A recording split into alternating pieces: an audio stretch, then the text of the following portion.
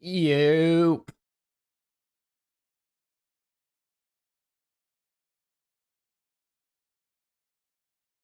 Is anybody there? Hello.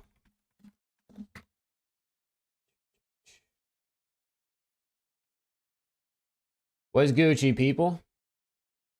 My God, is that Optic Texas Burner? Is that the real Optic Texas Burner in chat? There's no way, dude.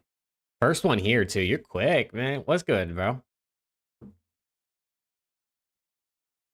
What's good, Alex?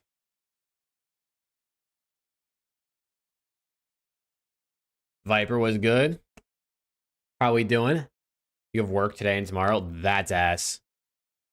That is ass. I'm so sorry. That's not what you want to hear. It's not what you want to hear at all, but I mean, I guess you're almost done, right? You said it was closing week, so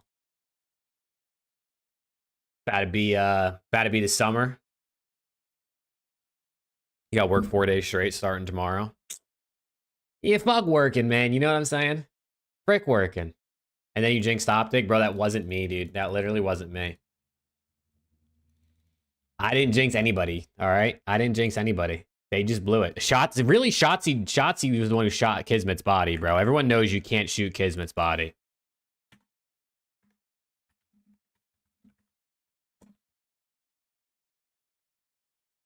Everybody knows you can't shoot Kismet's body.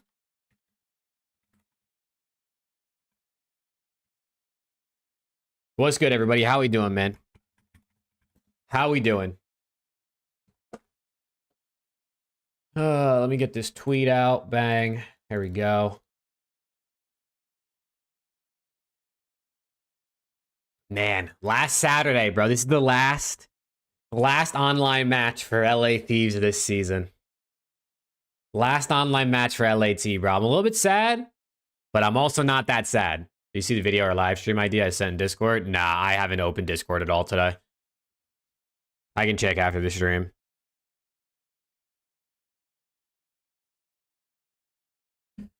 Oh, man. I can't believe this season's almost over. It's going by fast. It went by so quick. Although we still have 3 events. So, like, there's still a lot of COD to be played. A lot of fun stuff to happen. What's good, Frost? I'm doing good, bro. How about you? Hopefully my computer doesn't die. That shit was insane, dude. I've never had whatever happened to my PC but that happened yesterday. In the middle of those 8s.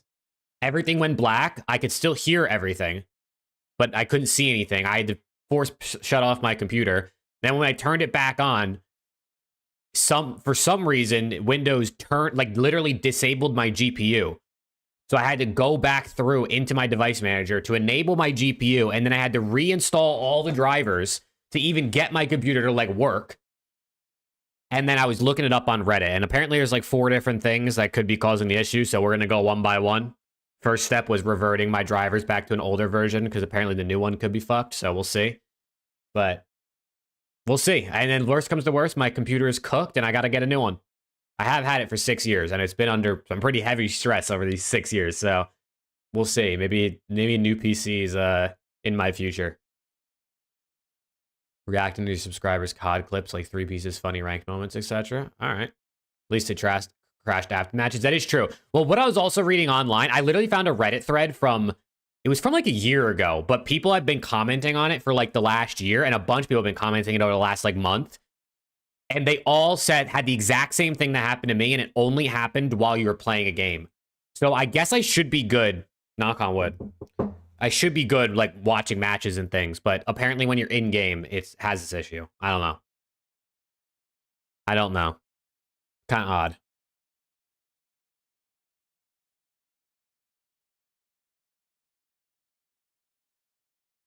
Kind of odd, but I guess we're going to see. But what's good, chat? How's everyone doing, man? How's everyone doing? Happy Saturday. We got 4 matches, which, I mean, honestly, I think all of them have potential today.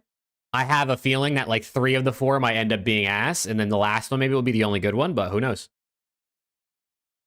Who knows?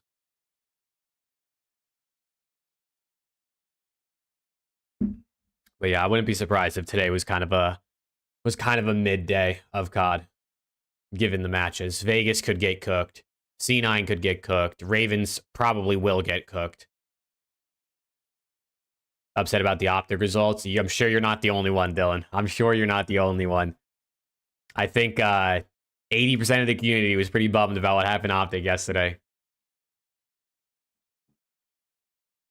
That was kind of crazy. I can't lie. That was not a good loss to take.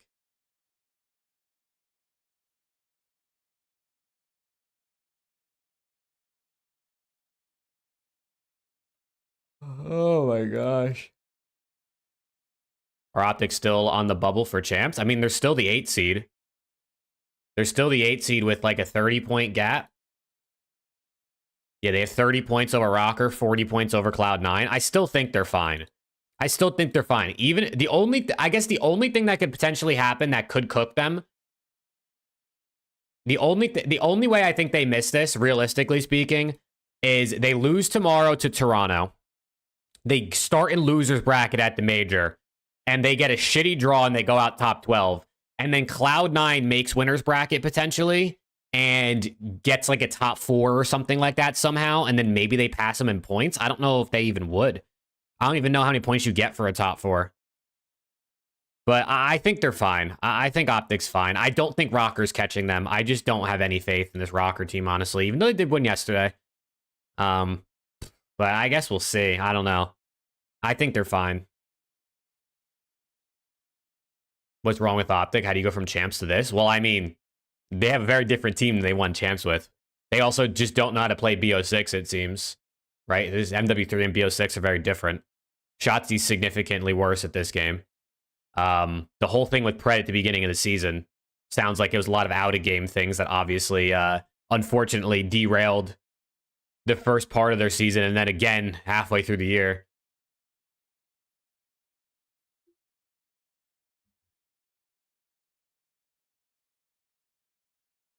What's good, Flacco? How we doing? All depends on how the Ultra game go. All depends on how Ultra game go. I mean, Optic, if they can win the Ultra game, they'd be, I mean, they're chilling. If they can get 10 points off of beating Ultra. But, I mean, if they lose, right? If they, I mean, right now, they're going to end, if they lose, they're going to end 2-3. So as long as they don't get, like, 3-0'd, I mean, even if they get 3-0'd, they still have a 10-9 map count, which is, like, not the worst, I guess. So I don't know. I mean, listen, they just got to win, right? It's in their hands. If Optic can just beat Ultra tomorrow, which I know is easier said than done because Toronto's godlike, you know, you put yourself in winner's bracket, you get 10 more points, and then you give yourself 2 chances at the major to win some matches. Do you think if they just kept Hook from the start and never made the roster change, that things would be different? I think they probably would have been a bit better this season. Yeah, I think they definitely would have been better than where they're at now. But I don't think that would have changed anything with like Shotzi blacking out all the time and like Dashy having inconsistencies and whoever their third AR was getting cooked 90% of the year until they brought on Mercules. I definitely think they would have been a little bit more comfortable though than the way they are now in terms of champ seeding. What's good, Gabe? Yeah, let me see. What is the...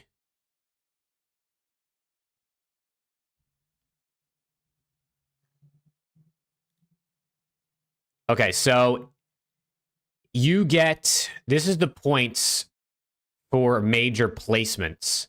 So, in the world where Optic, let's say, loses tomorrow to Toronto, starts in loser's bracket, which even then I don't know if they will, and then they go out top 12, Rocker or C9 would need 30 points for Rocker to catch, which would be a 5th place, which is a T6. And then for C9, they would need a 4th. Unless C9 wins today versus Thieves. So basically, if you're an Optic fan, at the literal worst, if you go out T12 at the major, you need Rocker and C9 to not basically get a T6 for Rocker or a T4 for C9, is kind of what you're looking for. You just need them not to make a little bit of a run, which, I mean, I think both of those teams are capable of getting a top 6. Top 4 might be pushing it, but top 6, I feel like they could. What's good, Austin? What's good, Joseph?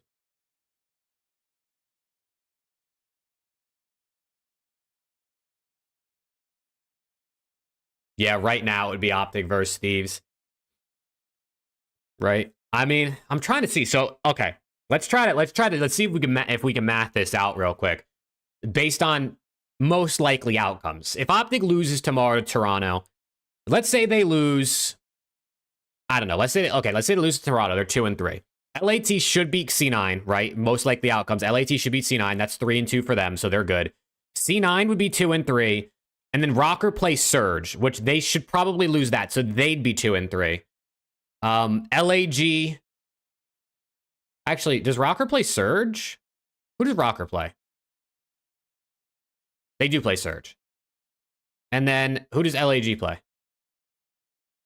LAG plays Boston. That actually could get interesting because LAG has been better than Boston recently. So there is a world where like Optic, C9, Rocker, LAG, or Boston, one of the two is going to end up 2-3.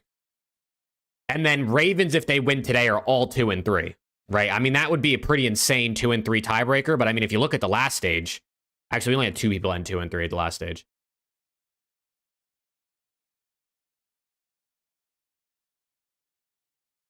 Look at the map for phase. Or are the phase maps out yet?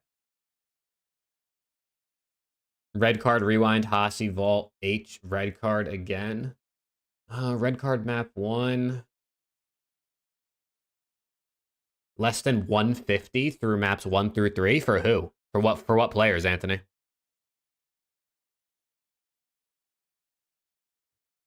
How long till matches start? A little over an hour. Okay, yeah. So let's say in this hypothetical, Optics 2-3, C9's 2-3, Rockers 2-3, and let's say Boston, just because I think Boston should be able to beat LAG, but shit, they might get cooked. Let's say those 4 teams are tied in 2-3. They didn't all play each other this split, so it would go to map count, where, I mean, Optic would be sitting pretty good. I mean, at the minimum, they go 10-9 if they get 3-0'd by Toronto. At the minimum, they go 10. Oh, like at the worst, they go 10-9, which is going to be better than C9 if they lose, right? It's going to be better than Rocker if they lose. And then if Boston win, definitely be better than them. I feel like Optic's chilling for winner's bracket. I think Optic's chilling for winner's bracket, barring some maybe wild shit. Exited Pred Arcides under 150, 1 through 3. So you need basically, they would need to all get 50 kills in order to hit that line. It could get a little close. I don't know. They're playing red card map 1. And red card can sometimes have some high engagements. I know that they're a lot worse than FaZe, but we've seen Falcons have some good HPs. I don't know. That feels a little risky to me. But obviously, you know, it's your bets, your money, so you can pick what you think. I probably wouldn't put that one in though.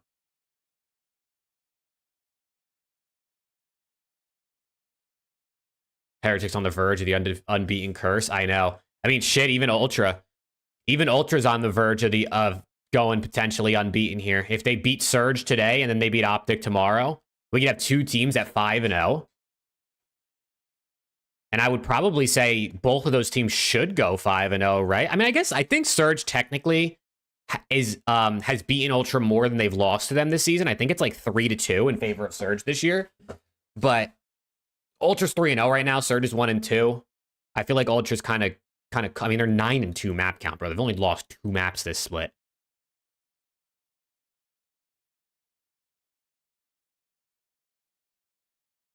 Yeah, Coda. I think that's pretty much actually, I got Ultra in the last series, but the rest of that I agree. That's what I got.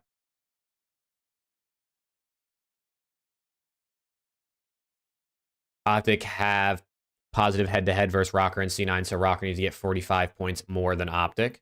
True. So basically, if you're Optic, you just can't let you gotta hope Rocker or C9 don't get top 4. And that's like if you don't win anything else to close out the last few matches of the year for you.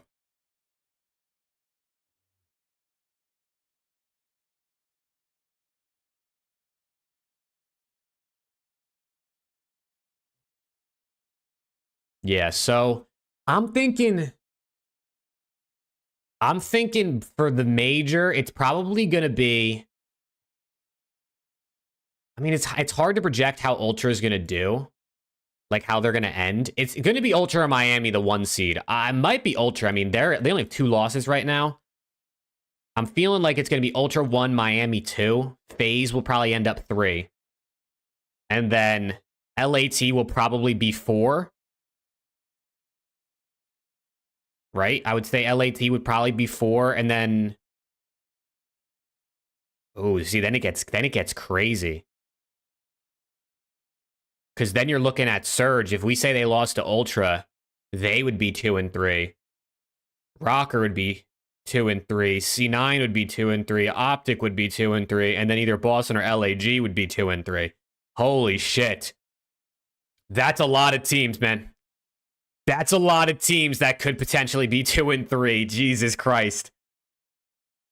Okay. I mean, that would be sick to see, I guess, who comes out from where.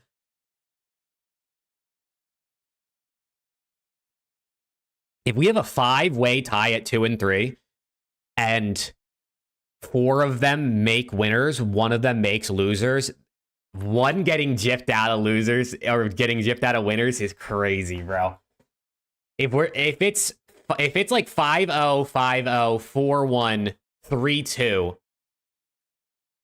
it would be all 2 and 3s. The next 5 seeds would be all 2 and 3s, most likely. That would be crazy. Also, everybody's gotten a win this stage. Is that the first time? Yeah, it's the first time all year everybody has a win in this stage. Let's go. W League, man. W League.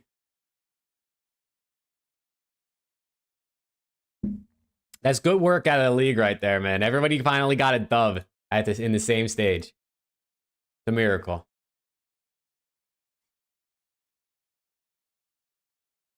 Any picks today? Honestly, I didn't even really look at picks today. It's red card map 1 for the first series, so like you could probably I would probably think like low key like a Celium over. Cell Pred map 1 maybe. What's good, Toby? Miami, Toronto, ATL, LAT, Texas, Vancouver, C9, Boston. Then bottom 4 would be Minnesota, LAG, Carolina, Vegas. Boston is the 8 seed? There's no way. I don't think there's... Is there any way Boston gets the 8 seed?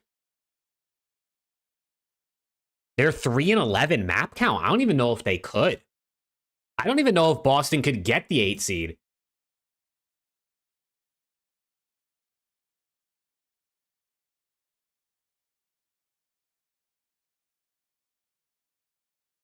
Right? Because, I mean, their map count is awful. Same thing with Vegas, honestly. Come down to head-to-head ties, but it only comes down to head-to-head if everybody who's tied has played each other. And I doubt all 5 teams that would be tied at 2 and 3 have all played each other this split. There's no way, right?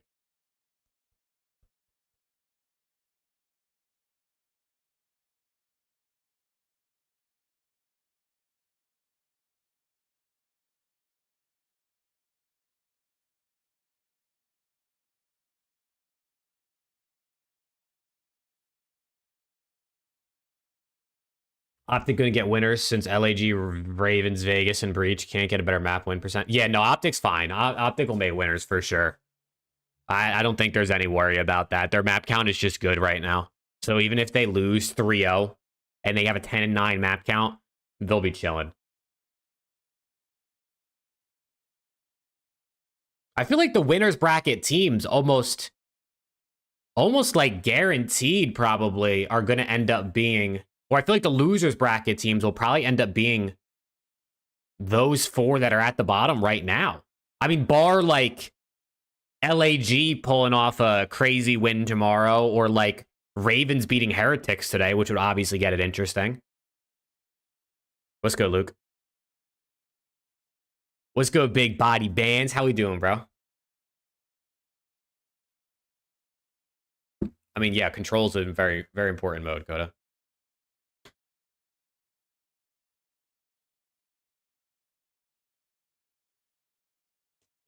I think it all comes down to Surge. Yeah, I mean, Surge, you got it. I don't know, bro. They play Ultra today, which, I mean, it's definitely a good-ass series. And then they play Rocker, which is one they should win. So they're going to be 2 and 3 or 3 and 2. I don't know. I mean, listen, we're gonna see, bro. It's just the fun part. We're gonna see. I'm doing good, Caden. I'm doing good, bro. What's good, Trey? Viewer eights tonight? Probably not, because we have 4 matches, so it's gonna be a long day. And my computer literally died yesterday in the middle of the eights, so I'm gonna slowly stress test it to make sure it doesn't die again.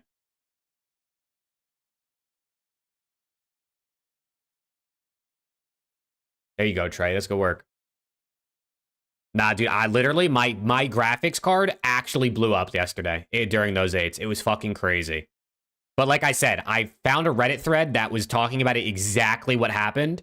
So there's 4 potential fixes. I'm on step 1, which is my graphics driver. I reverted back to an older driver. We'll see if that fixes it. If it doesn't, then it could be a Windows issue. If that's not it, it could be the cable between my graphics card and my power supply is what someone said was their issue. And then, what was the last issue? Oh my god, I can't remember what the last one was. I don't remember what the last one was, but if all of those don't work, it means my computer's fucked, essentially. So we're going to see. We're going to see what happens. Optic may be the best vault control team with Merc. They're 6-0 in rounds. Coda, they have played 2 games, brother. They have played 2 games. And my day's been good, King AD. How you doing? Never in the world can we say a team is the best at something after playing it twice. Chat, we got to lock in. We got to lock in.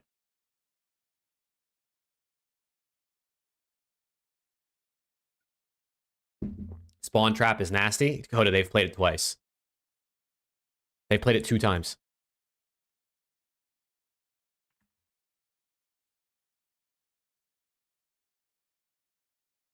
LAT are 16-2, Coda.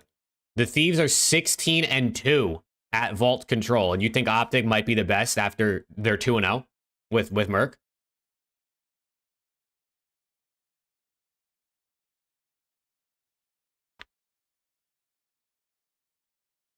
What do you think Minnesota do next year? Fuck if I know. I mean, if you're smart, you try to keep Kenny around and sort of build a team that he wants or a team that he'd like.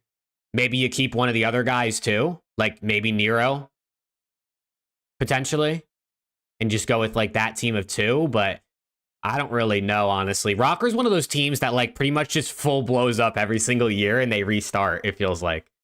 They'll probably be back like attached because they always bring him back.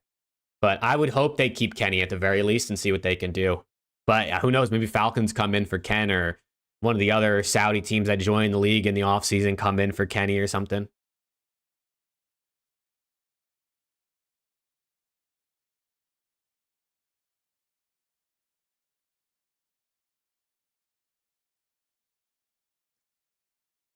Nep for Nero? There's no way Surge let Nep go, bro. I mean, it's going to be a weird offseason for Surge. If they end this season without getting a win, like even if they make another grand final, or maybe they don't make another grand final and they get like 2 top 4s to end the year, they go to EWC, they get a top 4, so 3, let's say, to end the year. You got to think like you have to make a change, right? If you don't win anything, probably, right? Especially to compete. But it's like, who do you even get rid of on that team? Like, I don't even know. Like, I don't even know who you even look, right? Because, like, yeah, I just don't think Nep is the guy that you let go of your Surge. I think Nep's honestly the piece you keep. If you can only keep one, I think it's him. What's good, Hayden? Sub duo for Travis. So you think they try to replace 04? Yeah, I don't know. Right? I really don't know. I feel like Abuza is solid, although he hasn't been like... Abuza hasn't done anything this year where I'm like, oh my god, Abuza is insane. Like, he's had some big maps, especially on LAN. But Abuza is just quality. Nasty's had some insane series, notably against, like, FaZe. But he also has some really bad series. And then 04 is the same way. He'll have some really good and really bad. Maps for FaZe Vegas. Red card, Rewind, Hossie, Vault, red card.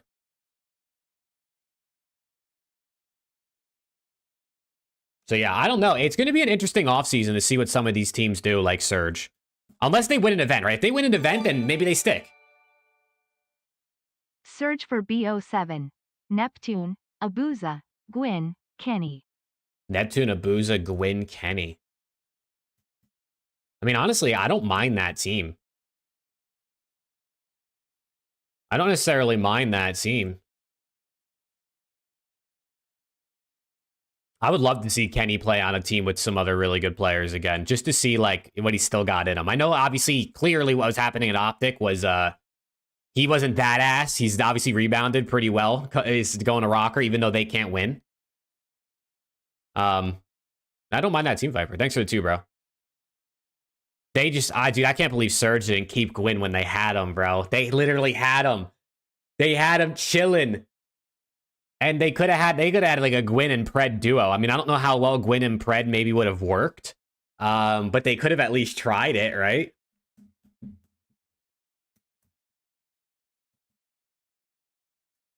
I don't know. This offseason is going to be either, we talked about this on the podcast this past week. It's either going to be really good or really boring. Like, I don't really know what it's going to be. It's going to be really good or it's going to be really boring. Because either the top teams are, like, not going to make any change or, like, you're going to see someone make a change, which is, I really don't know if there will be. Right? Like, because, like, FaZe, Thieves, it's like, okay, let's say, you know, maybe they don't end the season the way that both of those teams want, but, like, who do you replace? And then even on top of that, who do you bring in to replace whoever it is?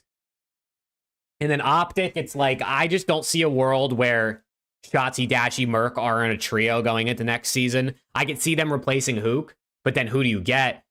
And then, I mean, unless Shotzzy asks out or Dashy, like, retires, I don't see them, you know, I don't see that trio splitting up that they have going right now. I did see the Easy Mac tweet, I did. It would make for, like, a banger playoff style thing if they did it that way. I don't know, dude. I kind of like that, like, esports isn't exactly like sports in, like, so many ways. I think trying to make it like sports sometimes takes away from, like, the magic that is esports. But I mean, listen, if Champs was like, if Champs was right now, and it was FaZe versus Surge, or Thieves versus Surge, FaZe versus Ultra, they play like 2 best-of-5 series or 3 best-of-5 series, and then the 2 winners play each other in a finals. Like, don't get me wrong, that would be a 2 or 3 day COD, whatever the weekend would be made up into. That shit would be a banger. But I don't know. I like Champs when there's more teams. I like that there could be a Cinderella story at the biggest event of the year.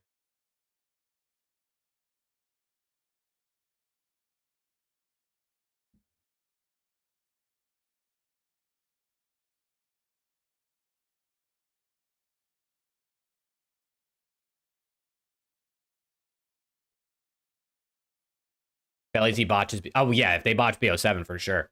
Hopefully they don't. Hopefully they don't, right?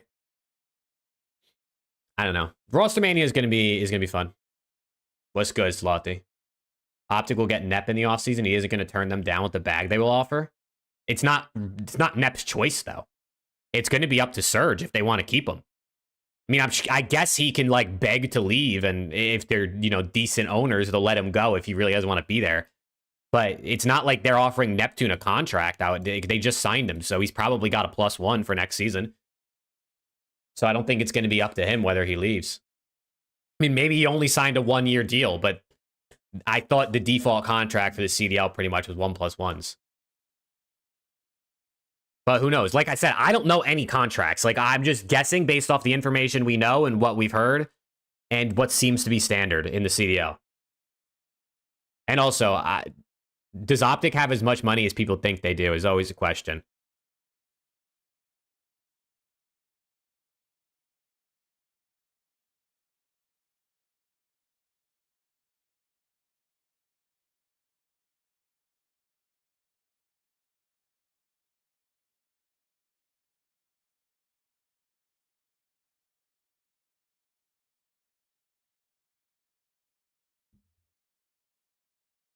Yeah, I mean, it's possible Nep's only signed to a regular 1-year contract. It's definitely possible. But the 1+1 is, I mean, it's so beneficial for the CDL team because they have a choice about what they want to do with the +1, right? So if you're a CDL team, there's no reason to not sign the 1+1 unless the player literally refuses, and they won't sign unless it's just a single year.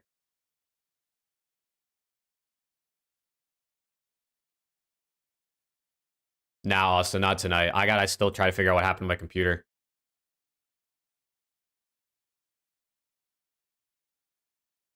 I don't know. We're gonna see, man. It's gonna be a fun offseason. Roster Mania is always a lot of fun. Let's go. Matches start in 50 minutes. I'm ready, dude. I'm ready. 4 games. Hopefully at least 1 game 5. I mean, I'm thinking the last match is our best chance of a game 5. How many more L champs How does many more Dashi have L left? champs does Dashi have left? I mean, he's 26. He got his ring. You know, I don't know. Who knows? I don't know what Dashi wants to do. Does he want to keep playing and just keep playing and, you know, even if he loses? Is he just saying like, all right, I don't really care anymore. I want to stream. I want to play Valorant. I don't know. I really don't know what Dashi's mentality on it is. But thanks for the 2, Viber.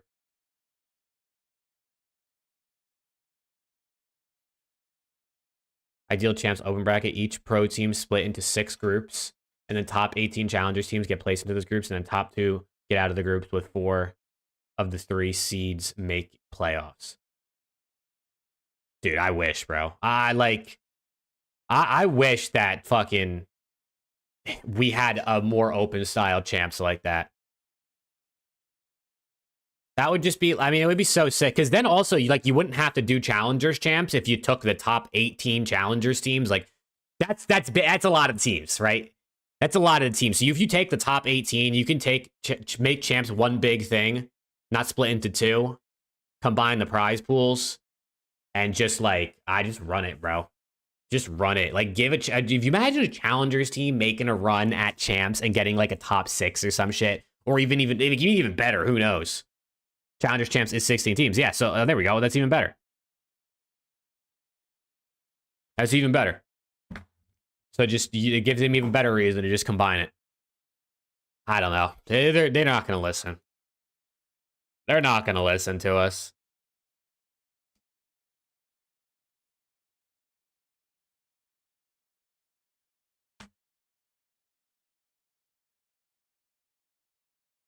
Chat, who do you guys got in the matches today? Who do you guys got today? Anybody have any upsets?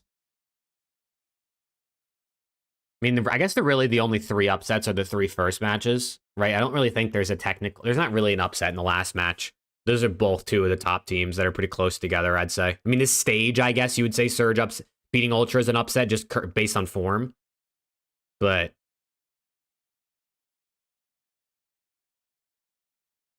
FaZe, LAT, Ravens, Surge. Wow, you got Ravens over the Heretics. Heard, okay.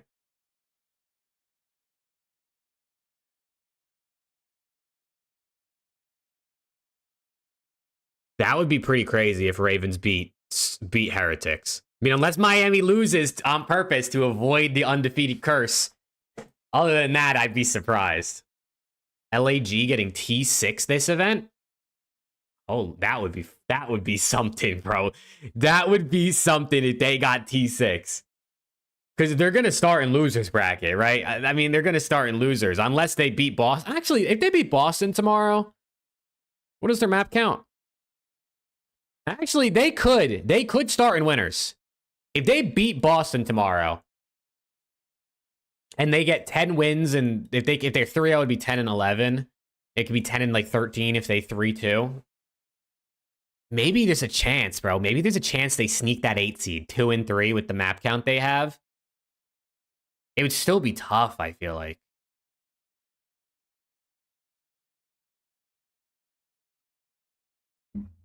I don't know. I mean, that would be something. I mean, listen, obviously you can still get T6 if you start in losers. It's just harder. If you start in winners, though, all you got to do is steal that winners round 1 and you literally get top 6. Not that it matters for LAG because they can't even make champs at this point. But, I mean, I guess you just want to end the season as best as you can.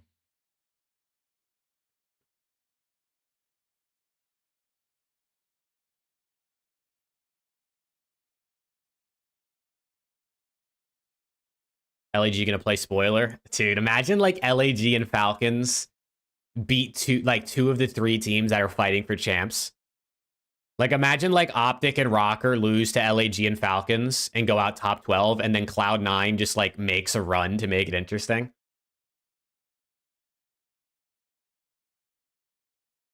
That would actually be so, like, that would be elite fucking scripting if that happened. It's something along those lines.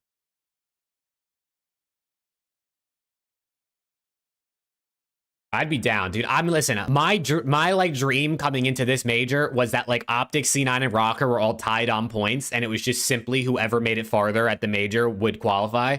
Obviously, that's not happening.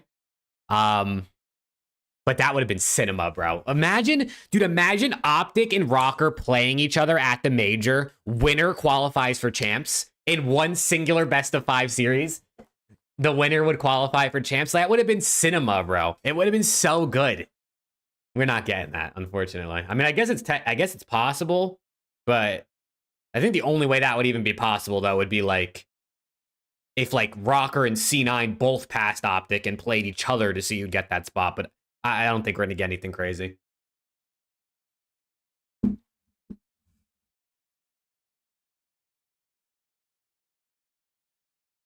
Optic at T4, Rocker and C9 are eliminated. Yeah, I mean, I think Optic's fine. I've been literally been saying it for like a month now. I think they're fine. They came into this split with like a 30-point buffer. It just, I mean, 30 points doesn't sound like a lot, but it's kind of like a decent bit when you think about the fact that like these teams, I mean, 30 points is like a fourth of what they've gotten all season, right? So it would be pretty crazy for them to fill that gap so quickly, considering they've struggled to get that amount of points per stage already.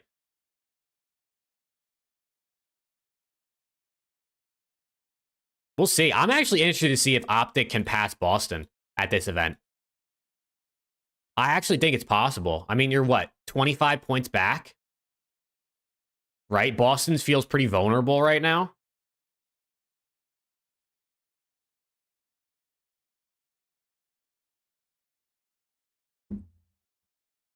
That would definitely be pretty interesting. I mean, even Ravens and like Heretics aren't out of the question in terms of like someone passing them if they play really poor. I mean, I think Heretics are fine. They're a good team. Ravens, though, Ravens are a team that's kind of hit or miss. Ravens are a team that's super hit or miss. So, like, there's a world where, like, Boston passes them up if they have a good event, or even Optic if they have a great event.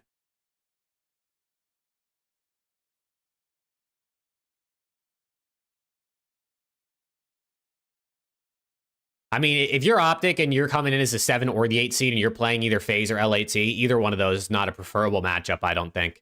All right, I don't think either of those is one you're looking for. And to be honest, I wouldn't want to play Ultra or Surge either. Or Miami, bro. I don't want to play any of those top 5 teams on LAN in winners round 1. Like, I would rather play anyone else. I mean, I know this is their top 5, obviously, but they're all quality teams, bro. They're all super quality teams.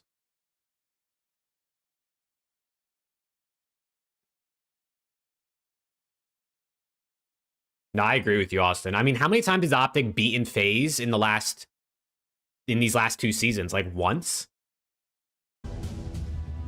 So I definitely agree. Honestly, if you're Optic, you probably would rather play Thieves.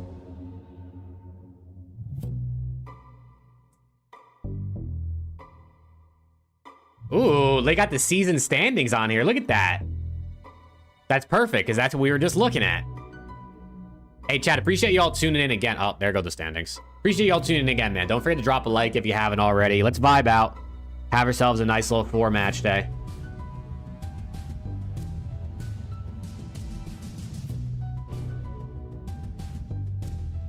I think it's like twice, yeah. I think it's like 2 times.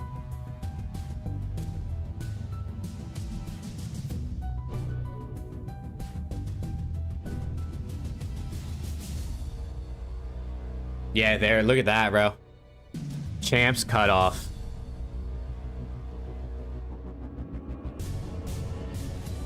It's actually pretty crazy how Toronto, their record is actually so good when you look at it compared to FaZe and Thieves. Like, they're only 2 wins behind, and like 2 wins, 2 losses behind.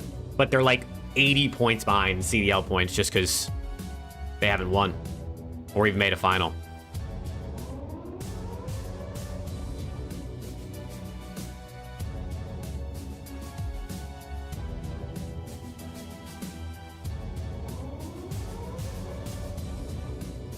Which is worse for Optic fans, missing champs or getting bounced T8 at champs? I don't actually know. Any Optic fans want to answer that question? Would you rather miss champs or go out T8? I feel like I'd rather go out T8. Because at least you qualified. I mean, I know it's basically just a big ass L at the end of the day. But at least you made it, right? Everyone would remember if you didn't make champs. Like, that would be like a big, you know what I mean? That would be remembered. Going out T8 would be remembered too because it's Optic, but I don't know. Let's go, Free. How we doing? PC's kind of fixed. I'm not sure if it's fully fixed, but I'm trying to figure it out. I was doing a lot of research last night and this morning trying to see what happened.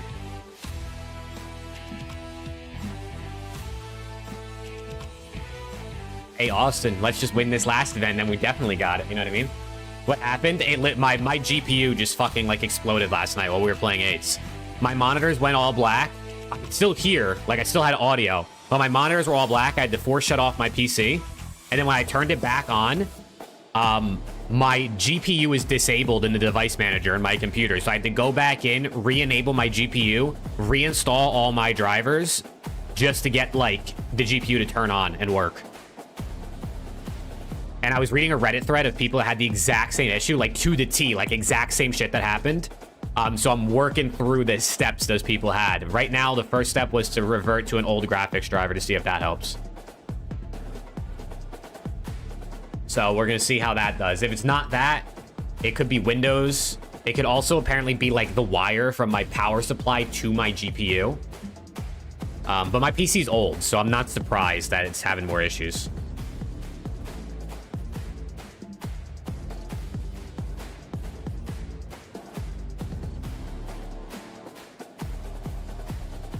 Yeah, I mean, like I said, I've had this PC for almost 6 years, and I mean, I have used it all day, every day for the majority of those 6 years, a lot of that including gaming or streaming.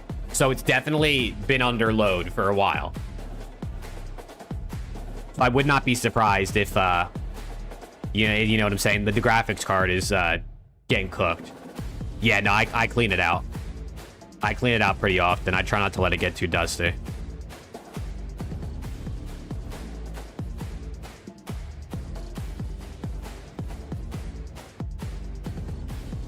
Oh, hell yeah, Joker.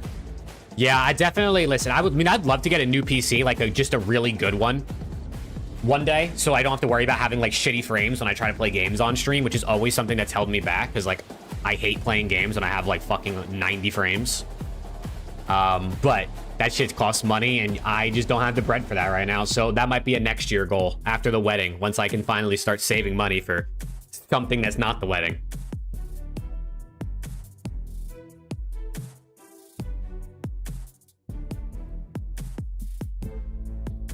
Oh, man. It's the last Saturday of online COD. What a time to be alive, chat. What a time to be alive. Hey, Joker, I can only dream, bro. I can only dream. One day, right?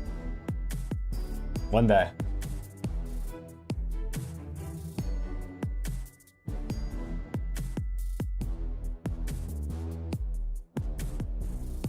Oh, I'm gonna have to get another juvie here at some point. You know what I'm saying? Code Mav on drinkjuvie.com, chat. I heard that shit's elite. Dude, Joker, that's what I'm saying, bro. I don't know. I don't get why LAT doesn't have an official watch party. It doesn't make any sense to me. Especially with the team that they signed. Like, dude, you had such an opportunity. But I think it's just because they have Octane. Right? I mean, Octane is like the unofficial official LAT watch party. I mean, he's literally a 100 Thieves creator.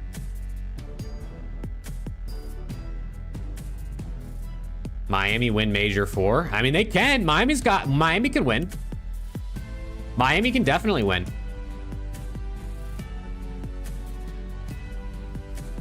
And I feel you, Free, bro. PC, dude, even though PCs are so like advanced, I swear the issues that you run into sometimes just are so dumb.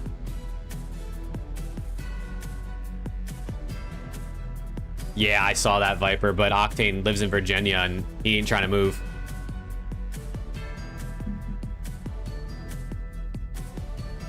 Hey, listen, it's all good, man. Thieves know what they're doing. If they don't got a watch party, I'm sure it's for good reason. What's in Virginia? That's where his family lives, I think. I don't know if that's where he's from, but I know I think that's where his family's at.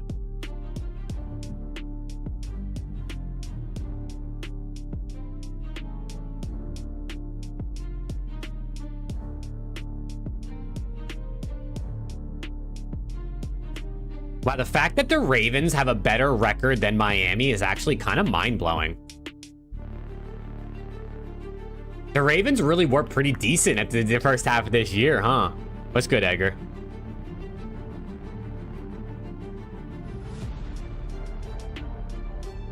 Can you outpay my current salary? Heard. Hey, they can outpay my current salary because it's 0.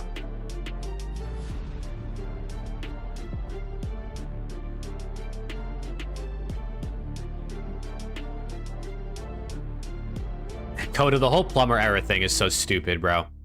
The players nowadays are better than the players back in the day, but the games were harder because there was less aim assist.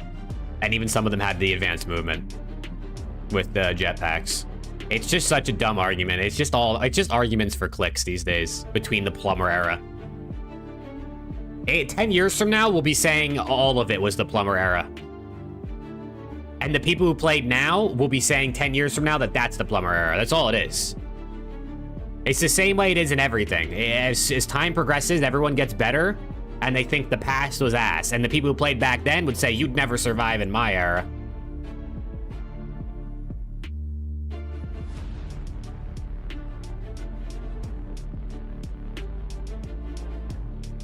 Well, they can't hit shit when they lose aim assist because they always have aim assist. That's the difference. If the players nowadays all agreed to turn off aim assist and play, if you give them a few weeks to get used to it, they'd all be good again. But when you're playing with strong aim assist every day and you randomly lose aim assist because you're shooting through a bush or something, you're of course you're gonna miss. You're gonna look like ass because what you're so used to just stopped working.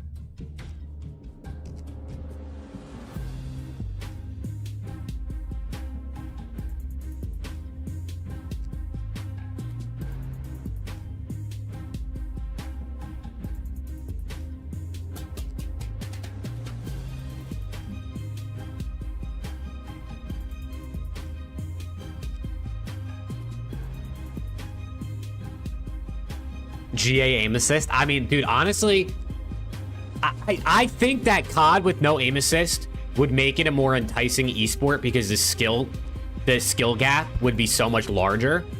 But also, I mean, that's COD, right? COD's always had aim assist. I mean, obviously, it hasn't been as strong. It hasn't been like as strong, right? Back in the day, it was much weaker. But I mean, that's just COD. That's just like controller esports, right? Halo has aim assist, right? I would just. For Rainbow Six esports, do they play on controller or mouse and key? And then, if they do play on control, can they play on either? I actually know nothing about R6. Is it all M and K? It is? Okay, bet. See, I like that. Mouse and key esports just reigns supreme, bro. It does. It just reigns supreme.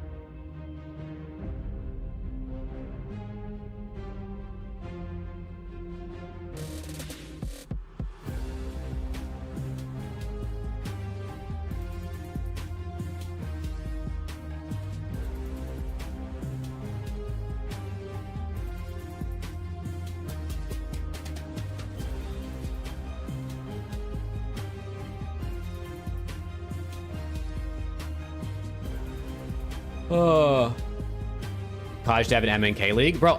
I don't know why MNK is like banned in the CDL.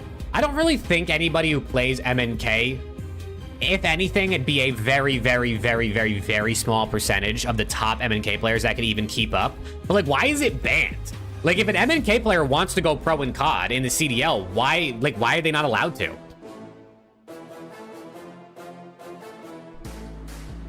Like, I really think that there would be a 0.00001% chance of an MNK player even being able to keep up in the CDL with controller players. But if there's someone who can, they should be allowed to, right? I don't see why not.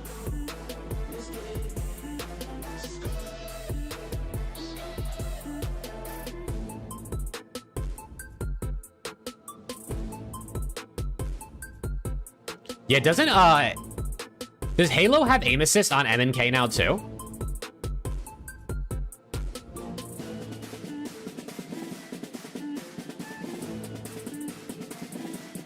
No, it's like actually banned, Keith. Like it's in the rule book where you can't use that mouse and keys.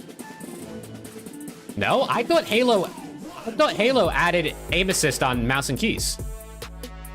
Am I faded? I could have sworn that was a big thing people were talking about. I thought there was like, I mean, it's not called aim assist. It's called like, I forget what it's called.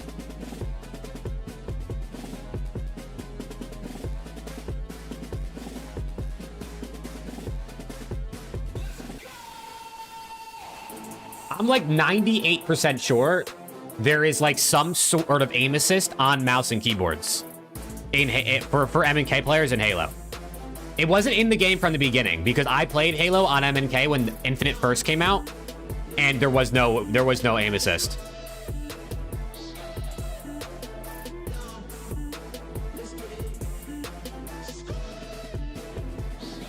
Yeah, 2 years ago.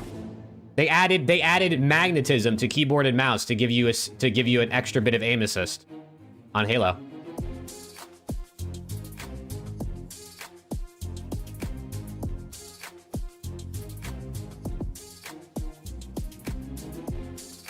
Halo Infinite has added aim assist for mouse and keyboard. Yeah, this was posted by Modern Warzone, December 6th, 2022.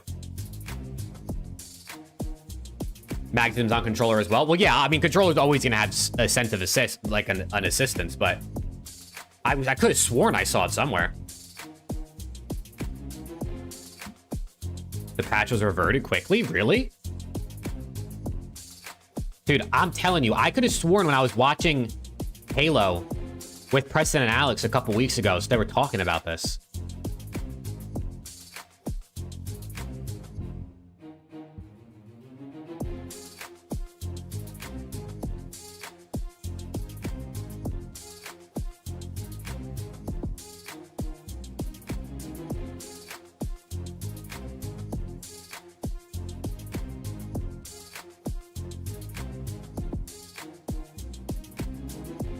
Maybe it was taken back.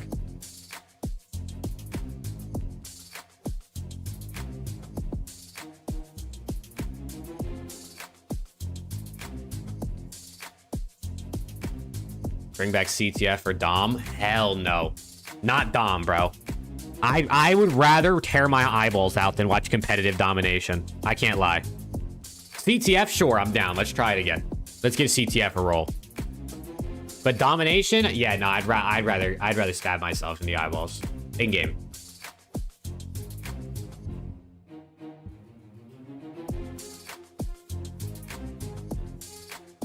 LAG got a win in one of the minors, which didn't give you points. I think was how they have 5 without 50.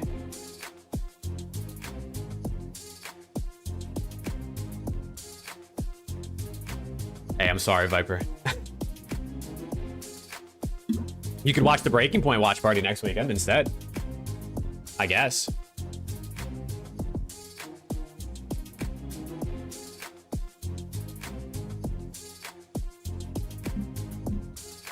Honestly, Coda, bro, I don't know and I don't care. I don't play controller, so I have no real input on how controller aim assist settings work. I don't know actually what feels too strong and what doesn't. And so ultimately, I just don't really care. As long as all the pros are using the same shit, to me, it doesn't really matter.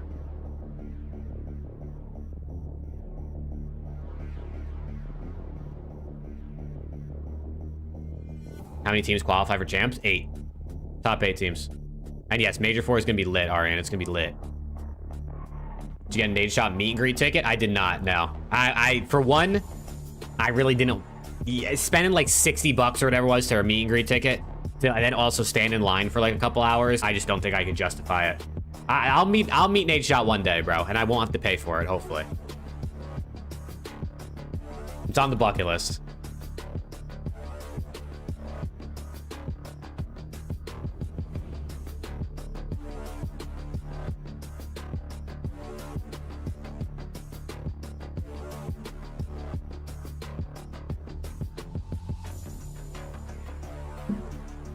Oh, man.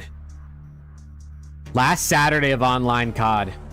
This time next week, it'll be Saturday of DreamHack Major 4, which is going to be pretty lit. I mean, I'll be there, so hit me up if you're there. Unfortunately, obviously, that means I will not be watch partying. So next weekend for Major 4, you guys are going to have to go watch somebody else if you'd like to stick around here. I'll be back for Champs and EWC, so we can watch party Champs and EWC together. But unfortunately for Major 4, I will be at the event, so I won't be live.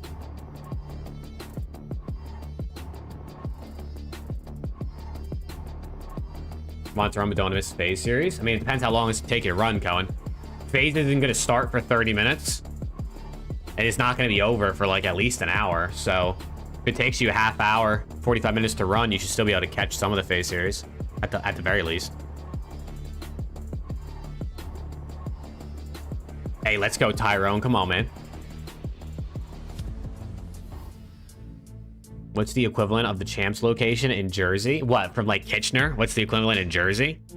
I don't even know.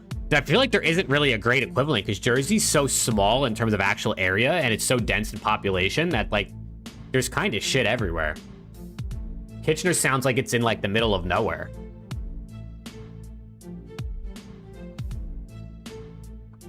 Oh, my back is snapping.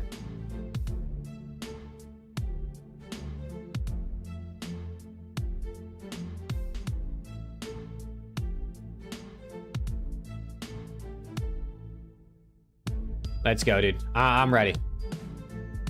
I'm ready to get this matches started. You think they'll start if I ask them nicely?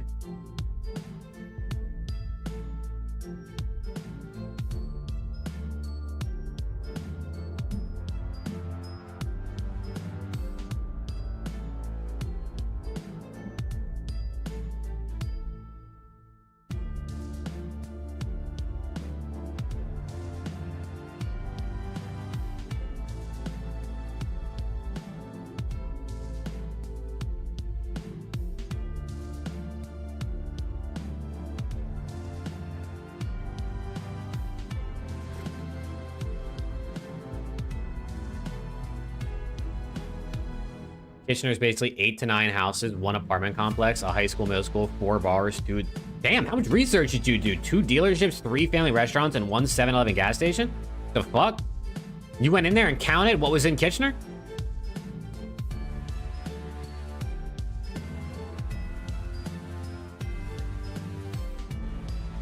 What's good, Eddie? How we doing? I'm doing good, man. I'm doing good. I'm ready.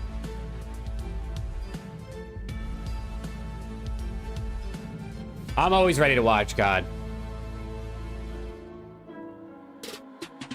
And a dog park. Dude, see, you left out the dog park, so now it sounds so much better.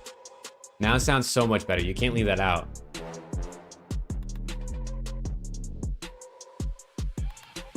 I know, dude. The World Cup in Jersey is lit. Dude, I'd love to go to the final, but I can't even imagine how much those tickets would be. I can't even imagine how much World Cup final tickets would be. Because I could just fly home and, like, you know, stay with my family and then go to the World Cup final. But those tickets are going to be, those tickets would be crazy.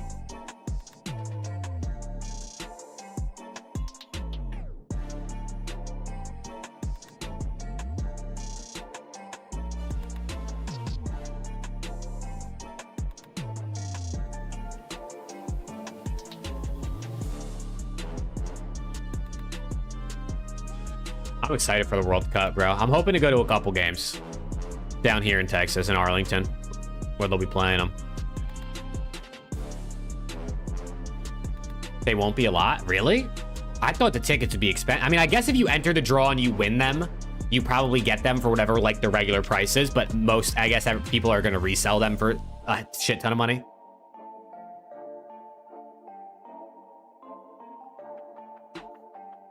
What are the chances Optic don't get in the champs? They'll make champs, Ethan. If Optic lose tomorrow, go out top 12, Rocker would need to get like top 4 to pass them. So I think Optic's fine. What's good, Lax? How we doing, bro?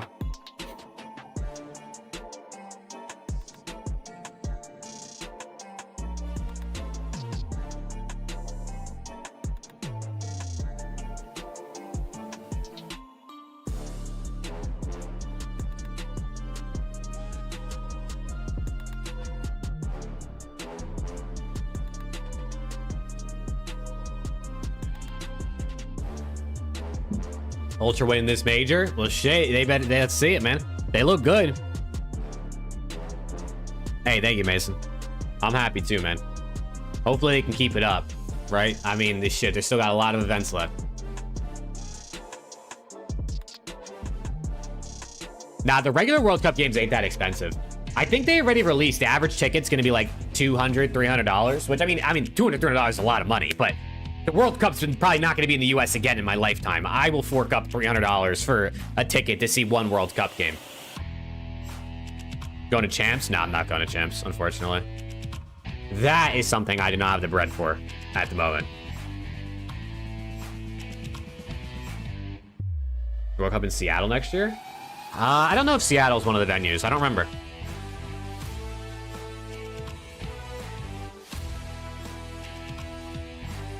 Is there gonna be another minor? Nah, no more minors this season. Only the 2 that we had at the beginning. Nah, Lax, I can't afford Champs, unfortunately. Next year, hopefully, we'll be able to go to a bunch of the events, but I gotta save bread, man. I can't. I don't got like $1,500 or whatever to spend on an Champs weekend trip, unfortunately, right now.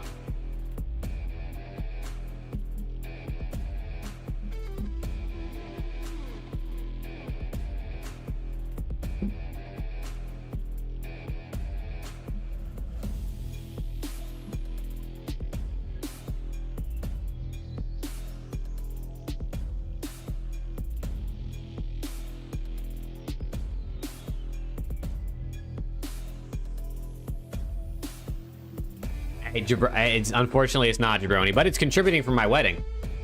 And that's probably more important than Champs, right?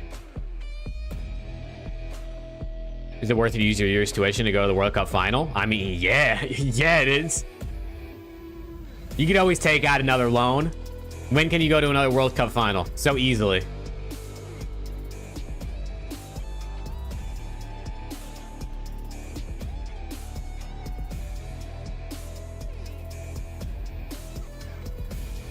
Would a minor tourney in between every major be too much COD? No, I wish we had the minor tourney every major, but the CDL sucks. No disrespect. No disrespect, but they get so close to doing something that's like actually kind of cool and that people like, and then they just can't finish it.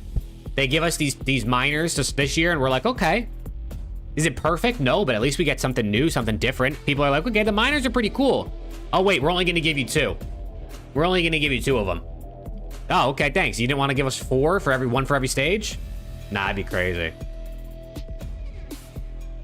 EWC? Nah, I'm not going to EWC either, bro. That would be even more expensive than Champs.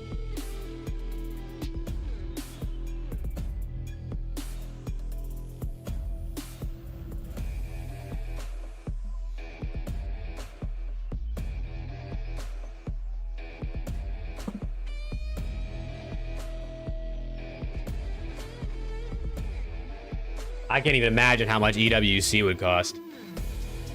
Oh, you're talking about the Club World Cup. I thought you just meant EWC as in, because, you know, we're talking about COD most of the time. Where even is the Club World Cup?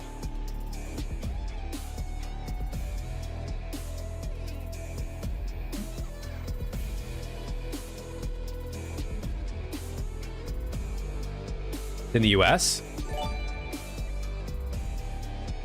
Hosting 8s again? What's good, Gio? We will host 8s again at some point. Not tonight, though. We got 4 matches today anyway, so it's already going to be a longer one. And I'm still trying to figure out if my PC is going to explode or not, like it did last night. So we will be doing 8s again at some point, but not tonight. But thank you for the 2, bro. First, let me see the schedule.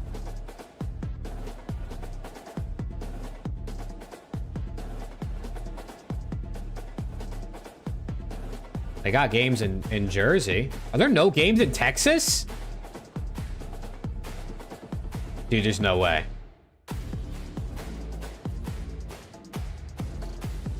There's no games in Texas?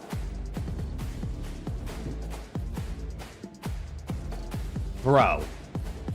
Why? Is it because it's too hot? It's in the middle of the summer in Texas. I mean, they got games in Atlanta. It's got to be hot in Atlanta. They got games in Miami. Oh, they don't got any games in Texas. That's ass. I would have loved to go to a Club World Cup game just for the fun of it. Well, they're playing in like Cincy, LA, Jersey, Seattle, Miami, Atlanta, Philly, Orlando, DC. If anyone likes soccer and you live anywhere near these places, there's some Club World Cup games you can go to. Nashville, Charlotte. That looks like most of the places, I think. I think that's all of it.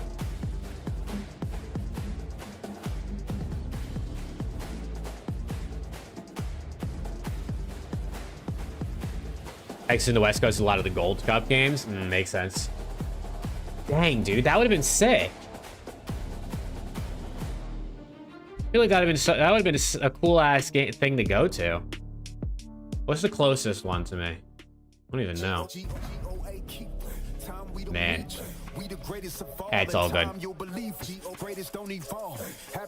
Championship whites on Saturdays, bad juju. I mean, this isn't the LAT championship whites. This is just the jersey they wore to EWC last year.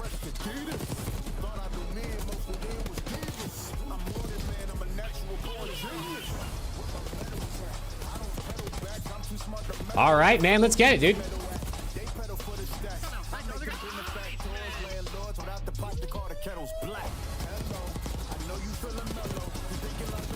Gold Cup final in Houston. Houston's still a bit of a trip, too. Yeah, at least I could drive it easy. Let's go, Kakra. How we doing?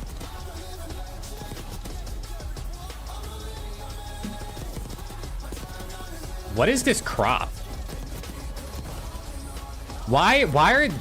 What's with this little gameplay crop? Why is it to the left like that? You guys see this? Why are they not in the center of that screen?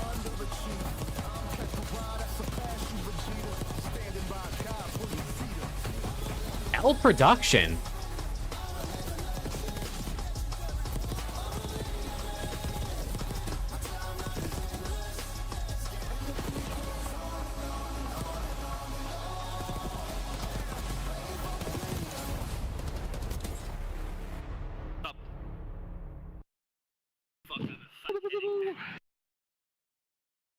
L production. Nice, good up. Okay, I'm with you. Let's go, Gustavo. Wow. That looked insane. Wow. Not gonna lie. Holy shit. Oh, that was How'd you get two, bro? Yes, Oh, shit.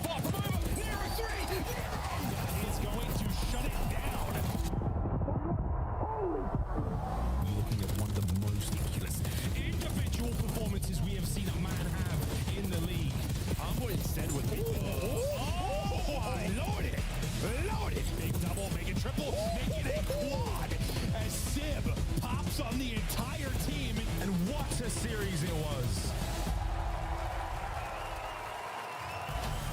Crank up the sound, make sure you're comfortable because it's the CDL. C9's last chance to get even with Rocker before their losers run at the major.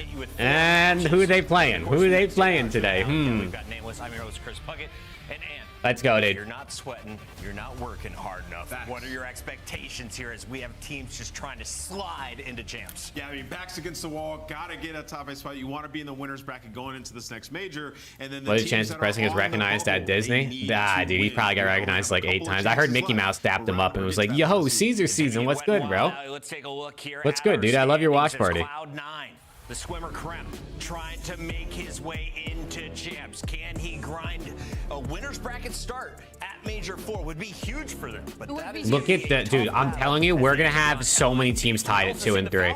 We deadass might have 5 teams tied at 2 and 3, which is sick. I mean, I love the tiebreakers. If you win today, that is the win you're talking about against Atlanta. Chance Miami throw today to avoid 5-0. I don't know. I think it's the only way they lose is if they throw. The team from the beach down south Miami brought us fantastic Major 3, and they've showcased 2 of the best rookie talents of. Listen, if Ultra and Miami can go 5-0, that means LAT's only competition is FaZe and Surge. Because they can't win if you go 5-0, I guess.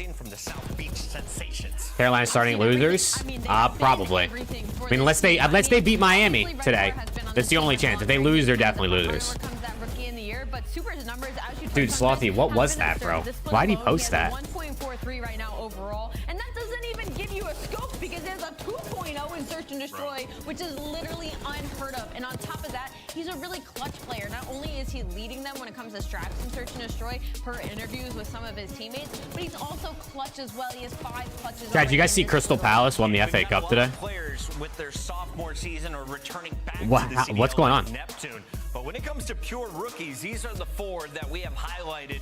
Who are you liking to win the rookie race? And is Mercury still in the running for Optic Texas? Rookie If leaders. Optic were to make a run and get to a finals, right, he'd definitely have a case. I think Rencor right now leading the way because of what he did before Super was on the team. But I will say it is still up for grabs. You follow if Super soccer? I do, yeah. Continues what he's doing. I mean, he is the best search player in the game from last split until now. He has been ridiculous in the game mode. In Miami, a consistent force to be reckoned with. It is a 2-man race to me at that point between those 2 guys. A lot of times in esports, when you have an in-game leader, that person drops Major the 4 least is amount also of going to be damage. fun because They're that's how we, overseeing the you know, problem. after He Major is 4, we dropping can the vote in most our damage and MVP, calling our shots. Rookie of the Super Year, good our things All-Star in Search and Destroy. teams. Let's take a look, though, at I'm a Cloud9, United who's fan. going to need their search game, Ayush, and they're unfortunately. going to need the hard But points we're on going to point. win the Europa What do you League, expect for and a it's going to squad that redeem the is season. not out after Optic Please, falls dude, yesterday? please. They are still within arm's reach, officially 45 points back in 10th place currently. I expect some serious fight out of this team. Listen, I mean, they have had a very my sports teams have let me down year over year over year, pretty much my entire life. Put them in a really tough But spot, having to go up against LA Thieves today in a situation we got where some bright spots this year. The Knicks are going to the Eastern Conference Finals. Yeah, Knicks in 6, baby. LAT's already got 1 on the board. Hopefully they can get some more. Hardpoint's been incredible for United's going to win the Europa League. Sally mentioned you stole a hardpoint. Rangers fan? I am a Rangers fan. They're ass. For them, it's really been the They're ass. I missed like 10 years ago when the Rangers were like fucking cooking. Made the finals even though they lost. in that game mode. But Oh, baseball? No. I don't really watch baseball. Sometimes it takes a little bit of time before you can figure out that. I'm a Yankees fan. I would call myself a Yankees fan. But I haven't really kept up with baseball since I was like 11 years old. I'm expecting this team to stick together. They're looking at the long haul, potentially past just Champs, but Champs is still not out of the running. You need to win. The win over FaZe kept you in it. The loss against Heretics set you back. It's going to get mixy for Cloud9 moving forward. Let's take a look at some of our other teams in competition, though, today. And LA Thieves at the top spot at the end of Major 3 have kind of stumbled a bit. They found their footing yesterday. They did find their footing yesterday. I mean, that was a dominant showing versus At least you're not a Bengals fan. Yeah. My biggest takeaway was probably the fact that Yeah. started so strong. Bengals fans down bad. It's all good. Honestly, Honestly, being a sports fan basically is asking for pain because, like, only one team can win every year, right? So, like, the other one, like most leagues, the other 29 fan bases are going to be down bad. Which I think, Vancouver experienced as well. And you look Or, at the however many wins other six teams straight there are in matches the now, leagues. and Different, I guess, Boston's for a not couple of them, but pushover team usually, and if you're a big sports fan, bro, you're basically just asking to be down bad. on the year, Until that one teams time your team looking wins, and then you'll found get to their be the footing best once moment of your again. life. Everybody playing well, and I expect them to be LA contending Thieves are the only once ones again I've for seen win a and championship today's matchup, in all of my favorite sports teams pretty much since the Yankees won their last World Series. I mean, I guess I saw United win a couple of trophies here and there, but they haven't really won anything notable in a long time. Format moving forward in 2025, we saw Major 1 go to Atlanta FaZe. Minor 1 went to Atlanta FaZe. Chat, I'm gonna refill my water. I'm gonna get a Juvie. juvie, and we're gonna hop into this, bro. Matches start in 8 minutes. FaZe versus Falcons. I got FaZe 3-1. I'm gonna give Falcons a mat because Are they I still don't the know. best Why team not? in the game if Vancouver doesn't get in their way? Listen, I feel like, talking about Atlanta, in the matchup specifically against Thieves, they feel extremely comfortable. I mean, we just saw it. Atlanta won it, despite them being in, their hard point slump. So you could definitely make that argument.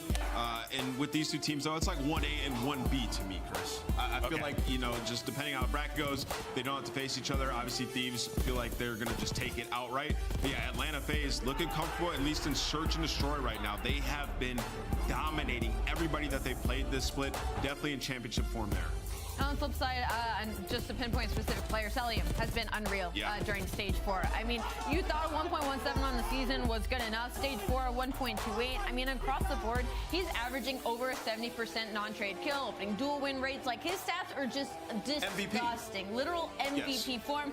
And if you're on the side of LA Thieves, this is miserable. This is not a situation you want him to go up against, because you were going up against Atlanta that either the SMGs were struggling or the ARs were struggling. And now Celium's looking to take over. Atlanta FaZe taking on the Falcons. It is the top versus the bottom on our leaderboard. Let's take a look at the whole schedule for the day, because another Monster Energy matchup is coming your way at 4:30. That's Cloud9 trying to fight for champs. They're going through that Thieves team, and then at the very end, Toronto. Oh yeah, chat. We got the peachy mango puff. This is my favorite flavor. It matches the jersey too, by the way. And we've seen that match plenty of times. Shout out 100 Thieves. Shout out Juvie. As always, if you listen, if you guys fuck with energy drinks and you want the best flavors in the game, drinkjuvie.com, code MAD gets you 10% off every order. Exclamation point Juvie, Juvee in chat. And shout out to Juvie as always. I don't think I'm technically supposed to shout out Juvie because it's an official CDL watch party and they're sponsored by Monster, but you guys aren't going to tell anyone that I shouted them out, okay? We're going to keep this between us.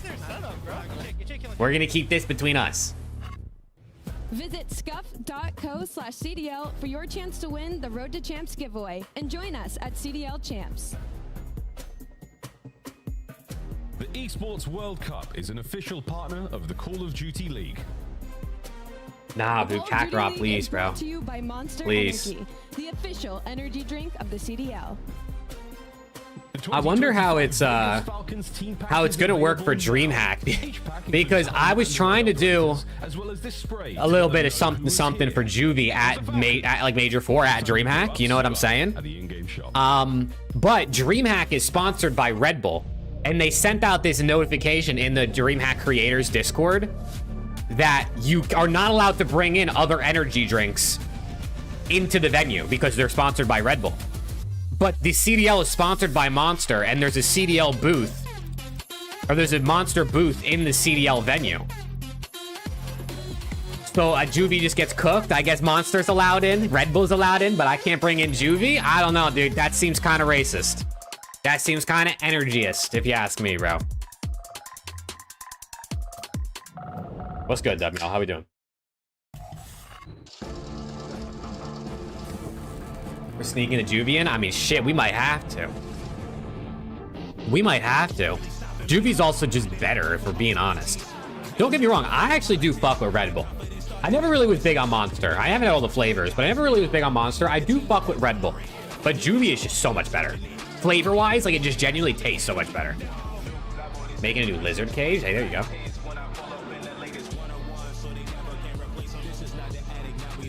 Let's go, man. FaZe versus Falcons, chat. What do we think?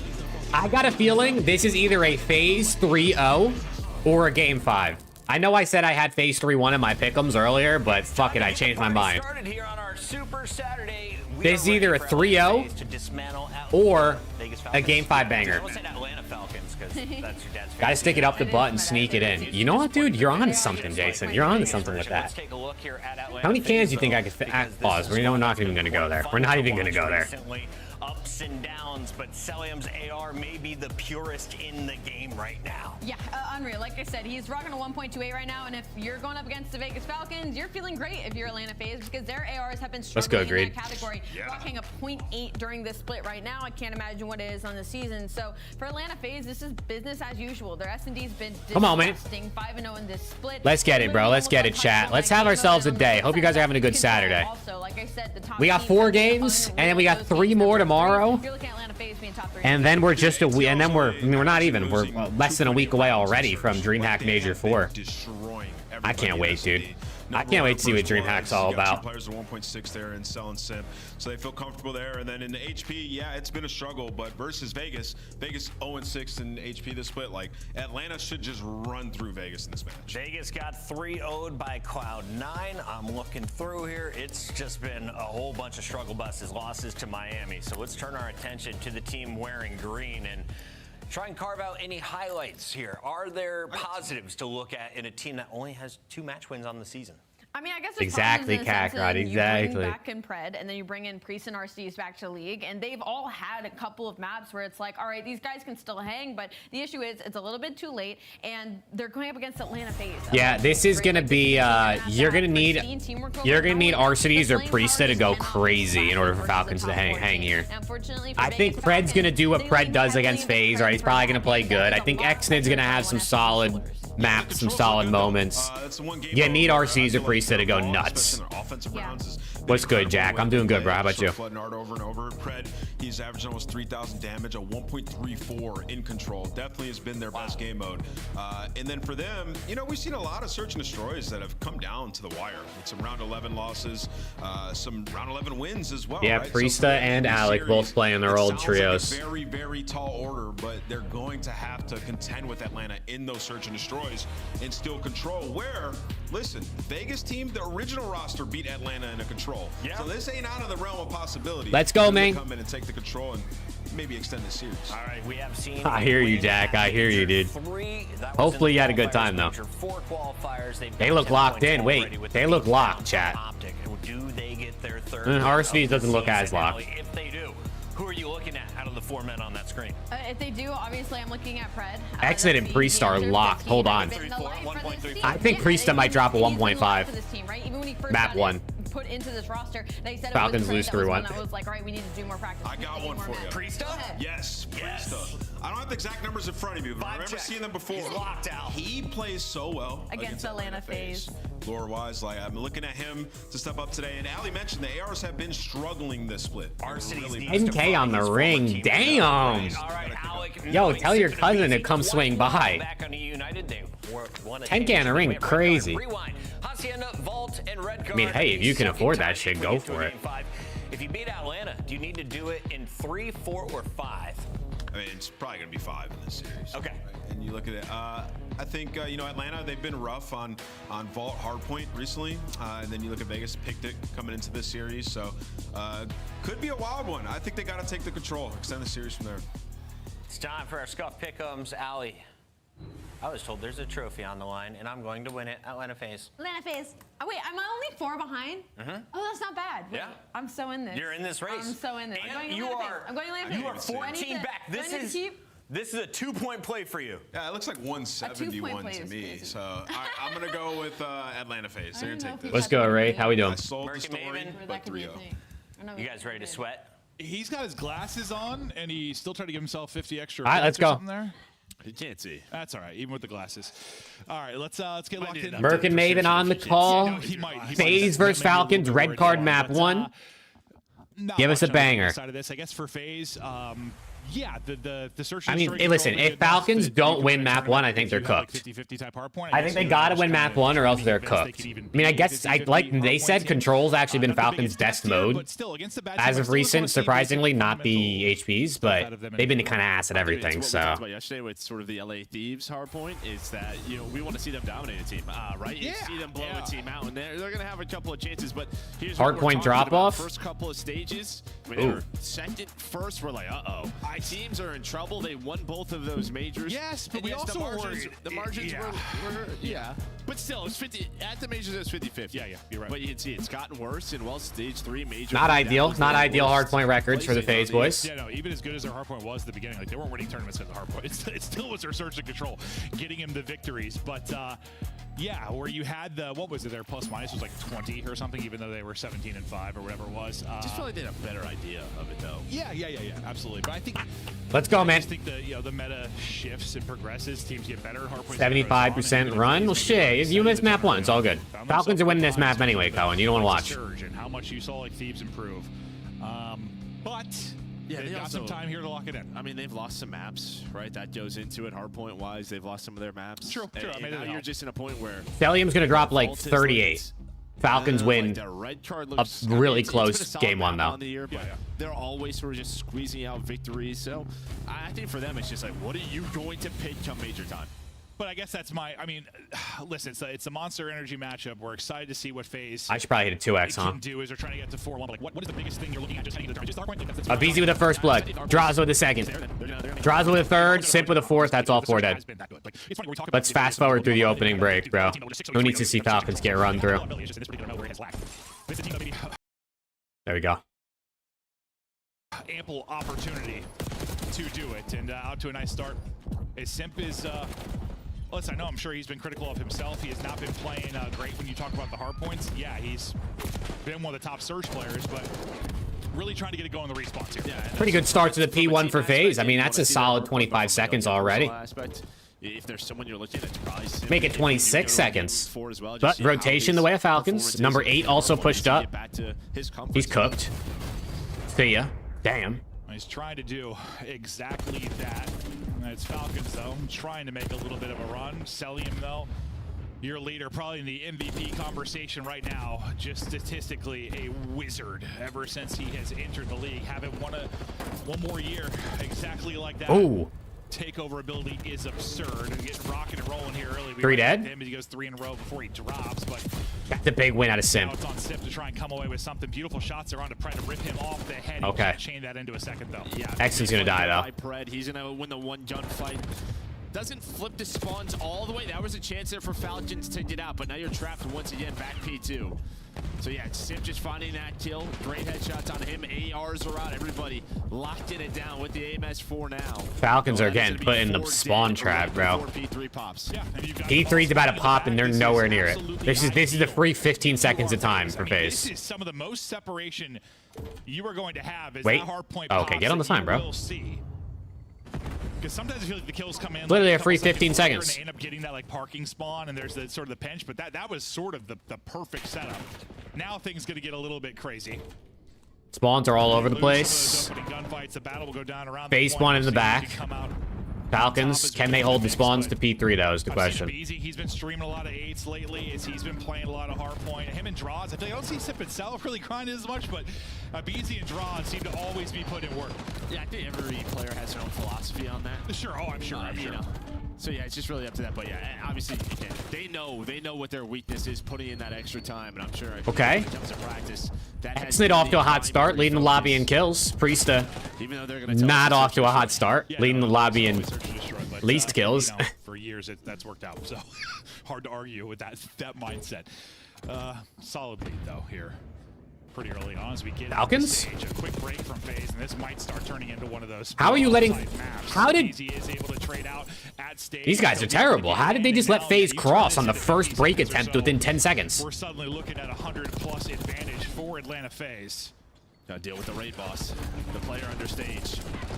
That's gonna be a BZ. He's gonna get flanked though, and well, he was 1 bullet, so I actually just asked to hit the 1 shot. The problem is, kills starting to go the way of FaZe. Draza was able to find 2, so an immediate grenade. With the nade on point. Simp's gonna crouch walk right into that. A big 20. Oh, he gets naded back out. If they can get it. Yeah, there's not much you can do to finesse your way out of the Simtex there. Like, this is a war, bro. Holy shit. No omni movement able to get. Yeah, someone's got to wake up and help Exnit right now, man. By Falcons, and that's a moment that keeps you in the hunt. Otherwise, yeah, we're looking at anybody wake up and help Exnit. He's got 15. His next closest teammate is 7. Though, up and alive. Camera side control will be Atlanta FaZe, and they'll find the kills in transition as well to free them up to focus on the objective. Draza is locking down one side, dealing with the other will be a BZ, and then 2 kind of playing around the objective for now.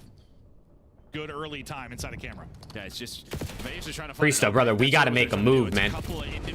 You got to make a move, Priesta. You're doing nothing this entire time. Maybe you're hoping for FaZe, and you're still going to die. Priesta just wasted 30 seconds of the hill doing nothing with Draza, and then he died anyway. That's exactly what happened. Oh my god. Is able to take down Cell. But yeah, you've already earned around 25 seconds, so a great P5 here for FaZe. Yeah, and this is one of those hard points where when you get that setup, you can turn into a lot of time. It feels like once it's messy, like once there's 1 break, I think this might be GG. It doesn't stop, and I think it might be over. Sometimes about FaZe's hard point, like they can have these really good holds, these really good setups, this really good disciplined COD. It's just sometimes it gets messy. Yeah, sometimes it disappears. Draza Nice start from him, though. He's 17. All right, maybe the first rotation will wake him up. Never mind. Priesta get ripped. Vegas Falcons will try to bounce back into this. Still nobody wants to help out Exit. So despite the fact they've been outplayed basically every hard point, you're still down 60. The comeback is certainly possible if they get hot, but all the kills kind of go in phases way early. Yeah, that one P4 doesn't have, well, P4 doesn't have where they kind of split that. This looks very ugly. That the stage break, you mean? Yeah, the stage break. So probably be like 150 to 30. But well, we're going to get close to that as FaZe continue to earn time. They're controlling outer stage. Pred was able to take down one, so you can see BZ. He's going to have to pick this up. Just what's the timing like? You're not wrong. This should very easy be like 170, 180 to 30. This is a blowout, bro.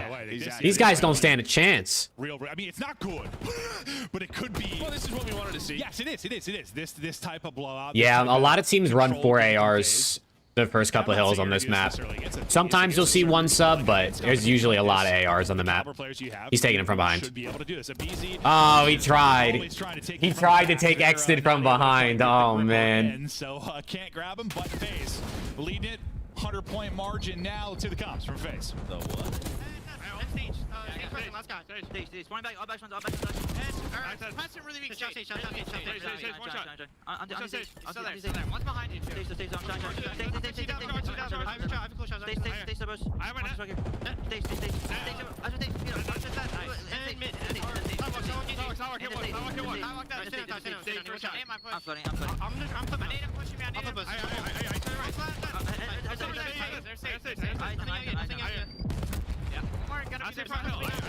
Can you believe there was a time?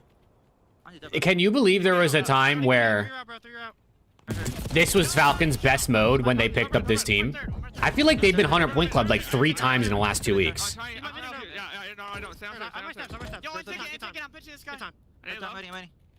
I missed him. I'm at stage. You went on mid. I'm at AG. I have your step back. Yo, pitching SE. Pitching SE. I'm not sure. Stairs, one shot. Low stairs. Kill step. Stay step. Same now. Stay step.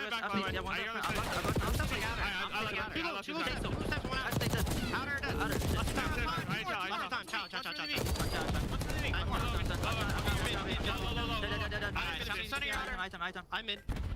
Item rush.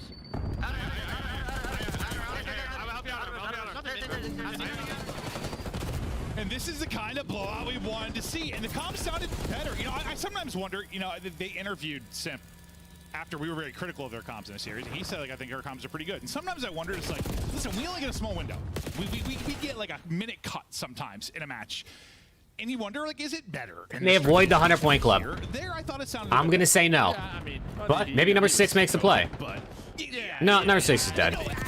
I bet if you took every team's list, Oh, GG, there man. might be like a bad stretch over a minute. Hey, maybe they're a Neslo team like they used to be. it's not a better. Even though they were never a Neslo team. They were more of an SND team. And even at that, they were barely that. Onto this at 249 to 77. Okay, hold on. They get in the hill. You are going to break stage, so we're going to continue to play. They're going to have to get one breakthrough here for the 1 second to close it out. The 100-point club that seemed a guarantee, maybe not going to happen anymore, or is it? Now, Streak going to come in from draws at 31 and 18, looking for the final nail in the Vegas coffin. Can't connect as they're both. Pred gets 2. Pred's continue to find kills. Simp trying to break through and close it out. There's a contest to the point as Arcees wins his one-on-one. Contest is still. Oh my God, they're not going to get 100-point clubs. Yeah, listen, that's a victory. That's a victory right there. No 100-point club. Yeah, I mean, FaZe just want to get this done. Draza is pissing on them. I mean, they're all kind of pissing on them, but Draza is 32 and 20. But as soon as Cell finds this kill, I think All they right, should be able GG. to run towards the P5. Maybe. Put a little Yeah, toe in it. GG. Yeah. Map 1 is done. Yeah, if it's not for the what? Hey, no 100-point club though, man. Hey, Falcons, here we go. Turn up, man. Turn up. You can't really be in there. I mean, you do, but the game was over. Maybe the one thing you look back at is like the first P4, you could have maybe held a little bit better, maybe just came down to a gunfight or two, but that's one of those few times I don't feel really critical. That was a solid listed in from FaZe. That was a blowout win. They were ahead every step of the way. Statistically, everyone wasn't doing well. I mean, it was a solid and I think like they're a team. I mean, when you have Simp and Abizi on your squad, you probably want to play with more subs even last year, right? When there was 3 MCWs, like they would try to use. I'm sorry to hear that, Whiskey. Maybe them more than others on this map. Like, hopefully everybody's okay, or at least as okay as you can be after that. Can use the AR, get into better positions. It slows the game down. Nobody. Tornadoes are terrifying, bro. Where you're hearing sort of the complaints. Right. Hey, Arcity's kind of hey, someone said Arcity's 0.5 map 1. Actually, I think a couple people said Arcity's 0.5 map 1. He almost had it on the dot. Couldn't believe it. No, but outside that, yeah, it seemed to be a much better. Granted, some of the stretches we've had to listen is just horrific. But I mean, that could apply to most teams. We've heard of bad listening from time to time outside of like maybe Ultra. Or they're usually kind of calm and crisp. But yeah, from the get-go, these guys get out to a big lead. This is exactly what we've been wanting to see.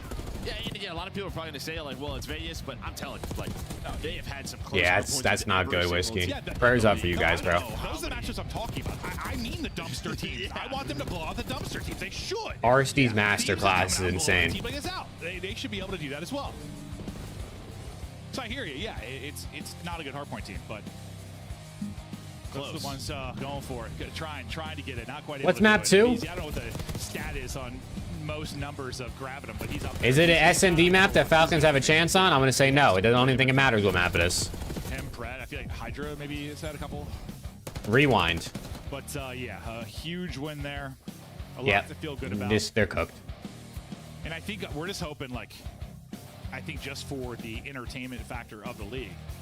Listen, I've loved what Surge be able to do these last couple runs, but listen, the finals have been not a blast. I'm kind of hoping FaZe gets back on track. Well, so it's very hard to compare to Major 1 and what that final was. Yes, I guess what I'm alluding to is that let's get back to that type of final, right? Yeah, 100%. Especially since that we're doing finals. Damn, they got to 59 points, and then they got less than 20 points over the next, like, 4 hills. Not a battle there in the map 1. Now we get to rewind search.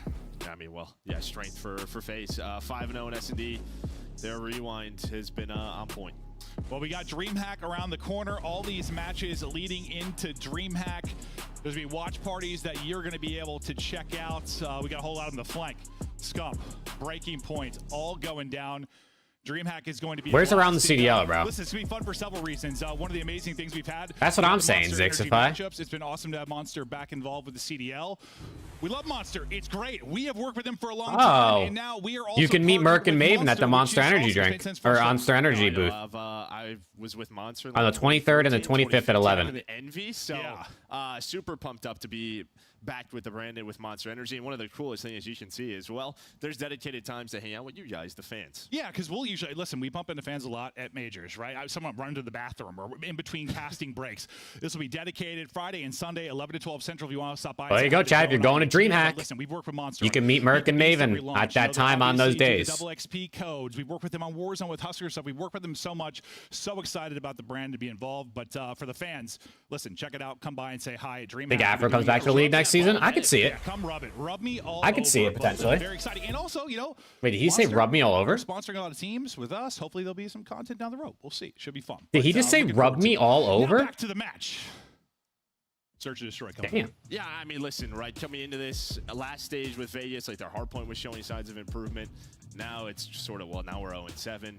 But 2-3-5 has looked better, but that's kind of talked about. You're not going to have vault control where you've had Pred and Exnid putting up some insane numbers. But this search, it's there at times. Well, the last time we saw him here, this is what it took. They won 3 rounds. One was a Pred ace. All right, let's go. One was an Arcity's ace. And I forget like the other round they won, but like they got beat up. Run another ad. I'm unsubbing. I'm gonna run another ad right now. Let's go. Like a team effort. It was I'm about to click that button right now. Someone made a hero type play. I don't know that that's going to work against Atlanta FaZe Search and Destroy. Well, you just saw that. I mean, Draza. What's good, Denver? Lost an opening duel throughout stage 4. So we just saw him drop a 30 bomb in map 1. That's what. And a huge X factor for FaZe is sort of Draza's play. We're talking about Super like being the best search player. I mean, you could also like take anyone from FaZe. Like they've been that good. Like their stats are absurd. First blood wins the map, man. Come on. It's been a minute since we said that. Cell's been nuts with like 1.6. I think Exton just got one. He did. Exton gets the blood. Oh my God, Falcons won the map. It's over. Stop the count. First blood though. Goes to Exton as they find the opener. Down goes Priesta. Draza, when you talk about his opening fights, he's able to take one and bring it back to a 3 versus 3. Down goes Exton. Trade though. In a second, he will get traded out. We get to a 2v2. Kind of middle of this opening round. Well, Draza, I mean, I just think he's a guy. Obviously, when you're on a team like this, sometimes you're just going to kind of I don't know, disappear at times. Still have a very good year, but if there is a moment for Draws, I feel like he levels up throughout the year. And where he shows it is in the Search and Destroy. Just feels like he gets more and more comfortable, takes more gunfights, and he's going to find the... Lay G waiting. Yeah. Number 4's already spraying into action. Simp's going to get tagged. Cell's going to come in and get 2 here. They got to work the plant, but Cell's going to find 1. Did he see him get out? Red trying to get out. I think he did. And clutch up in the 1 versus 2. He's just going to wrap out and cut it right back. He's trying to catch him on a timing. Tries to catch him. Not Okay. to catch him. Draws gets 2.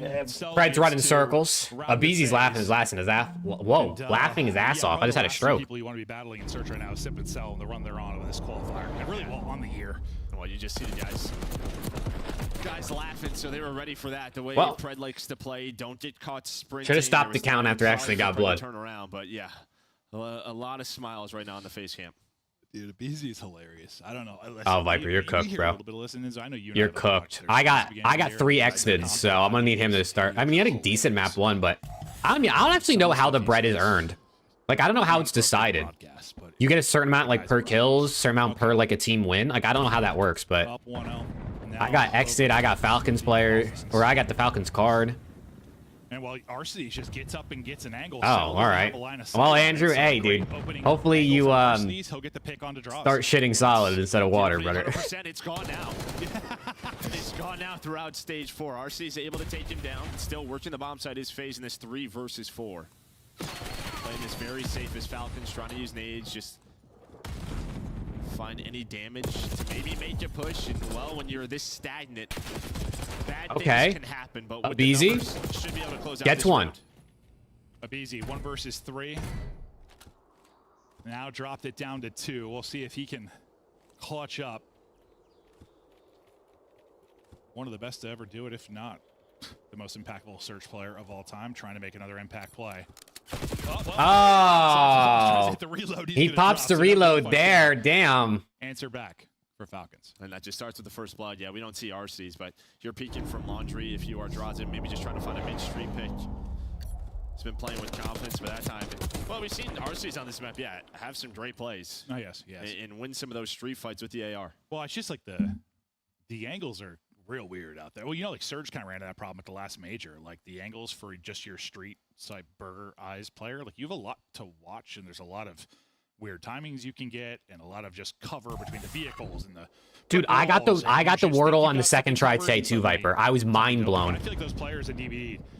It was such a lucky guess for the second player, but like, I don't know, he just came to mind. Isn't it the second one? So draws again, tries to take the aggression street side. He was just going for it, maybe taking a risk. Oh, yeah, look where he died. Yeah, taking the risk, trying to catch them. Dude, instead he gets caught. So again, just Viper, back to back we did the same thing. What the fuck? I literally posted it on YouTube Shorts. I posted it on YouTube Shorts. You can watch it. I did the exact same thing as you. But hitting it. That's actually hilarious. We were fucking locked in. Up, beautifully played there from Priesta. Cell's gonna fly forward and try to trade this out. Priesta ready for it, and the help coming now from Arcides. Oh yeah, hold on. Simp 1v4. I've seen this before. Simp will now be last alive, 1 versus 4. And never mind. Can't win the fight versus Extant. So a couple of solid rounds. Okay, Falcons 2 in a row. Really relying on individual moments of brilliance. Just getting the first blood. You gotta get. Wait, you got a gifted from Skies, Gabe? Really? It's some individual brilliance. That's your guy right there. These rounds, like they've been. They're not decided, but they have such an advantage. And Rewind is a map where you're down in the 3 versus 4, and I like what Vegas is doing. Once they're finding that first pick, they're just grouping up. They're waiting for FaZe to maybe overreach, and they're using their numbers. And RC's, I swear, it's just one of those games. Remember when we cast him? Versus Kenny. Kenny just slamming Kenny, like every gunfight. Well, I mean, this is a map where you just have square-up fights. I think that was red card. Or was it this? No, it was this. It was this. Like, maybe that's just that. Well, I think it was both, but yeah. Yeah, RC's going to have draws this number. No, I just remember the maps because literally that combo we were having. Like, I swear, it was like 10 kills to RC's, 1 to Kenny in that particular matchup. RC's is on 4 straight now. Priesta with the blood. 4 Falcons. They've got all 4. I believe in this. Abeezy able to good trades out of the Falcons, and Celium 1v2. 1 versus 2. Down he goes. Falcons 3 in a row, man. Hold on. That's good trade work. The opening wins. Continue to find him. Yeah, and then, I mean, Priest. Yeah, Ryan, I don't know, bro. He's going through it right now. But you had a nice setup there for He's going through it. They had 2 inside of Gens, just kind of waiting at the closed door. And as soon as Priesta has contact, finds the first kill, they go. And then, yeah, just winning with numbers. Always being there for the trades is Vegas so far. Very fundamental gameplay out of them. But, yeah, first bloods, they have been the key. And yeah, as much as like FaZe are probably laughing early, like there's going to be some unpredictable moments out of. Like, I'm surprised they strung these 3 together. I don't know. You're not even having chances for those. No. Arcene's 5-1. X did blood trade though. He does get traded out, and Cell gets the next. Okay, so this time, yeah, it's another first blood of the Falcons. Though. I think they have every single one. Priesta. 13 HP. He gets out. HP. Those shelves are made out of metal. He's dead. He's better run into both of them. They're both coming. Yeah. Not They're able to both hit coming. him Oh first. my god, Maven with the comms. What the hell? I thought he was going to. They're both doing what? There, I swear that like screwed up like his. I swear. A little what? There's a. I'm glad people couldn't see my. Yeah, no, I don't the know. little yellow pole. No, I see it. Yeah, no, It's- I swear that little yellow pole like broke his aim assist for a second. I'm telling you, bro. It's more the way you showed. I don't know why I was stroking the pole in person, Joe. I couldn't. I was trying to I'm show you sorry? what the pole looked like. I saw it. I knew what you meant. Yeah, he was ready for the second player. Yeah, he was. He knew that there was. Bro, what are these guys talking about? Merc and Maven are so It rogue. might have been. It might have been. But yeah, early mid aggression there for FaZe, able to catch them off guard, but Simp with 2. There's something wrong. They're so rogue. Holy. My brain's gonna be studied for years after I'm dead. Same setup. Easy. Well, There you go. there's 2, and he's gonna get caught. Simp tries to catch one. Draza gets cred, though. But they bring it back as Draza gets a pick, but again, Falcons And first blood, Celium takes first down blood. It's Arcenes. Another round where you get the first blood and then you lose the next 2. What are these guys doing? I mean, FaZe did it in the round They get a 1. blood and then they get Last round, might aggressive do and it they here give with up 3 top kills. 33. This is a weird offense. That's a big win there out of Priesta.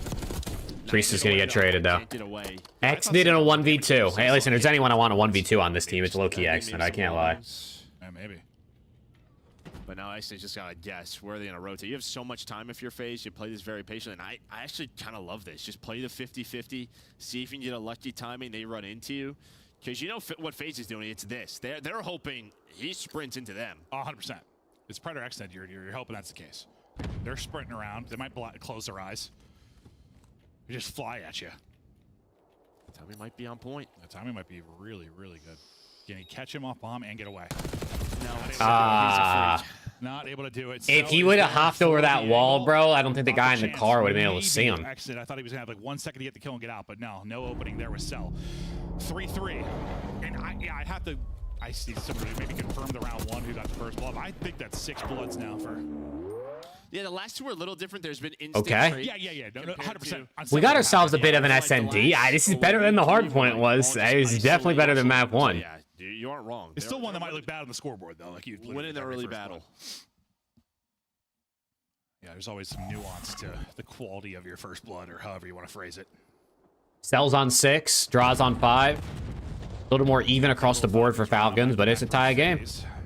Priest is jump spotting. Arcenes gets pissed on by a BZ. Oh my god. That'll be, I think, the first blood for FaZe. Now, what can they do with numbers? BZ just slammed Arcenes. Exit goes ahead. He keeps shooting, but they'll back out for now and rethink that fight. No opening to work the plant yet for the Falcon side. They're real worried about pressure, maybe through mid-street and on the flank. You see Priest Come on, man. checking for it on the map because so much time has passed, but everyone for FaZe is really Pred's just about, grouped up. oh, wait, Pred might have just gotten some info. They just run around as a unit. And well, similar to what Falcons did after their first bloods, right early in the map. So they're just gonna hold courtyard, wait for them to have to overpeak, maybe plant the bomb, and then retake with numbers. And they're dead. I don't think Fred sees anything there, and like they're all there. They're all just right behind the bushes. Where the hell is They have to Priesta? pull off something wild here from the closet. They're giving him nothing. Giving him absolutely nothing. Fred last up. That should be quickly traded. Easy round mean, there for FaZe. Now 3 Falcons, straight. bro, you just can't get blooded. I mean, even when they get bloods, they still can lose rounds, but Yeah, it's just like the first blood. you got to get the blood and just group up. Spacing where 10 to 15 seconds before the next engagement allows the defensive team to just group up. LAT map set out. Let's go. And as you said, just no freebies. Rewind, Falcons, they still rewind, have needs. Vault Got the Skyline info that they were inside the dealership. bomb Ooh, site. double Yeah, rewind. Fred's probably gonna laugh at that. Just They were all Double literally rewind there. could be yeah, fun, that's one of man. those situations where Skyline map 4 could also be a banger if it goes there. They'll send somebody through on the flank. Let's or send go. somebody on like a rogue mission. Yeah, LAT play C9 next. Defense, just, Yeah, 6-1. We'll see how long that is. But as you said, it's like half of those are kind of instant trades and half are clean for. Oh my God, Joker, please, bro. Gonna be another one. Please. Gets it. This one pretty darn clean. It is eventually traded out, but not quite instantaneously. But first blood to Falcons and immediately back to FaZe. What do they opt to do here on offense? Cell's been looking for info out in street side, hasn't really spotted anything. Playing aggressively, needing to get the kill. 8 for fun emoji until my computer blew up in about map 4 of the night. And that might decide this round. So we're gonna try again at some point, but Here to help you out, and then there's the trade on the preset. So 1 versus 2 for Arcides. I could DM you, Joker. If someone else going to pick the clutch this from the Falcons, it'd probably be him. Let's see if he can do it. Gonna need to hit some teams. Okay. Oh, there's one. There's one. Wait a second. Arcides. 1 versus 1. On to Cell. Arcides, Cell. Oh, we hit a lot of Pretty shots. good. Shots pretty good. Cell just Hey, no problem, Free. Appreciate you playing. We're gonna do them again for sure. We're gonna do them again. It's just, I don't know what happened to my computer last night. I'm still trying to figure out what happened. One day I'll get a new PC and we'll be chilling. We'll have issues for like years. Yeah. But my PC's slowly getting old. No, I don't. No, his shots. Dude, Arcides, I don't think Arcides even missed. Yeah, no, he. Yeah, Cell just hit the first shot. For like the hit markers, like he definitely did. A nice read there. You saw him get on the bomb, and he was like thinking about it. That's one of those gunfights that like Cell and a handful of people are winning. Honestly, like Arcides played that pretty well. Oh yeah, exactly, Viper. I mean, that's the plan. Hit a bullet on the slide. Otherwise, I mean, those are honestly great shots from Arcides. He perfectly like trapped that around the. RC car out. One more round though for FaZe to head up. For Draza. Cell's on 5 straight. He has Alec, RC's out with an RC too. He's getting stuck though. He's crashing into all of his teammates. He's trying to ramp. Excuse me, boys. You need a little horn. What if he goes and finds Draza? Achilles. I don't know what. There's a car. Another car blew up. The FaZe car blew up.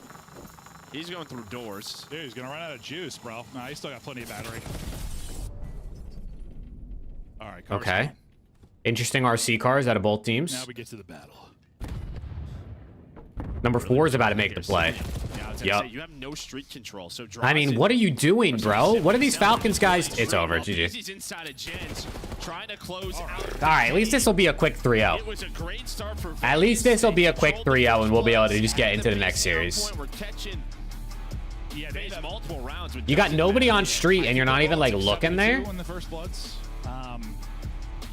Yeah, I think that's one you're gonna hope you win if you win it 7-2. I know there were some instant trades, or you got to kill for FaZe right after, but like it's also some of them weren't instant trades. I guess the way I view it is like when it's instant trades, like the guy that got the first blood gets traded out. Like some of those were picks like on another player, which is like a little different to me.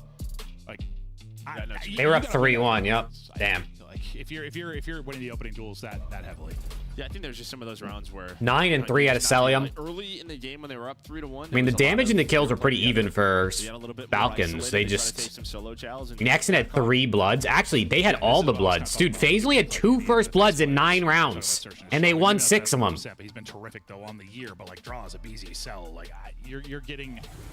Listen, there's a 3 straight reverse sweep game. Right there with Miami. Listen, if Falcons reverse sweep this, that would be insane. Listen, FaZe had been. That would be fucking crazy if they reverse sweep. Reverse sweeps in general are crazy, and then you add in the fact that they're playing FaZe, and that's even crazier.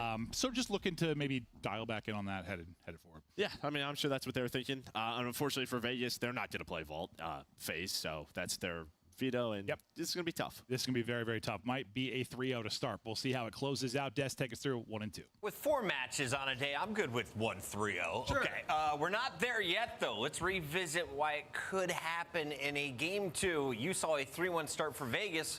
They were hot. All right, chat, I'm going to use the bathroom real quick. What happened? I'm gonna use the bathroom.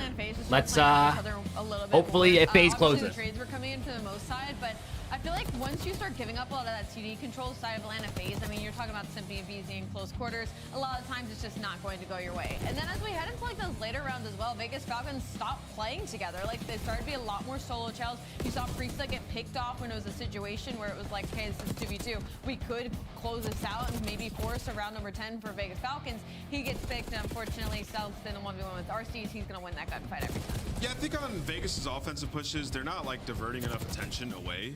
You're going to see a lot of kills of players just kind of running out of zigzag through gens, dying. We saw that happen to Exton once, where he's trying to bait out, and like typically in that situation, right? When you watch it, it looks like he's insane. Like, it looks like he's insane for an out there. There needs to be an AR blue, like putting down shots, right? Like helping, like their cohesion's not there in the mid round. They have their like base start, how we want to play, how we want to react to like the initial strat. Step 1 and 2. Yeah, the Atlanta phase is showing us. But like right there, when you're going back and forth, like, okay, we're gonna get this bomb down. We're gonna execute our push into DVD. There has to be a support system there, and you know it's just not. And that's when you get like a ragtag group of guys late in the season. The search isn't going to be developed to that point. And for Vegas, I mean, that's just kind of what you saw throughout it, and Atlanta exposed it.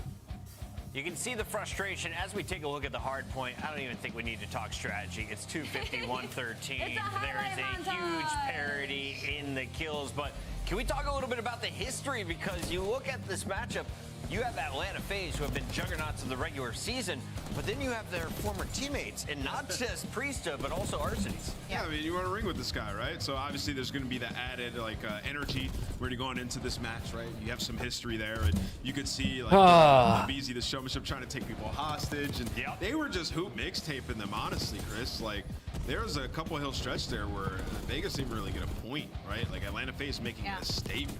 And it's hard, again, because you look at the ARs on the side of Atlanta FaZe, like, I feel like throughout the entirety of the season, it's been like the SMG's been doing really well for Atlanta FaZe, and then they've traded, the ARs have been doing really well, and we might be getting to that scary situation where all of them are slowly finding their flow state, and now it's the perfect time heading into Major 4 and then to What's good, chat, man? How we doing? It seems like Vegas Falcons are still working through a lot of stuff. They're gonna get How's everybody doing? We're apparently about to get severe thunderstorms here in a few hours, so hopefully that doesn't affect the power outages here.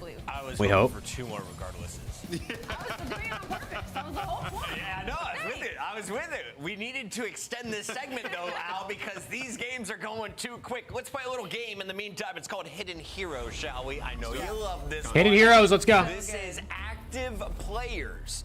They are in games today. Can hit a 90 mile per hour fastball. Nobody. Somebody hit a 90 mile per hour. What? No, He's hold on. playing today. That's a lie unless there's proof. Is he playing today? I need more context. Everybody's playing today. That's a lot of teams. What I'm teams are going to playing say today? that Vegas. Well, Abeezy's top right. He's actually an athlete. Right, Abeezy's top right. Remp is an athlete? Yeah. Top left, Crown. No way we're letting him guess that. I'll go slasher. Draws. Draw? That's an. I'm not trying to be funny. I need proof of that one. That is a lie. Bannon IWH sleeps with Cellium's socks. bottom. Wait, isn't Cellium bottom right? Sleeps in socks? For bottom right? It's gotta be Cell. I thought it. Is it all phase? Is it just the BZ and then Simp bottom left? I think it's the BZ top right, Simp bottom left. All right, Joe just gave the answer. Joe said it's a BZ. No way, it's all Because the BZ was the fucking. That's it, dude. That was all BZ, bro. On all the burners and ranked. I think it's all phase. Yeah, made 1.8 mil. 1.8 mil? Excellent. Oh my god. Dinner on him and fucking green tag. That's crazy. The rookie versus Draza can hit a 90-mile-an-hour fastball. Could we have proof of this? Insane. 90 mile per hour is cap. You gotta test that one. Hopefully they give Draza the interview then, so they can ask. There has to be proof. Maven.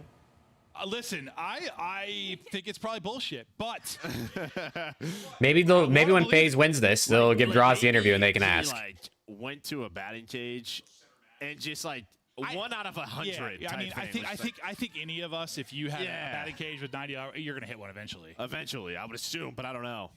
I would hit one eventually, bro. I don't know. Do they even have baseball? I would just close my Baseball's eyes. up in Alaska. I'm not sure. All right, come on. Why not? I don't think they do. Potentially last map of the series. Yeah, that's why I Although apparently this has been Falcon's best mode. I mean, I think they said Pred had like a 1.3 in control this stage or something. That game with shoes So on, you know, which you think is weird, but like I don't know. sleeping with socks on is true. I still think they're gonna get 3-0 smoke, bro. They might not win a round. That's like, Yeah, I mean, we know, but listen, we know. I'm a warm sleeper, so We also- there's no way you do it, Chris, because you there's no way you in a sleep with circle. I low-key bet you face just 3-0 this control. Exnid drops like 22 kills. Everyone else has like 6. Maybe not 6, but not a lot. He'd be like, you'd be in a hotel, he'd be tickling your feet while Yeah, you're Austin, I saw him. I don't know, that guy's a freak. Picks? I don't got any picks on this. He'd be putting socks I on never your like to feet while pick you're sleeping. when the That's so Falcons are full playing on. because these guys are just terrible. Putting socks on your feet. That guy's wild. You hear the stuff he said? Like, It's a vibe, dude. It's a vibe. stuff he said in game comms and stuff like that. He's insane. Love him. All right. FaZe to close it out in the control. Falcons to maybe pull something off. Exnid looking for Hey, peace out, Gabe. opening and finding it. Okay.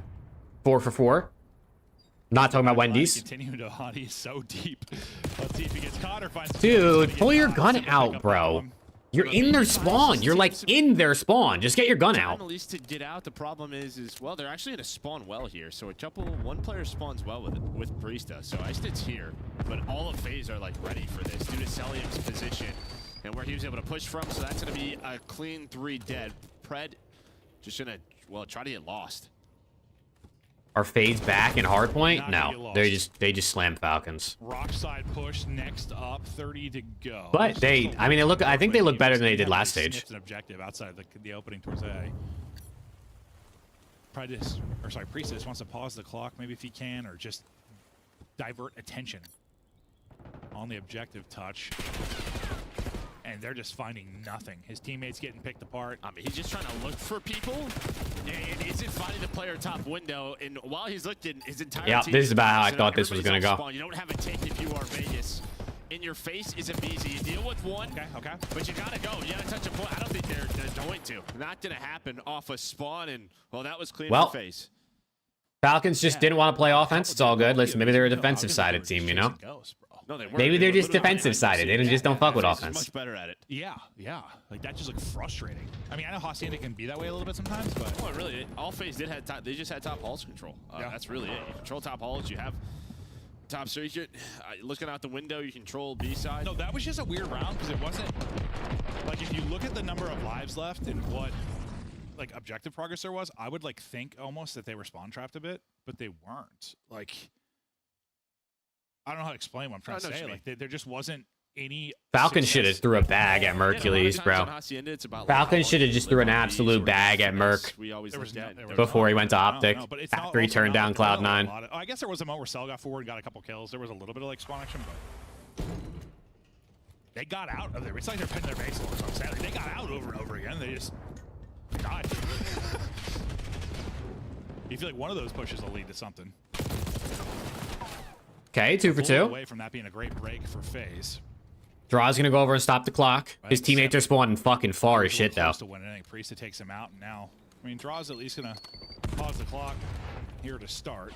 But like this is like already more than like you saw that whole round from Falcons, and like, I don't know, it was a weird one. And that's always the key for FaZe. But that one player staying alive, B side. Oh, man. Tiny tears who find 3. Now you have multiple players on the B point. Cell, he's gonna hunt down Arcades.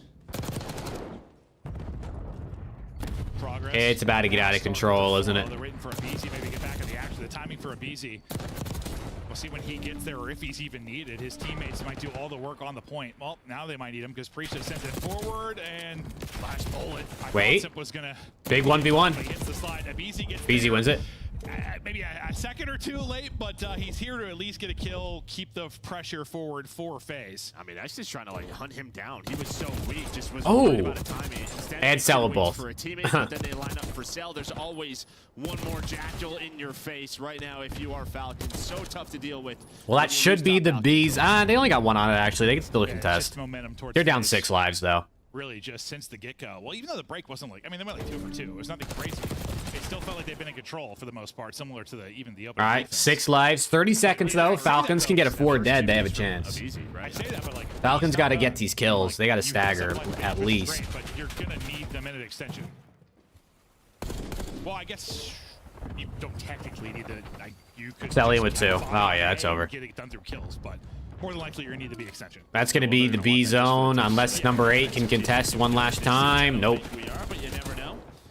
They continue to find kills. This is bad. Double positive. This is really bad. 15 and 8, minute 30. I don't know what draws are just shooting out there. Oh yeah, barring something insane here from Falcons. They're gonna have to have a wild stretch in the slaying department. Maybe it starts with that first domino. They're gonna need a couple of clean 3-4 dead type. Exton's got to go crazy in the spawn right now. And I think that's why FaZe really is taking their time. Exton's got to go crazy right now. Number 6. What similar to like what FaZe was trying to do last round, was just trying to find him. He gets one. He's gonna get traded though. Bait these players out, but not really showing. Now they're gonna get involved. Hold on. Well, maybe And you know where Simp is last up. Vegas are putting up a good defense here at A. Okay, wait a second.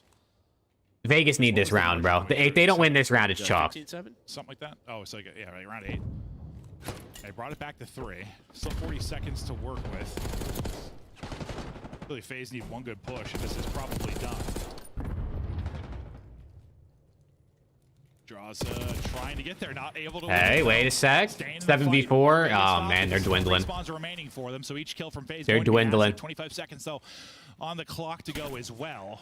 A BG spotted. Pred gets the gunny. It's not gonna matter because Pred didn't win the fight. Nearly down to 4 versus Wait, 3. RC's with 2. RC's gets 2. Oh my God! That Wait, might be the 3v4 now. decider. From a 6v4, suddenly advantage over to Falcons. Simp trying to make something happen, damage into 2 players, but now he's tagged up and weak. Exton not going to let him get back to full, going to go ahead and shallow it out, and Falcons hold. Oh my God, the Falcons. How did they win that round? They step up and damn. Oh, I mean, that surprised me. Great stuff there from Vegas. They slowed the game down. Really. They got a round, man. They deserve a round of applause for that one. And it took FaZe about 20-25 seconds. That's more than I thought they were going to get that one. I can't lie. They did a great job playing the clock, and then again, just not giving FaZe any free. No, I think FaZe tried to slow it down too, because they had so much time to work with, but they just, there was a stretch where it was, well, like, I don't know, 6 kills to Falcons, 1 to FaZe, or something like that. That really brought them back into it. And RC picks for today? If you're talking like agent picks, I didn't really put anything in today. Much more winnable. And this was the issue when their loss to Cloud9 is their I was too busy trying to see trying to fix my computer this morning. I didn't even look at picks. Win percentages on this map. Oh yeah, they lost like every single one. Yeah, and that's one where you want team picks though. I had FaZe, Thieves, Heretics, Ultra. It's almost like they thought they had too much. I think Ultra Surge could be some good maps or series to pick overs on, because I feel like it should be close. So we could have some banger like hard points, maybe take some overs map 1, especially depending on the map. But trying to change the story here, and that's a nice break. Getting 4 is going to be Pred. Onto the point goes. Okay, hold on. Priest is starting to heat up a little bit. Yeah, they're gonna bump off A, just go right towards B. You have 2 players top office. Somebody jump down and get a third stack. Well, he's gonna find one, just back up, plays his life. Yeah, great stuff out of Falcons. Oh, just stack the point. 6 lives. Make it 7. This has been beautiful. Second tick is done.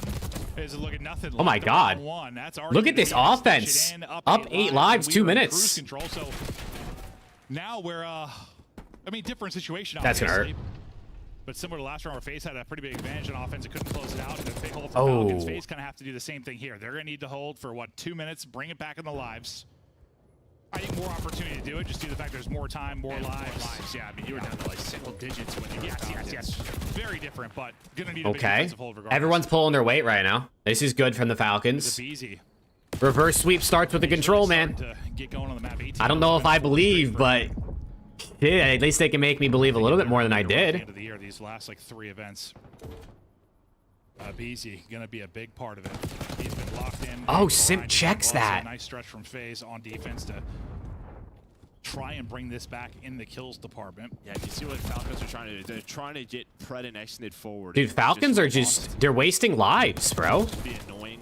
They're throwing away lives trying to like flank, just getting caught over and over. Forward this time it will be Priesta. He's got the SMG. They're too staggered on every approach. But he's just gonna wrap back, try to help his teammates get out of here. So you got players in your face if you are Falcons. And well, almost runs out of ammo. Yeah, and that's like. Well, and just like that, they've wasted 1 minute and 10 seconds, and they lost an 8 life advantage, now a 2 life advantage. Some ratty spots you can play, like you saw it right there from draws. Like just ratty positions you can play where if you're maybe trying to be a little over aggressive or playing a little too fast at pace, you can really get caught, end up staggering your team. And just sort of the nature of some of these maps and control. And now they're down in lives. But I thought that was a really good look at it. It's just more frustrating. You're just looking for these guys. Shots back. And the same thing, bro. Fredsley, I'm trying to help you guys. Fred, go somewhere, dude. Not seeing anything. Oh my God, when it's weak. Out of desperation, I'm just gonna touch the point. Hopefully this helps enough, but the problem is it doesn't. Like go peek something, man. You ran back and forth for 30 seconds. Face seem to have gotten it, but we'll hold up. 15 seconds. Numbers for a moment while they wait for Simp to spawn back in. Wait, big win out of Priesta. That's a great win for Priesta with the sub there at range. We'll pause the clock with 10 seconds to go. Sending it forward to take another gunfight 8v8. well. 3 dead. Chance to do this. At least they're gonna get that tick. 2 players onto the point. First tick is done. And Pred, dude, check your corners, Pred, please, dude. But not gonna be able to do it. Second tick, done. Still up and fighting. Simp able to take out another player. Simp got 2. All 3 players in and around the point. And that should decide the round, barring something Okay. insane out of They Pred. got Not 5 going to ticks. happen. FaZe hold Oh my on. god, this guy Good Pred, thing bro. that He's we're not checking That's nothing. so frustrating for Pred, right? Just he wants to triple stack it, but we know like the type of player he is. He's probably thinking maybe in his head a little bit, just get onto the point. But if he just holds this angle, this is it. Yeah, so like if he takes that gunfight and kills him, this goes completely This is different. over. Because Simp This ends up is getting, over. he kills him and he catches the 2 players inside the point as well. If he hunts for that kill, plays the Pred style of gameplay that we. No, 100%. Yeah, 100%. So most of they called for a stack, or I'm not sure what the comms were. No, but, like, 100%. yeah, he's probably, you know, he's just wanting to lurk and probably take that fight. So Simp ends up calling the round, but Pred doing something maybe he didn't expect him to do. Couldn't get across the gap and get into it. So FaZe, decent shot on offense last time. Honestly, probably one they should have taken, but not able to do it. We'll see if this time they can close it out. If we're headed to around 5, should be advantage FaZe. Well, we'll see how this round goes, but Falcons came away with 0 ticks in the opener, so not going to be in the best position. 2 for 2 so far. The other 2 players for FaZe kind of playing Hall side. Or sorry, Rock side Hall. Pred waiting all day for his team to show up. That's a great bait and switch. I mean, his team needed to get kills to get out of spawn, I agree, but he was just running around back and forth top mid. He could have just, like, looked out Zebra and killed the guy sitting in their lobby. Overstep. Then you can take top office and just When your go team's right getting onto spawn trapped and you're the only one out, you have to double back to help them. If they can't get the kills, like, I mean, that does suck. Like, you gotta help. You can't do nothing. I think to make it a little less desperate, but right after that, it's 2 to FaZe and a streak here for Cell, trying to work towards a cruise, win a fight to close range with the AR and trying to hold top office. Simp working stuff with it before he drops. The stretch continues, not quite to a Hellstorm, but he's starting to get there. He's gonna need a few more kills. They're going to transition this over to B. They're all looking for Cell, right? I mean, all the stuns hit top office. Priest is checking every corner, just not that one. Spree ends at 8. Into the blender go the remaining players from Falcons. Yeah, man, GG. One body on it for now. Hey, they got one round at least. Try and control top office, then picking up Rockside Cell off a spawn. Yeah. Has a sub in hand and right back to it. You've got all the map control. Minute 45, up 10 lives. Really good position last time. No way A FaZe little loses different this. Based on the lives, but I mean, you're up 10. You got nearly 2 minutes to work with. You have map control. It's somehow an even better position. Yeah. You need to win this round. You've had some offensive struggles as of late. This one you got to close out. Yeah, I think they will. Starting to find that kill. Second take does come in. Pred and RC's fighting on back, but all the trades just going to help FaZe. And well, I mean, Abisi's just going to need his own trade. Huh? Runs out of ammo, switches to the SMG, finds the kill so close to closing it out. Yeah, I thought that multi might close it, but still. What was pressure that? Here from Falcons. You need, what, half a tick. And this series is done. Simp just going to send it right out to the point, try to stop them maybe from clearing that objective work they've already done. Still trying to float bottom office. Unfortunately, his teammates are getting picked up, so his impact going to be minimal for now, or is it? He's able to get out of the stun, find 1 kill. Chow Pred. I would say Pred gets the heady there. That's a tough gunfight. I mean, but he forces Pred all the way. Like, Pred was top halls on their side of the map. Forces Pred to help out Priesta. Okay, our Falcons going to have an even more insane defensive hold. They might. This would be even more impressive than the last one. You have a lot of forward bodies. Problem is nobody's really in a position to like 14v7. So it has Number to be 7's got to multi win this kills for the gunfight. Falcons. He's about to get double teamed, and he's dead. Well, Pred's going to drop. Xnid's going to drop. Those 2 could seal it. Well, or not. Yeah, Priest and okay. RC's trying to make it interesting. RC's going to be the low man. Let's get to the next series, man. All 4 down. 2 are off. Abizi and Celium are cooking these guys. Onto the point, they'll go FaZe, pausing the clock, and milking the objective. Great win there for Abizi. GG. And that will seal it. Probably could have got done. GG. Great stand from Falcons. That was two, but it's a potentially the second to last match that the Falcons will play in this CDL season. Because, I mean, they'll play at least one at the major, I guess. The first bloods maybe something you're worried about. But I'm thinking that's it. 6-3, so Yeah, I think Falcons probably want to win that search. They'll probably get back in and really look at that VOD, what they should have done, winning the first bloods that heavily. But yeah, FaZe, this is now 4-1. And that guarantees FaZe a top 3 seed, I believe, for the major. I don't think they can fall farther than 3rd. Surge, and it does get a little wonky because we have still 5 matches. Yes, it still could end up where you have some insane matchup round 1, but we'll see how it plays out. 30 and 18 out of a BZ. Holy shit. 29 and 19 out of Cell. Pretty much everyone going off in the search. Map 1 was honestly really well rounded too, if I remember correctly. Draws was just vibing. He was just vibing. They were the heavy favorite. They went a 3-0. Nothing shocking here whatsoever. Okay. No, they took care of business. LAT versus C9 coming up next. The rest of the series, I think, get a little bit better as the day progresses. I mean, the last one's definitely the best. 0-6 in the stage for Vegas and Hardpoint, so not a tough test, but still, I don't just, does it look good? It did look good for FaZe. If the Hardpoint looks solid, who knows? Maybe they can get back on track and win a 3rd major this year. We'll see how it plays out, but we still have a lot of matches to go today on this beautiful Super Saturday. Back to Big Sexy, Chris Bucket. Thank you, gentlemen. And Hey, nah, he got 45 in another map, Ryan. I don't know if it was the next one or the one after, but he got 45. And we found out earlier talking about Optic in Minnesota potentially. If it comes to like a one-on-one, it's your head-to-head. He actually had record. more than 45, I think, Does FaZe have the but record over LA Thieves so far? you know, match count them playing. Yeah, they should. we gave it to him, I guess. Welcome back to Atlanta FaZe. I Thank you for the guess. quick match there. Let's revisit how they got it, LA, because for a moment, It's not gonna take Vegas long. is finding some success. They won a round. They did win a round, and you know what? We'll give them that round handedly, but I think it was just to elongate the engagements that BZ Spooky was getting cooking, into. bro. I Spooky mean, was cooking him a little bit. I can't lie. BZ loves control, and again, I talk about the top teams. I'm gonna keep sounding like a broken record. The top teams are fantastic at control. They have players like this that can take over. He's averaging almost 50 engagements per 10 minutes in control. To put that in comparison for you, the only other players that come close is the likes of Okay, LeBron, chat, who do you got in the next series, and man? fast that they like to LAT play. versus Even C9. Hercules is looking to be close to that, but those are a little bit of some Is the new numbers C9 gonna keep it close? added recently, but beside Atlanta FaZe, Abizi adores Max number 3. Incredible attacks as well. No, 100%. Falcons want to compete next year. Pred's be the only player to stay. Averaging a ton of damage. Yeah, I kind of think it'll be Pred and Exted. I don't think they'll let go of Exted, but I don't know. I think it depends, maybe. Like, who's available? And then if there's some really good players out there that are like, we'll come over, but we're not teaming with Exted, then maybe. But I kind of feel like it'll be Pred Exted plus 2 ARs. Definitely the primary game mode that they're going to be focusing on. But yeah, Atlanta looked championship ready once again. Congratulations, Atlanta FaZe. Unfortunately for the Falcons, you are still sitting on just 2 wins. Today wasn't an expected one. In our Monster Winner Spotlight, though, we are joined by a man that I kind of expect to chat with. It's got to be Draza. He goes by the name of Draza, and he always helps us. Can he hit a baseball? Draza, welcome back to the Winner Spotlight, a place that you're becoming quite familiar with again. What happened at Major 3? Bro, Where's the ask team him if he can since hit the baseball. Yeah, I just feel like at Major 3, our hard points just weren't where they were. I think we were overthinking a lot, and I think we weren't playing with the pace that we know we can be. And like playing our lives, we're kind of giving our lives away.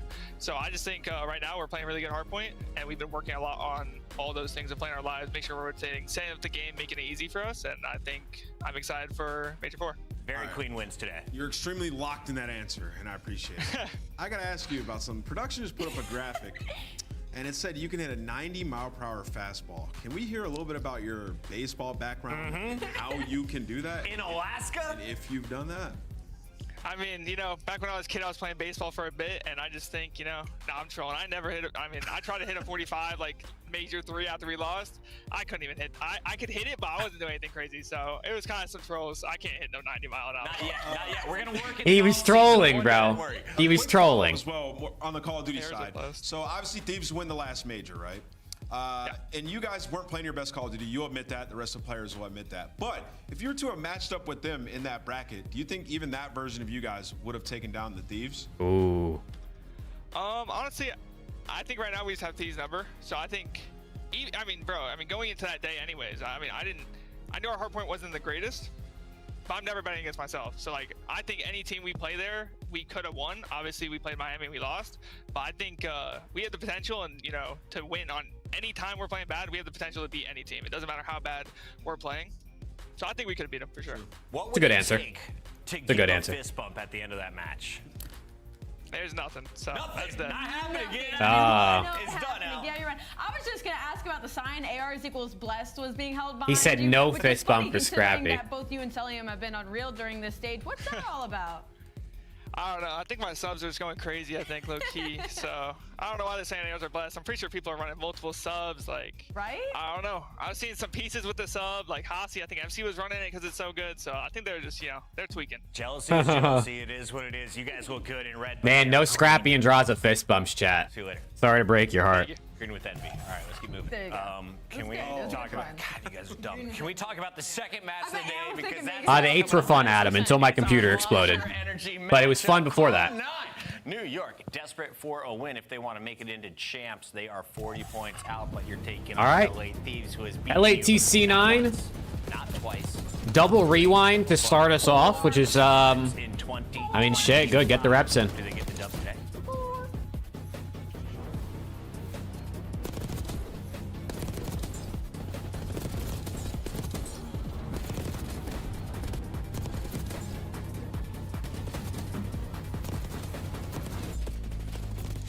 C9 does look pretty decent with their new team. I mean, this team just beat FaZe. Was that last week? Upgrade your game with the When your PC exploded? Yeah, my graphics card exploded last night. The Call of Duty League is brought to you by Monster Energy. My the graphics official card energy drink of the literally CDL. turned itself off while we were playing 8s last night. The Esports World Cup is an official partner of the Call of Duty. They kissed each other on the cheek instead? Oh, shit. Oh, shit.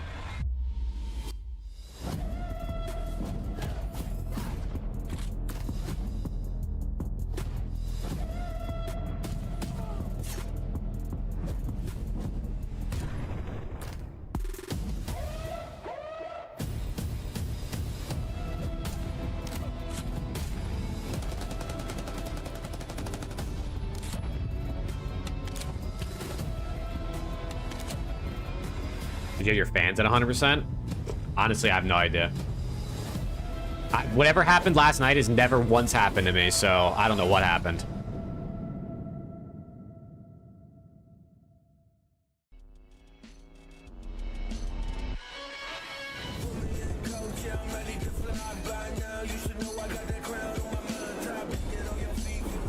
Probably got too hot. I mean, like literally I've never had what happened last. Like obviously I've had like my graphics card fucking say like, nah, fuck you, and like shit crash or my PC turn off. Bro, my thing, I black screened. I could hear everything. I couldn't see anything. I had to restart my computer. When I turned it back on, my graphics card was literally disabled in device manager, and my PC was running off the integrated graphics on my CPU. I had to go back in, turn on the GPU, reinstall all the drivers just to get like my monitors and the resolution and everything to work. I don't know why it would get too hot though. I've never had that happen. To be focused, clear. And it wasn't like I was doing anything insane. We were literally just spectating COD. I didn't have Google Chrome open.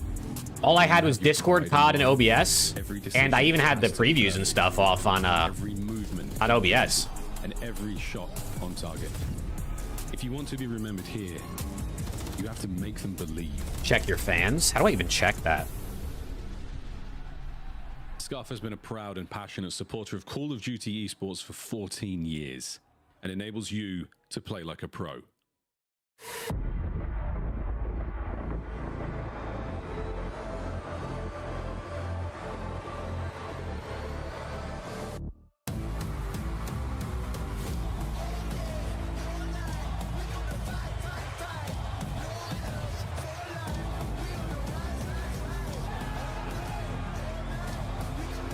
Guys is pub stomping a Challengers Cup? I mean, I'd hope so. FaZe got T6 the next 2 events. You think there's a change? I don't know. Because it's like, who do they get that they feel like would actually make them better? But also, if FaZe ends the year like 3 T6s in a row, you got to think with what they're capable of, they would not be satisfied, of course. The 2025 Cloud9 New York Team Pack is available right now. Each pack includes home and away operators, as well as this kitty weapon charm to keep you company while the competition gets smoked. Next time you boot up, suit up at the in-game shop. No, I mean, that won't happen. I agree, Purified. But I guess if it did happen, I don't know what they'd do. Let's go, man. Intro's out. Where are my LAT fans at?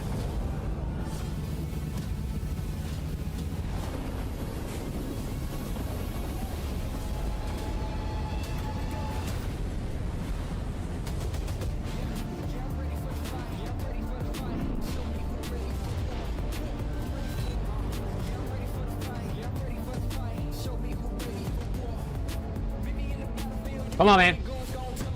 Chad, I'm feeling a Hydra Masterclass today. I'm feeling a Hydra Masterclass today. What do we think? Make sure we're counting names. Listen to each other. Listen. This time, we take everything.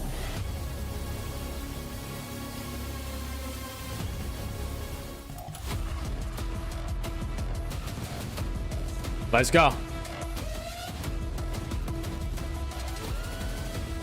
Monster Energy matchup. Damn, they got a whole ass little fucking preview. Ladies and gentlemen, welcome back to the Call of Duty League. It's the final week of qualifiers before we go to Major 4. And for teams like Cloud9 now, it is the last chance to earn points. The bad news, you're playing the Reaper, a team that just raised the trophy at Major 3 and is back on track on a 6-game winning streak. And not even the Reapers of the league, the Reapers of your squad as well, right? They're sitting at 4-0 versus Cloud9 right now. They have yet to get a win versus them so far this split. And talk about the worst time to go up against LA Thieves because they are unbelievable. They've been close this shit out, man. Nice little 3-0. I mean, I don't know if they'll 3-0 C9. C9's pretty solid. 10-3 in round 11s. They Let's go. are not only just solid across the board, they have the deepest map pool of the league, but they're also icy as hell. Yeah, I thought this was wild, you know, looking at their hard point, because they have an advantage going into every single veto process. On Thieves' worst hard point map, they're still #1 in the league in differential. On their worst hard point map in their map pool. That means that they're just ridiculous. Like, this team can take you. Well, LAT and FaZe are perfectly tied right now on points, wins, and losses this season. One of the best we have ever seen in a season. That's pretty crazy. I mean, obviously they won't be tied anymore after this, because if Thieves win, they'll have one more win. If they lose, they'll have one more loss. But they're perfectly tied across those three things. Yeah, I mean, I don't even think they. I mean, the couple matches that they lost, right? You look at it, and the search started off a little bit rough. For them, though, it was 4 days after they got back from the event. You get a grace period, and for them to have won 6 straight maps and dominate, they're still looking fantastic. Some of the haters might get silenced in just a week as we head down to Dallas, but we got a qualifier in front of us right now. Let's go, dude. I better not curse LAT at this event, man. Talk about the 4-0. But that doesn't impact guys like Bro, there's no reason for that person's car to be that loud. So throw all of the numbers in history out. What have you done for me lately, Cloud9 New York? Civ doesn't have to do it all anymore. Everybody putting up damage in the hard points. 40 points out of champs contention. That's a lot of points, bro. 40 is a lot of points. I mean, I guess it could be 30 if you win today, if you win right now. But still, 30, 40, that's a lot of points.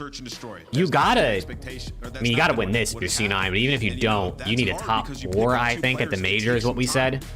And that's also if Optic don't win anything else. Just looking at the numbers, this is winning in the winners bracket if you're Cloud9. This is win and give. I guess we're gonna see, man.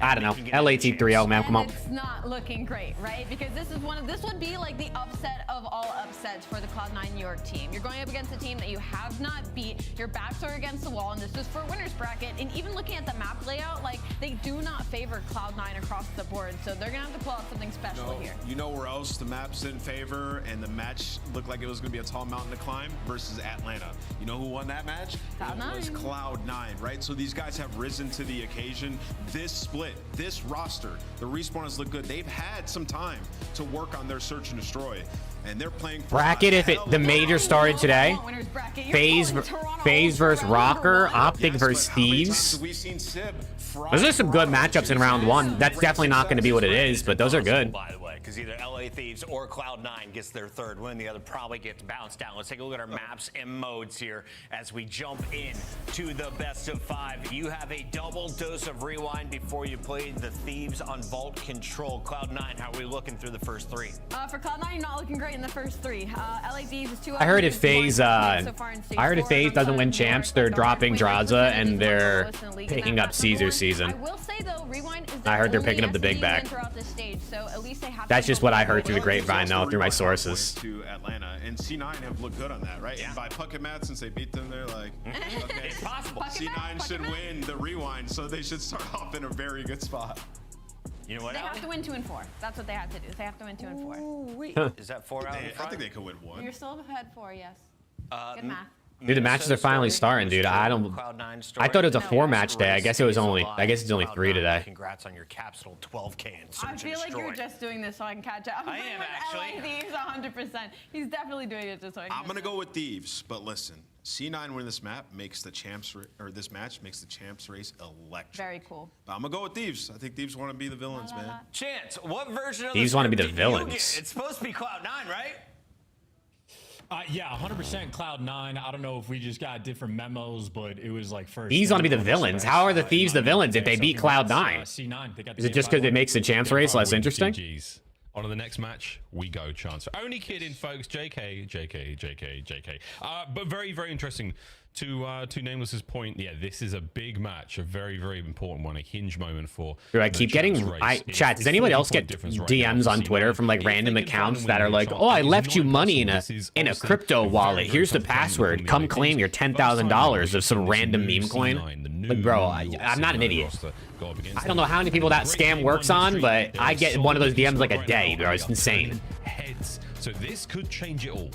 Yeah, for sure. And obviously the race at the top, this would be the first time potentially, well, the first time in CDL history that FaZe might not end up #1 in the standings if LA Thieves continue to have success. So sort of a smaller tag there. And then the champs race, 40 points behind right Dude, now. Daniel, I think the teams are trying to do the opposite, bro. I think they're trying to get Optic in champs because it's good for viewership.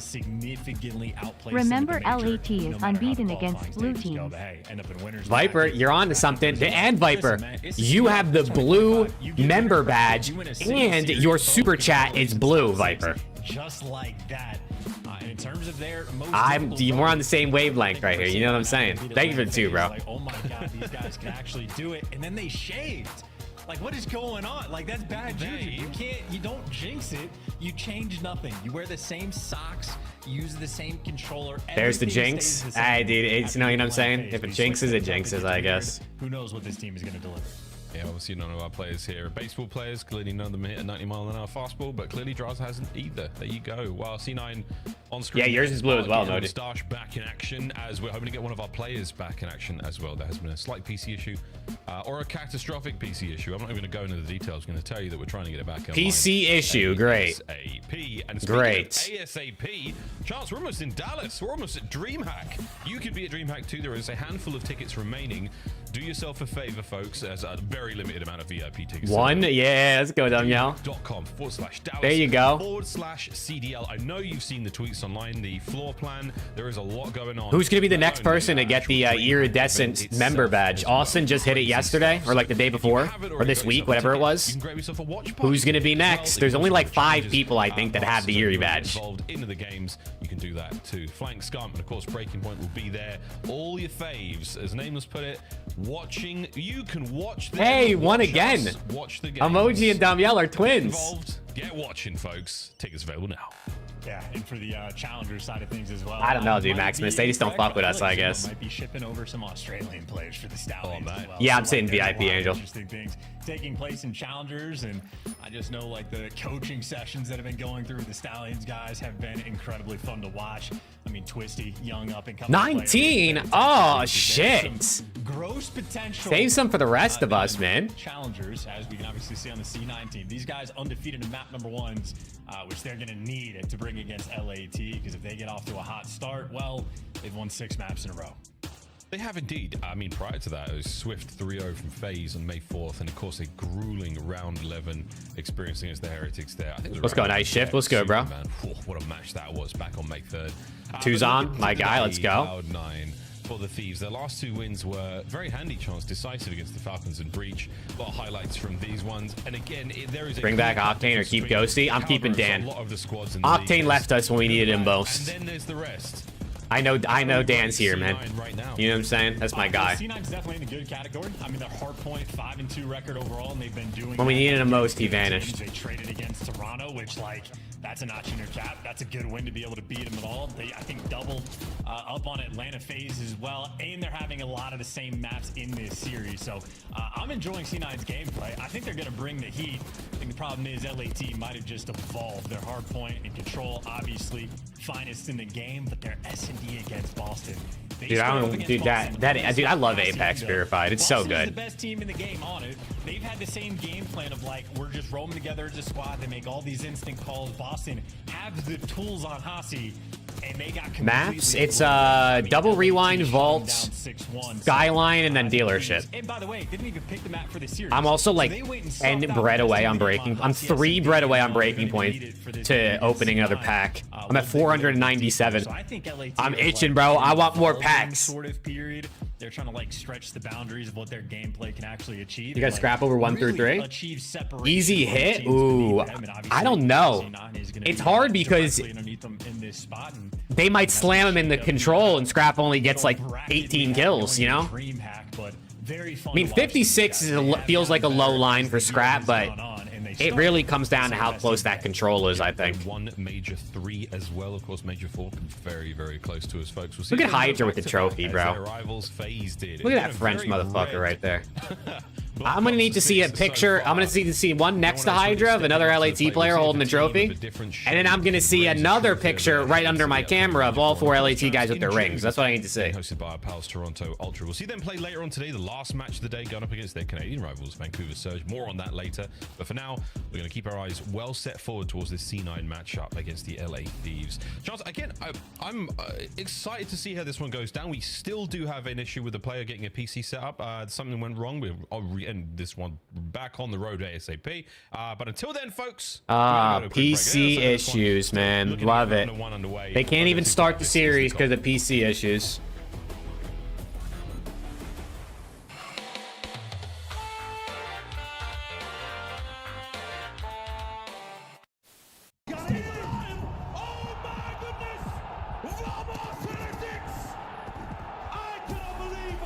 Vamos Heretics, man.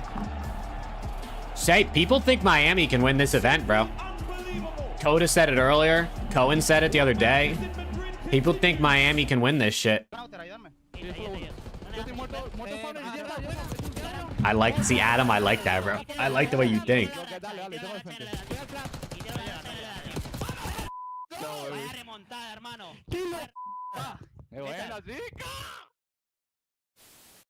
We're good.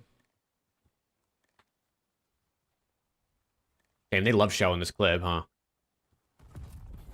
Take it on the chin. Get ready for the next round.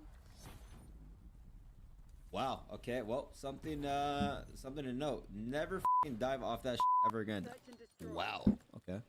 Did Miami win the event? I was streaking through the venue. Heard, Joker. Heard. Let's go, Miami. Come on. Yeah, two backside. Let's go. Let's go. Baby, come on.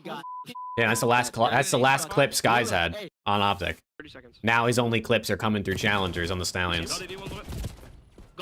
Both of them. How did you one bullet? I just shot the ball.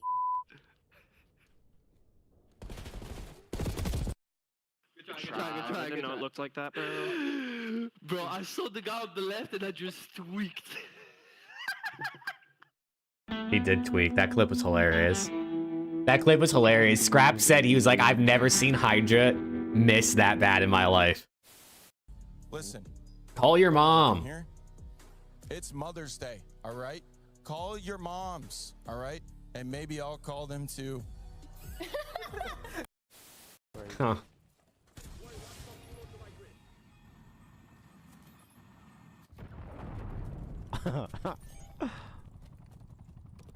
I suck with this. Oh man, CDL and delays. We actually, I feel like, haven't had too many delays recently. I don't know if anyone noticed that. But here we are. Please, like, you're gonna check it, right? You're gonna check it. Oh, it looks one way. Homeboy's on the other. The magic man continues. Homeboy gets 2. Scrap gets another. It's all. Oh, why are we watching this? 1v3. I promise you, he's in that corner. It's his corner. It's Homeboy's corner. Why are we watching this? Oh my God! Pleasantries exchanged between squads. Damn. That's a bad piece. Damn, they really didn't have to play it. It's a scrappy clip. Yeah, but nah, bro. I was there. That shit hurt. That shit hurt. It just brings back the feeling that I had in my chest when that happened. And that's how you ate. Oh, man. All right, come on. Let's hope the PCs are working. Hi there, Neberinos. Welcome back to the Call of Duty League. We still have a PC issue. Somebody's power went out. We are not on track to get this one started. Power went out? Yeah, but we are going to keep you folks updated and hopefully get this one going. Someone's power went out? Or is it a PC issue, or did the power go out? Sender for any of all these. Actually, Sender's normally the one that fixes it. I hope Sender's having a great day. He's the real MVP. Yeah, we're going to take to another quick break, folks, while Chance washes his filthy mouth out with soap. Get us out of here. Oh my god, his filthy mouth. Just grab him.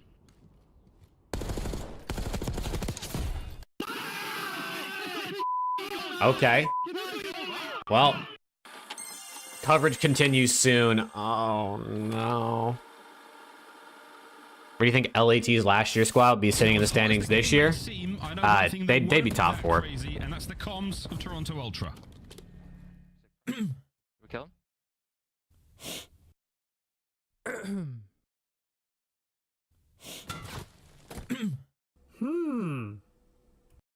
Calm as ever, Toronto Ultra. Now to the other side of the stage. Impossible situation. They've done it.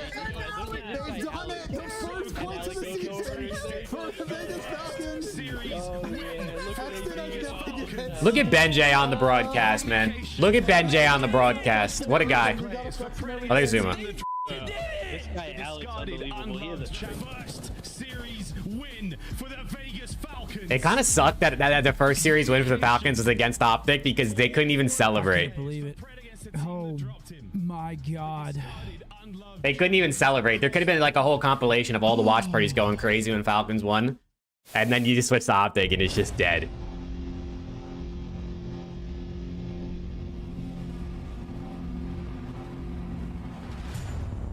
Oh, dude, Viper, they probably had that overlay ready from like the end of the second major. They were like, all right, if these guys get one, we need to have this ready.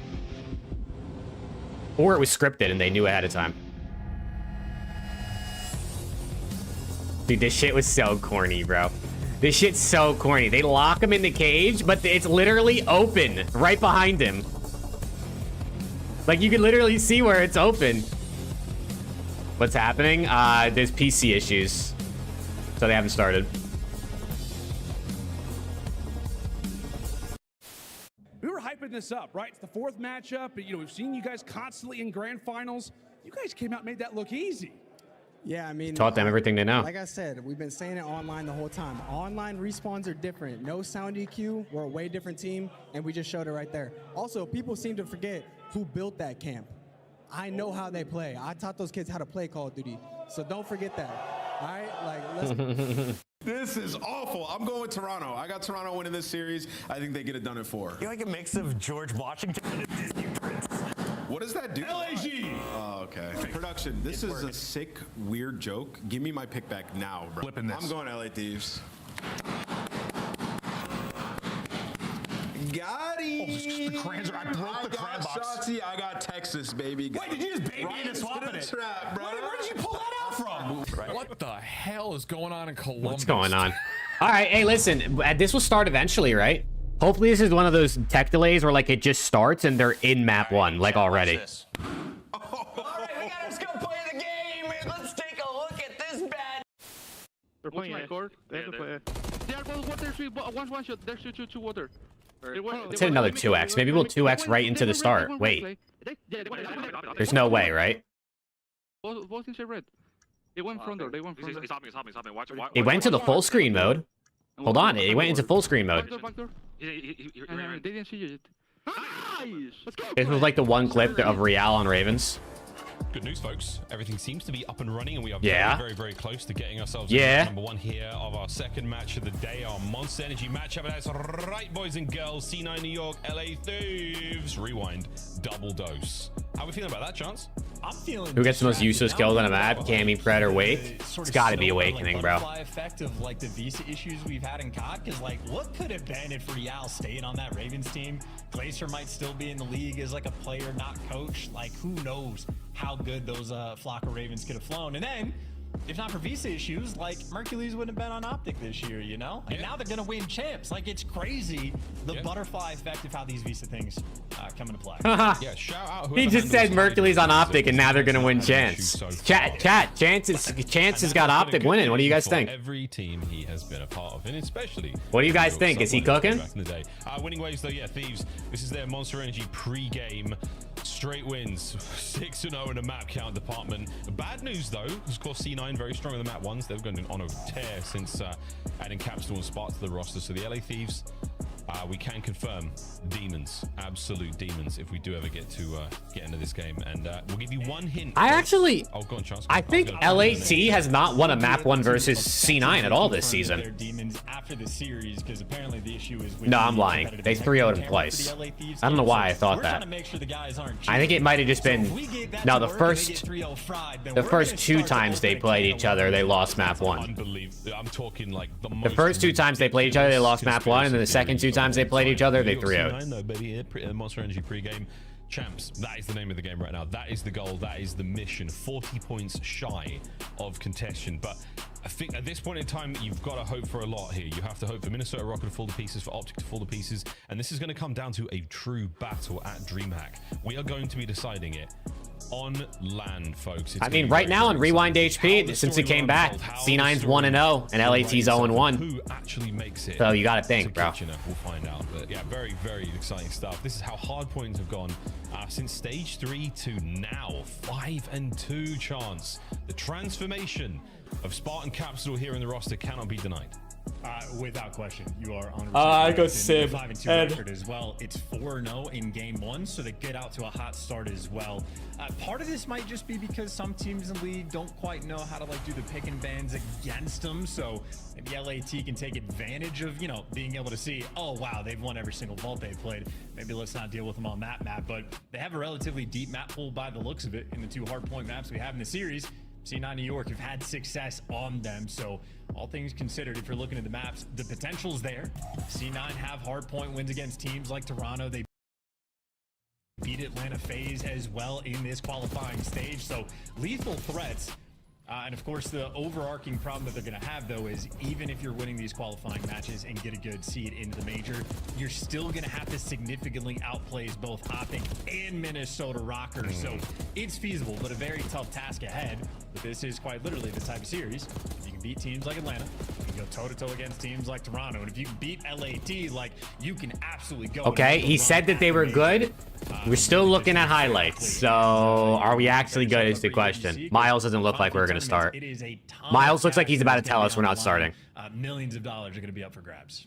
Millions of dollars up for grabs, legacies to be written, all that and more, folks, after this quick break. I knew it, bro. I could see it. I could see it in his eyes, bro.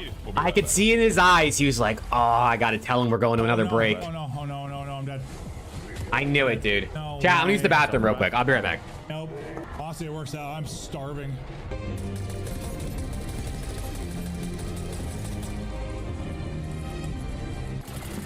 Krista calls these my old man ship.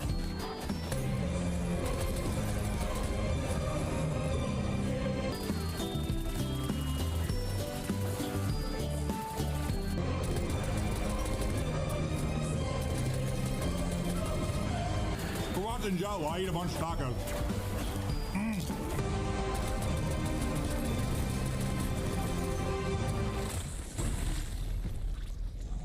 Did you win?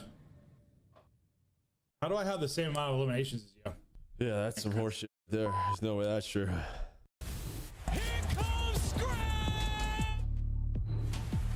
Here comes Scrap indeed. Map number 1. The LA Thieves taking on Cloud9 New York and our Monster Energy matchup. Here we go, Chance. We made it. Sender, thank you so much for your effort. We know you actually didn't do a bloody thing, but we appreciate it nonetheless. Well done, everyone, getting this one resolved and getting this show back on the road. Beep, beep, beep. All aboard. I knew if I walked away, it was going to start, bro. I mean, I've seen him like, behind the scenes like fixing things before in multiple capacities. I believe. I knew if I walked away, it was gonna start. I'm always locked in, man. I'm always locked in. Listen, I get it, man. The CDL just don't fuck with me. All right, let's go. LAT versus C9. Come on, man. Last online match of the season for the Thieves. And they get blooded. There's a trade. P1, welcome to the fray. More trades out. Stib's gonna get 2.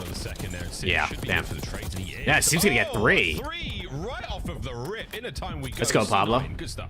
Shooting Envoy in the hip. Now they get the left side spawns, everything under control. SMG's pushed out, and you can see the trades rolling through as well. So already C9, clearly the communication going. Hydra, there we go. Come on. Envoy, a little bit of a slow start. Scrap just got slammed by Spart. If you're keeping it mixy like this, you're gonna be I'm spitting bars over here too. Nice, Dan. Not easy to collect, and Ooh. it's just a bloodbath in the center of time. Wait, That's a the spawns. ferocious opener there. The spawns. Number 4 last alive back here. Lead going into P2, but that is where we find Spart. In position. Wait, you gotta kill this guy. Oh, the stun will not connect. Oh, it does connect. So Nice. He's got a little bit of time for his teammates to fight forward. Envoy now holding the back as best he can. Capsule. Oh! Oh! Oh, Dylan. And they flip the spawns again. Fuck, man. Envoy, Dylan Hannon or John Wick, you be the judge. Well, because of that, though, he's Oh, and they still lost the spawns, though. You are just being overwhelmed in this moment. And I'm going to say, Spart played that incredibly Okay, wait, they got him out again. And go. Dan's gonna spawn there. Like that, and yeah, I'm going to give you the hot take. I understand he's 3 and 6. Envoy, I think, is the MVP of this team. It's early days, but Chance is calling it. On board with Hydra. Roaming hard. There we go. Finally, a little bit of stabilization. From the LA Thieves In the absolute mix this has been. Oh, Kremp is slamming. Push forward here, looking towards the rotation also. The final 10 seconds of this hard point, and that was a superb play. Somebody send that to Treyarch. That's the use case for Omni movement for the rest of their careers.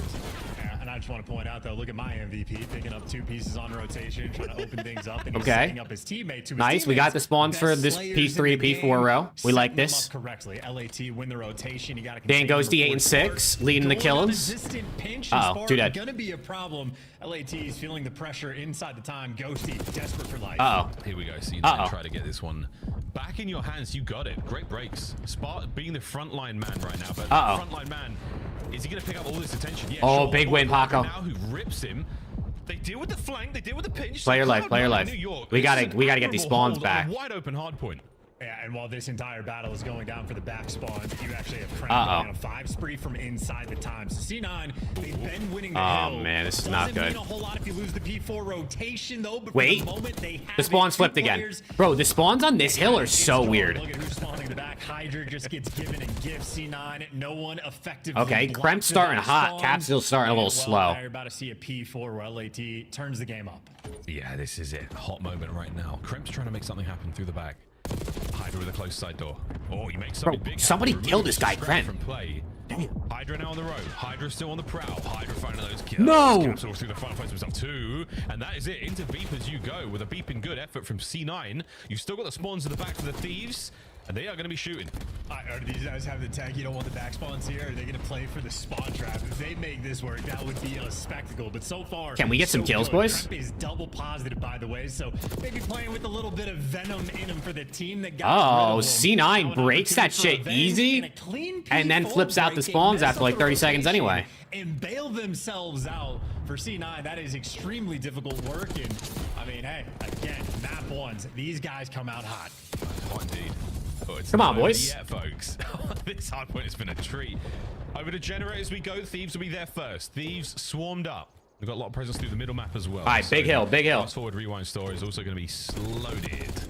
Lovely angles here from Kremp. Not a lot of damage. Honestly, it's just a Kremp show right now. These already managed to accumulate here in map number 1, but you're loving what you're seeing. Both our teams going for it. Hard point clear out, and Spart, he's looking fantastic as well. He's doing it all. He's got the trophies out. He's got the trades. Okay, it's not good. Needs as well, and that is. I mean, I know it's a pretty close game, but it's not looking good. Kremp is handling the spawns and at least getting the damage out. You're trying to set your teammates up for some easy trades, but now you see just overwhelmed. So all that damage, the Thieves players get through and make the break. And Capsule just wants to make the highlight. Bro, we got 3 dead. Capsule's last alive, and he's still going. On a tear. Envoy just team nades Hydra. Oh man, we're always good for him, huh? As he and Spart, the Vanguard veterans, they are pulling the goods out here. C9 with a good lead going into the second set, Spark's going to be taken care of as this electric. All right, 30-point lead. Continues.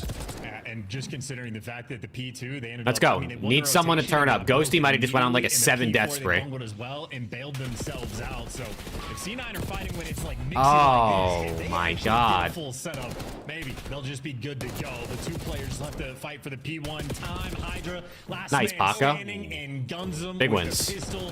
LA teams winning the battle of tug of war. Oh, it's still going though. Foothold now. Gotta watch that rotation though. Number 1. Great set of kills there. You wipe the board clean for those members. Krem's trying to make the play. Lead back. Krem through the window, through the wall, gets 2 on the approach. Oh, to time. no. I mean, that's a good break. 18 seconds. You'll Oh take no. Number 5 has to go big. Spawn out 3 players by LATs and looking. Yeah, 3 Scrap's gotta go huge. Scrap, last man standing. You trade That's this. 2. A nice Scrappy. You would have had the rotation and Scrap, the lone man, makes the hero play, bails his team out, and again, All right. C9, they're making it mixy. 25-point game now. Do, in my mind, the easier things. Oh. They gotta break P2 through the front. Ghosty hasn't gotten to kill him like 10 lives. Ghosty's on a perfect pinch opportunity here. He's going to let those 2 through. Eyes on the next set. Envoy. Nice, he got one. Good work. 3 dead. Thieves. Last man was on time. Nice. Say was. Now was. Gone. Great stuff on the Thieves. Holding now and pushing forward. Oh my God. Long spawn from New York. Kremp has got 24 already. Number 2. Yeah, and Scrap already. I mean, he's an AR piercing through the setup on these breaks, and Hydra's the one responsible for the flanks. And yeah, they are just handling you across the board again. Scrap kicked this off for the team, and well, Oh, full 60. bro, what's this? What did Kremp eat for breakfast? You blink, you miss I want to it. eat what Kremp he's has having. 26 kills. 26. I'm waiting for the 7. A lot of noise. 7. Not gonna happen. Hydra finds himself either on the point. All right, well, tie game. And Sib has also been shooting. Tie game. Let's have a better P3 and P4 this time around. 18 and 17. Don't let that fool you, folks. The Oh, they take a lead. 1-point lead. With nearly everyone here for Cloud9 New York. That's a good Loving nade. what we're seeing. There will be a lead change. We'll see how they go for a break during the listen in. You're running a mid-street. Running a mid-street. 3 on time. 3 on time. One shot. Got one there. I'm in office. I have the cross the time. Back to P4. When if you can go new. One shot node. One shot in the back and one's core. I'm mining core. Envoy and one's core. One shot core. He's on the white. Bro, everyone's car in this neighborhood is loud as shit. Oh, Sib just got shit timing. Scrap died out of the map. Court still on time. I see court. Right in the middle. On time. Core me. On time, Envoy. I one mid. Okay, let's go. One shot on you, dead. Alright, one on time. I'll come off full. I can come off he's in square. Bro, Kremp might drop fucking 50, dude. Not really, but... Guys! Hello? Oh my God. We're ass. Wait, everyone just dies running into irons.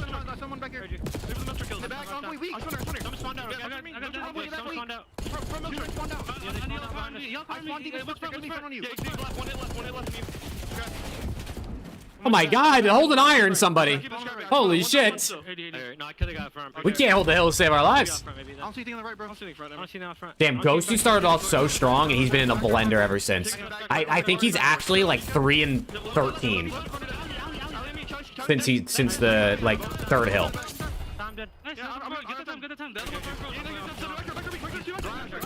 Last shoot back to revolt. Last guy hit the right. Paco. He went 18.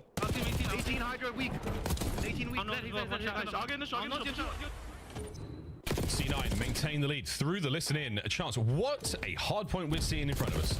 Come on, man. Go hit this shit as 4. Let's go. Chow these boys. Chow these boys. Completely correct. The way C9 plays, they're good to get your Sib gets 2. It's been a super mixy Cap's gonna get 2 now. Almost Oh, like wait. the 8's lobby. People might be getting turned on, but it is just blitzing out gunfight after gunfight. Watch the pinch. Ridiculous pace being Nice. set. And frankly, it might be an endurance race. Who can just last longer? Right Nice, now, Scrap. Nearly tied up game. Scrap trying to get a little bit hot. Envoy on the pitches. Nice still. Off the board. There you go. That's a clean Envoy, turn it up. Dan's having a rough one, bro. Dan and Capsule are having a burger off right now. Light speed. 4 spree, Envoy. 3 now for Scrap. Lead now in the LA Thieves. Envoy now in the approach. Damn, son. Holding this hard point with an iron fist right now, Thieves. Yeah, Dan, pull out that sub, bro. Back over to Okay. P1. Last set, folks. What a rewind this has been. It's not over yet. Yeah, and again, if you're C9, you just have to keep the same level of pressure up. We got triple 30 bombs on the side of Thieves. Come on, man. Last man up for the squad wants to Ghosty just heats up a little bit in this last hill or two, and it's GG. Does so. Gets Ghosty up time, dishes out a little bit more damage, but the trades, it has been a trade fest of a game, and right now LAT continue to come out on top. Yeah, Thieves, they've got the advantage right now. They're not losing these trades at all. This could be game right here. Rewind's a bit of a bang out, bro. For another classic C9 New York break. You've slowed Rewind is a bit of a bang out. Hit now through front. You've got to get the Thieves off of time. This could be it. Ghosty now on the right flank. Through the front door, Envoy down. They're in. Wait. On the right, Hydra gone. Come on, Dan. And what do you know? Ghosty keeping it all together. Contest. Oh, Scrappy. Nice. Oh, they're still challenged. I mean, we are just full sending for these kills, and they're going to need a few extra. They do not have the spawns. They do not have the rotation. Hold on. Hydra cutting them down along the way. Number 8, Dan, you got to go big here. Ghosty, massive responsibility. Ghosty's got to go big. He's near the dumpsters, has maybe 3 players to beat. He's got the usual spots to deal with, but up close on the hard point. That's where the battle is right now. Hydra, he's going toe-to-toe with Krem. It's 3 dead. Nice. Last man time. Okay. Game. All right. Hey, I mean, LAT couldn't hold a hill for the first 8 hills, but they figured it out. Map number 1. They figured it out. Goes to the Thieves. Hey, we'll take it, man. We'll take it. Not as clean as you'd like, but hey, a dub is a dub, man. Breathe in, breathe out, calm the heart rate down, and get ready for war. I mean, that rewind, that is ridiculous. But also, the first map one, C9 have lost in this stage. LAT, the first team to stuff them out. And we're going to see the sort of... Well, Rewind might be a good map for overs. I mean, that was a close map, and it was definitely a fast-paced map. There was a lot of gunfights. Maybe 8 or 9 minutes to get control of the game, and then once they had it, they never looked back. Because C9 just starts sprinting into death. Yeah, and that's the thing, man. Once the initial map... towards the final hard point, they 34 out of Krem, 32 out of Spark, 37, 36, 31 from the Thieves boys. They did not start to lose those fights. The streak started. Dan -6, but minute and a half in the hill. He had pretty much even damage, honestly, with Envoy. Scrap was laying it down, though. Scrap was laying down the law. When it works out, does Scrap get 20 kills in the next 2 maps? He drops 20 next map, Maximus.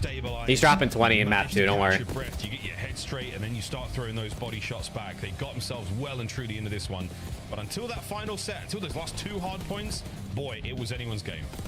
Yeah, and maybe we could identify the biggest moment is like on the final gen till when LAT got the first clean 4-man down, but it felt like in large part every sort of highlight. Good start, man. Good start. Only getting teams maybe like 10. This C9 team, though, dude, imagine if C9 would have just made a change earlier. I mean, they actually had potential to be in that champ spot right now. The fact that they can still fight for it is actually crazy. Ridiculous game that I feel like is just a battle for endurance, and Scrap, he dies off the map, right? Yeah, I mean, honestly. That's unlucky.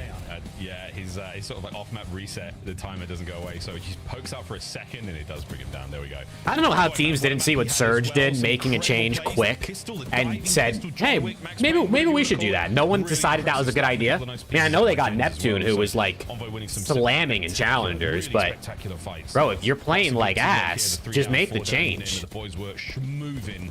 As the final few moments of the hard point come to a close, LA Thieves, they maintain their run here on Rewind. The first time we saw this squad take Look at that score graph, bro. Showdown. It was a disgusting game of Rewind hardpoint we saw them play, but we knew this year was going to be something special for these boys. Rewind still. The biggest lead was like 30 points for C9 and then like 40 points for Thieves during that game. The sort of final tail of the game flow that C9 just ran out of steam. They were on a steady incline the entire time. A couple good hills, they were looking great, but ultimately they were never able to restabilize, which things get more difficult when the games come down to your wire and you're playing with a lot more pressure. But pressure's now off. We go into the S&D. Optic Kremp spew. Might People want actually Optic Kremp. maybe not red red card slow, but one of the slowest S&D maps we actually have. A lot of opportunities for different styles of play. And I know if I'm on C9, I'm looking at what Kremp was just doing and try to use him as the lethal threat that he is. I don't think you're wrong. This can be a very slow map. I think this map can also be real fast. I'm remembering a lot of A bomb site bang outs from the early start of the season. I'm expecting a little bit more from our teams. And again, the way they're playing right now, Thieves, no strangers to the challenge. And this fist bumps out. Come on, man. They're very, very rewind. Aggressive. I'm expecting Scrap and Hydra kind of go crazy on rewind towards these SND. We'll see how things go, though. They're going to be a little frustrated. But again, got to shut down Kremp, I think, is a big one here. Even Capsule, though, in Search. Since the roster's inception, is it going to be a moment for them to find resolve, get themselves right back into this, just go straight into map 2? Or are we going to see them crumble here against the confidence and the competency of the LA Thieves? It's a very interesting question because they might not have a choice in the matter. Again, I'm just still stuck on the match they had against Boston yesterday. Their S&D, it looks spectacular. And LAT have also shown off some of the cards of what they can bring to the table on Rewind. Ghosty, perfect in the opening duels, certainly worthy of a Oh, dude, they said this. They said this earlier about Draza, and he literally got first blooded in like the second round. Dan's gonna get first blooded now. Anywhere around the A bomb site, you can't say he's perfect in the opening duels and then he's gonna die first one of these rounds. I guarantee it. Unless I counter jinxed it just now. Just have to burn through a lot of ammo. A lot of folks don't even know what those things are. You know what that is, though? It's the aim. So Dan goes to get just. Okay, Sim takes down Hydra. As Hydra would say. Scrap, good reads though. Scrap at close range. And he saw a shoulder. Oh, so nice. To find another Scrap. Lethal. Spark though. 2v2 now. Envoy, nice. Okay. All down the Spark. 1v2. Lethal threats. Bomb's gonna go down B. Too fast though, and you just get caught. Or not. With great reads on it. Or not. They're gonna keep working and clearing. And we'll test the S&D as Spark. He has not had a lot of success so far in this stage in the game mode, but he's an S&D kid at heart. Certainly familiar in 1v2 situations like this. Plenty of time here for the Thieves to hold this one out and wait for the opportune moment, either for Spark to show himself or to commit to the B-bomb site. And that's where we're going now, ladies and gents. Spark, you're in the right Spark's place. just and now checking, the wrong time to waiting for 25 seconds. This bomb will be waiting planted. for a timing. You have been seen. No, you haven't. Oh my word. It's going down. Eyes on. The toes. And the challenge here on the man on the right hand side. Oh, surely should have been a kill, but it wasn't. 1v1. Envoy? Okay, I don't know where Envoy was looking, but that's 3 kills for Scrappy. He's on par for the 20, I said, bro. Get an opportunity to really sell that one. Scrap just played that very aggressive, and it was the perfect call. I mentioned this a few times, but Scrap is at the start of the year talking about how everyone just acknowledges his slaying abilities and respawn, but he's like, my S&D is elite as well. He has certainly delivered this year, and he has certainly delivered in that round. And really just nonstop good reads, I think, through and through. All 3 of them. He just makes the aggressive play call. That neck saw him up there. Shit, you know, so peeking around the corners and stuff. Best effort in the 1v2 just gets killed instantly.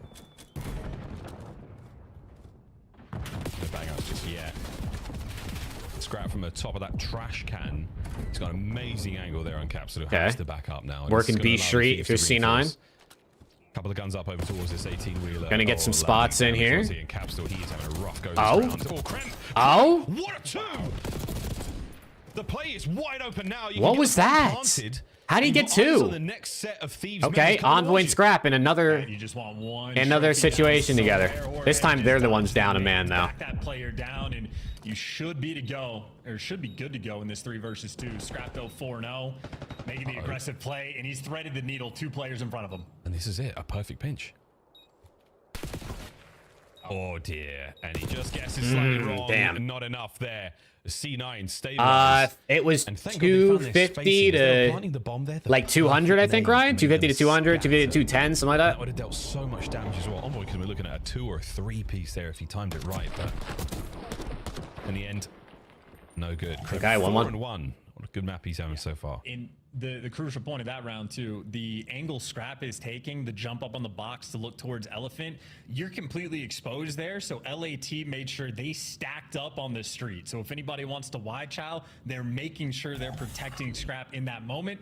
that takes extra men, you have less defense over towards B, and I think Did that's Kremp what just C9 ace? recognized. That was a They Kremp jumped ace, on right? Immediately, so aggression, their best friend. Paying off. This time around, it's a double-edged sword, and it costs him a little bit. Envoy gets his damage, gets away with his life. I feel like we've seen a lot of aces recently in SND. Right gun for the right space. Envoy now. Okay. Regens the health right back into the fight. Oh. Unfortunate bit of a mantle action there. From Okay, Envoy 1v2. 2-1. Envoy alone.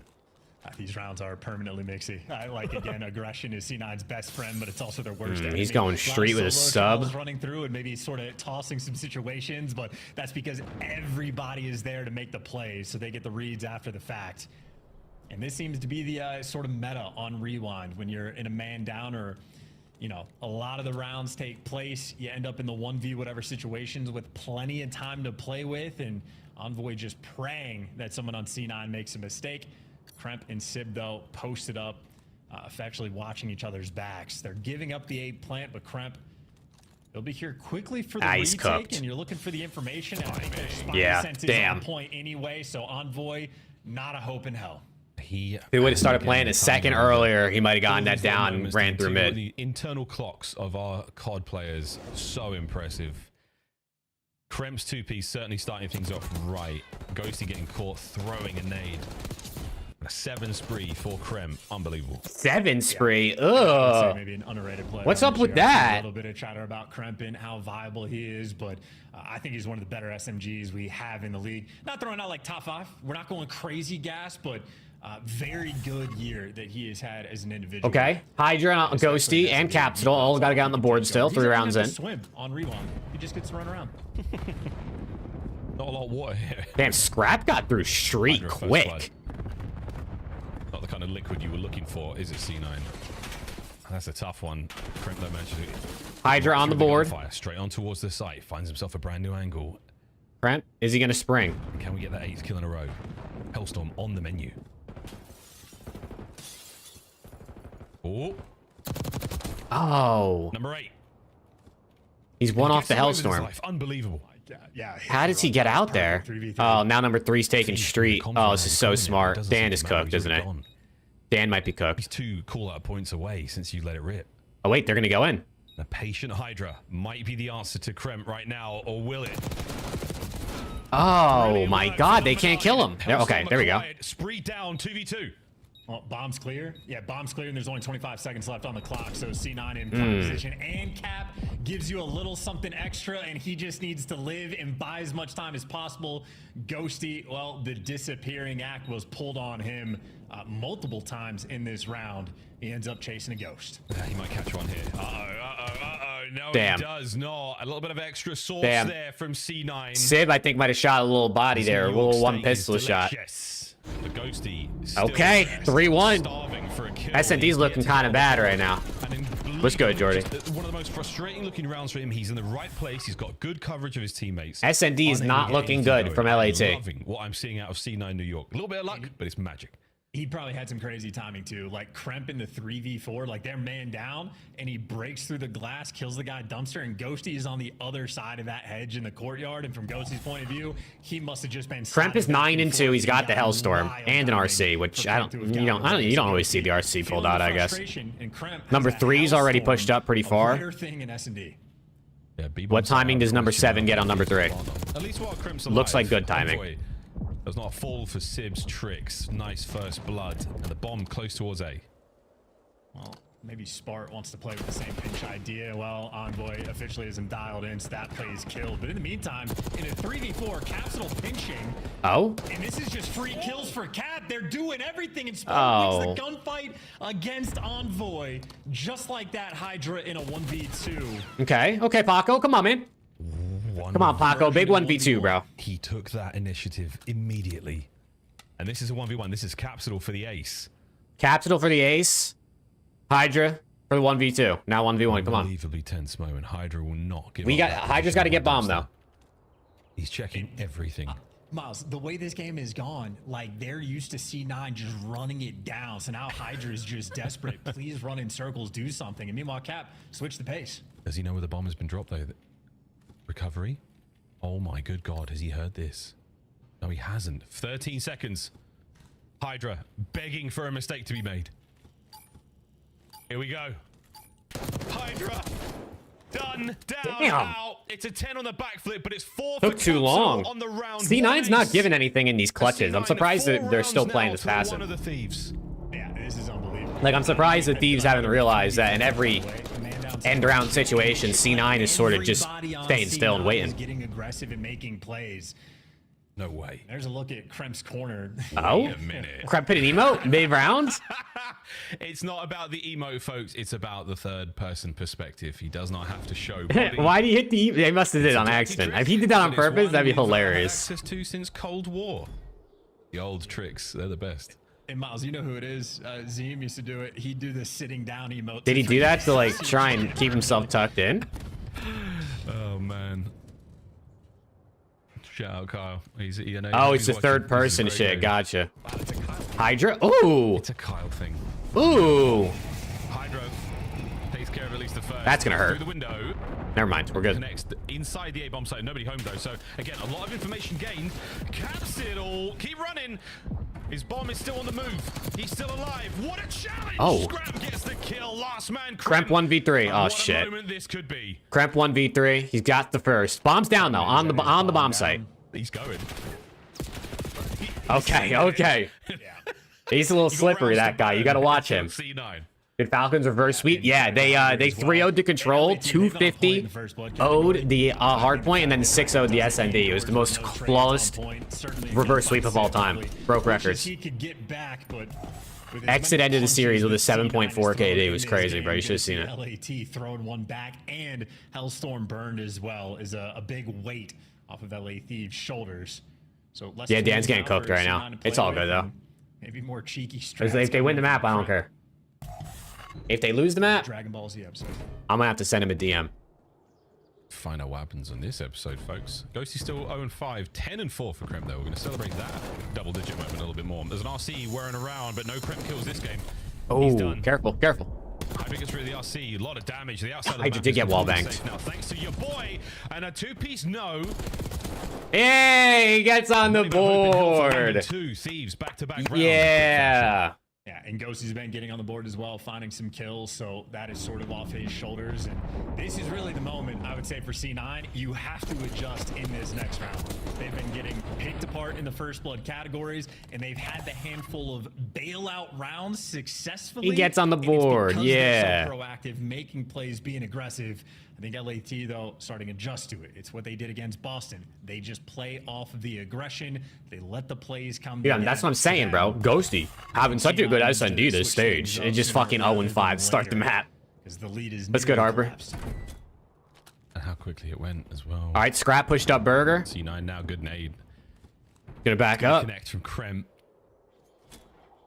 Envoy in his little corner. Envoy's played this a few times, so I would be surprised if C9 doesn't check this. Scrap's gonna take down Kremp. Okay. Where did that come from? From dumpsters. That's From dumpsters. Optic or ass or what? A lot of You said it on me. Sim can't get the re-challenge there. Again, from dumpsters. From dumpsters, and now Ghosty sent in for the kill. 1v3. Spark left in a situation where, yeah, I've got no idea where they are, boys. What was that gunfight? With 30 seconds on the clock, I've got to keep an eye on that bomb. Can he check it?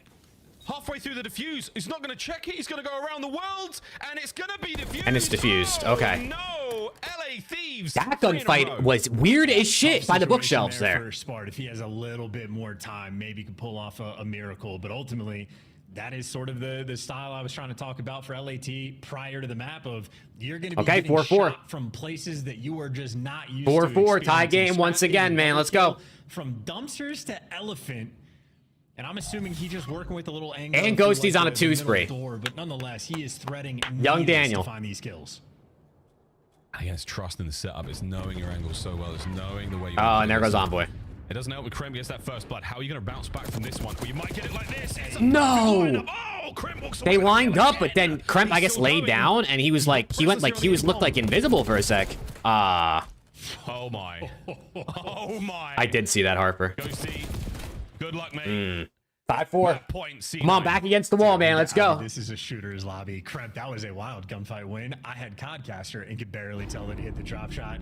And then Sim, it's Kremp's got 13 kills. I mean, shit, this guy could break the kill record.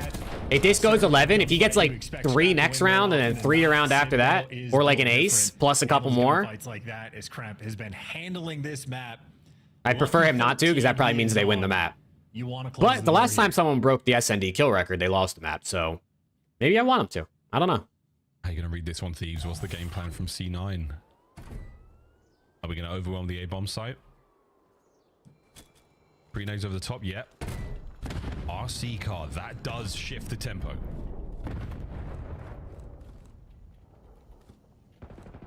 Nice, scrap of the blood. First blood.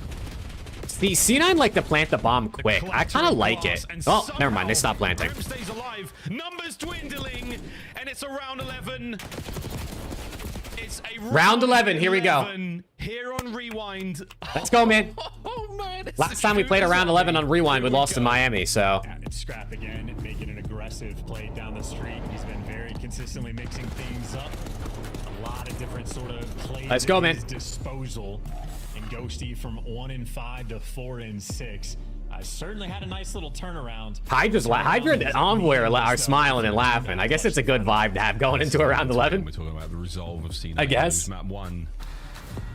It was close until it wasn't. And this is about as close as it can. All right, what does C9 do? They like to go quick bomb A pretty often here, I think. Oh, 6 and 5? I'm faded. Ignore me, my bad.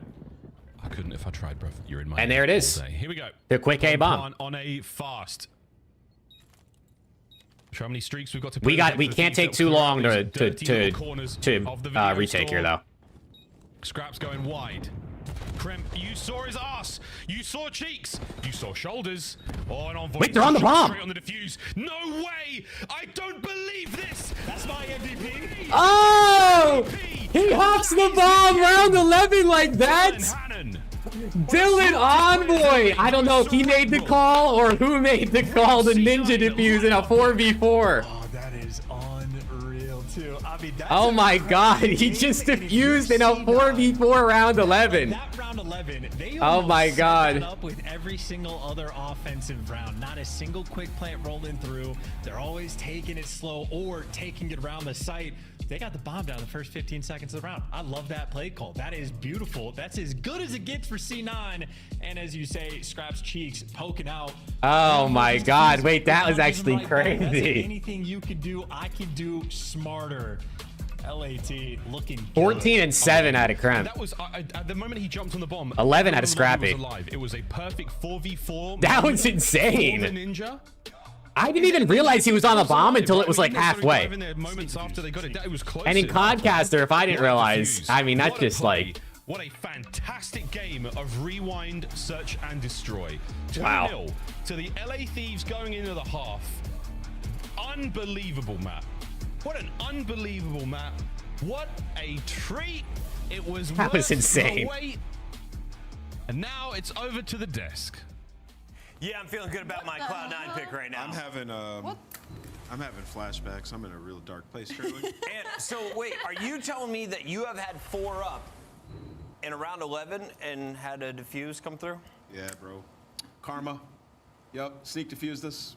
Oh, the karma, bro. That clip is legendary. Just gave me flashbacks. I'm telling you guys, that is an awful feeling. They're down horrific. Envoy with a GOAT status play. Well done in the round 11. Also, Chance, that was our bad. The 10-3 record, that is round 5s of control. They're now 7-5 in round 11s, though, Allie, after LA Thieves clutches up again. Let's walk through the early half here because Cloud9 was vibing. It looks like they were getting nice entries. Kremp's giving you what you need in Search and Destroy. Where did LA Thieves start to bring it back? That was awesome. I go back to that round number 8 where there was just an insane retake from the side of LA Thieves. And Scrap was that was great, dude. I love that shit. C9 was up 4-1. They were. Alleviate the pressure from his team and give they were up 4-1, man. He was from gas into sight. I don't Shout out Dan Ghosty for getting a couple of kills, right? He was 0-5 and he ended like 4-6 or something. Obviously, you push all the way to that round 11. That is unbelievable. I cannot wait to see that again. That is my first time. I want to hear. I want to know who whose calm that was. Was it Envoy who said I'm hopping this shit? Did someone say like let's hop? You saw early on it was New York, and then LA Thieves figuring it out. Ladies and gentlemen, it's your Scuff play of the game round 11. I want to know who calms it, bro. Yeah, I mean, mean, right here, Capsule lays down like behind bomb. He's just watching the right side if somebody were to cross through. Sib, he's got to push through Jen. I mean, Envoy, Hydra, and Dan all start working it. Of Kremp, and then the odd man out. I think Dill might have just said, fuck it, I'm hopping. Not really sure what he's doing there. Maybe he's just trying to assist Kremp, but nobody has. A Ghosty gets that kill on Cap right here. I don't even know if it would have mattered. Like, they're sitting there like the Spider-Man meme, pointing their fingers at everybody. Like, whose fault? Who didn't check? Wow. Typically, it's the guy that That's plants awesome. the bomb. It's his job to check the. That was awesome. Images. So, I just gotta say, don't let it boom you for the rest of the series. Because if you get boomed for the rest of the series, you might be boomed for the season. It's technically Capsule's fault. I feel like it's technically Capsule's fault. Thanks, Ant. We did need a specific name. The That's new guy. insane. Let's take a My look bad, here Cap. at Hardpoint, game number 1. Capsule, all 4 of you are up. Yeah, when they had a good game. I mean, Kremp was balling out this map. It was really Thieves, like, second rotation, P2, they got a huge chunk of time. Back to challengers with you is crazy. That's crazy. Thieves on P1, a ridiculous hold, finding every kill, volleying the spawns. All right, Vault's control. Chaos, they can still find the Map 3. And unfortunately, from side of How's it gonna end? Let's see. Been their strong suit, and obviously we get all the way down to the wire in this hard point. You go to that P1, you get an insane hold from the side of LA Thieves, and then just no pressure on that early rotation. And if you give Is this 3-0, chat? Is it over? We're going to Vault control, or do we think C9 has something up their sleeve? Unfortunately for Cloud9, the priority just wasn't there in the time that they needed to bunch up. Cloud9 have been so They could be up 2-0 right now. They could literally be up 2-0 this right now. series. Yes, reverse sweep is not out of the realm of possibility, but the problem is it's control up next, and Thieves are unbelievable. I'll keep it a buck. We're about to be halfway through with a super Saturday. Despite the tech pause, we are rolling. The top teams taking care of business. It takes around 11, but LA Thieves gets it done just like Atlanta FaZe in the previous series. Attach Texies. Oh, fuck. Kind of Breaking point going rogue. Coming into champs for these two squads. It's coming down to the wire. And how important is it for LA Thieves to finish on top of the regular season? I mean, it's huge, right? You want that #1 seed. And also, we have seen before how many years in a row FaZe have been that #1 seed. This is a super team that's built to outlast them, right? A lot Control. of guys on here trying to build Oh, we're falling. We fell off. Come in, get the first seed, third. Oh my God, LAT fell off in control, bro. These guys are I just terrible. want to make sure you all digest that graphic properly. LA Thieves have only lost 7 controls. In Oh my God, they're ass, bro. From first 3 stages in a row to third. They're 16-2 on Vault. Some teams don't even have 16. What happened to my super team? Reminder, all 12 teams will make it to DreamHack. So if you didn't already get your DreamHack, What happened to my super team, man? Champs, though, that's a question mark. Let's find out if they can claw back in the second half. A reverse sweep is a tall ask right now. I just want to say, Wheeler, his whole demeanor shifted when that ninja defuse happened at 44. His whole everything about him, that was true pain going through him there. That was amazing, man. Just pure meltdown. That was unreal. Wow. Oh, wow. Wow. What a great series. And all right, come on. Play control. Let's get it, man. I mean, LA Thieves play control for sure. Oh yeah. How many maps? Or how many times? Face bumps out. 7. C9. There you go. Yeah, give Dan a little shoulder massage, bro. Get this guy locked. Start the reverse sweep here because you. Let's go. Let's have a little Dan Ghosty bounce back map so the whole team can green carpet. This has been such a treat to watch. Such an exciting series. So fun. Look at that 3-1 record. Ugh. I mean, I'm picking up what you're putting down. In my mind, C9, this is like Lamb's slaughter at this point, right? Like, you played your heart out on the rewind. Well, both the rewinds, you played your heart out. I think that might be like a top 5 S&D map from this year. Like, top 3 for the qualifying stages for sure. Like, land online, whatever. But phenomenal map. All right, come on. To lose like that is heartbreaking. And then to walk into a 16-2 team is, I mean, you know, chat, are we cooked? We're cooked. We're cooked, chat. We'll find out though. Hydra with blood. Ghosty, Envoy, Scrap. Everyone gets 1 and they're on the point. That's 4 dead. Dude, Miles and his soundboard, bro. Here it goes. Here we go. Envoy, how many can you get through the door? Oh, come on, man. What is that dive? Splitty, 1499, my guy. What's good, bro, with that aura? Why is he coming in with his aura just flexing on us, chat? Splitty, what's good, bro? Thank you for super chat, man. How you doing today?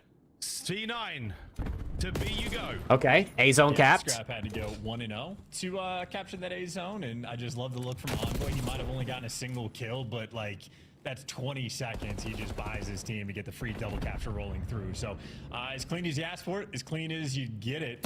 Now LAT just looking for a couple extra kills to fall in their lap. Hydra, he'll take that. I don't know, dude. Miles with the soundboard is insane. I mean, these are just easy kills.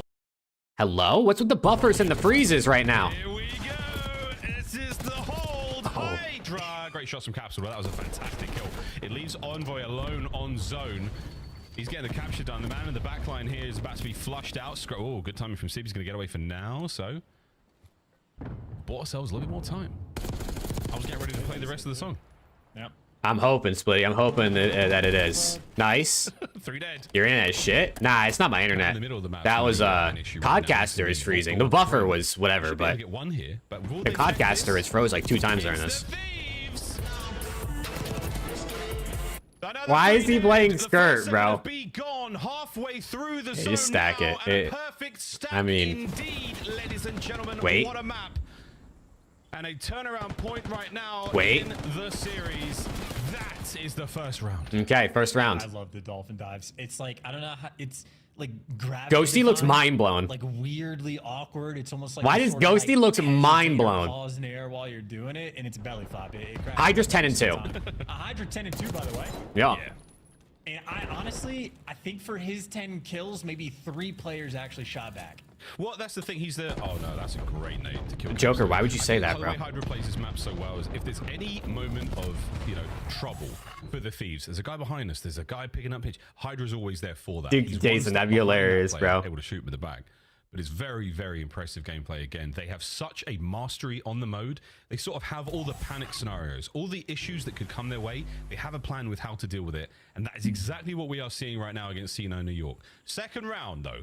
They lost whatever they played phase on. I don't even remember what it was. Protocol? Break too. Obviously going 4 down off the rip is going to be devastating. Capsule gets his kill. Couple trades rolling through. It's only 1 not standing.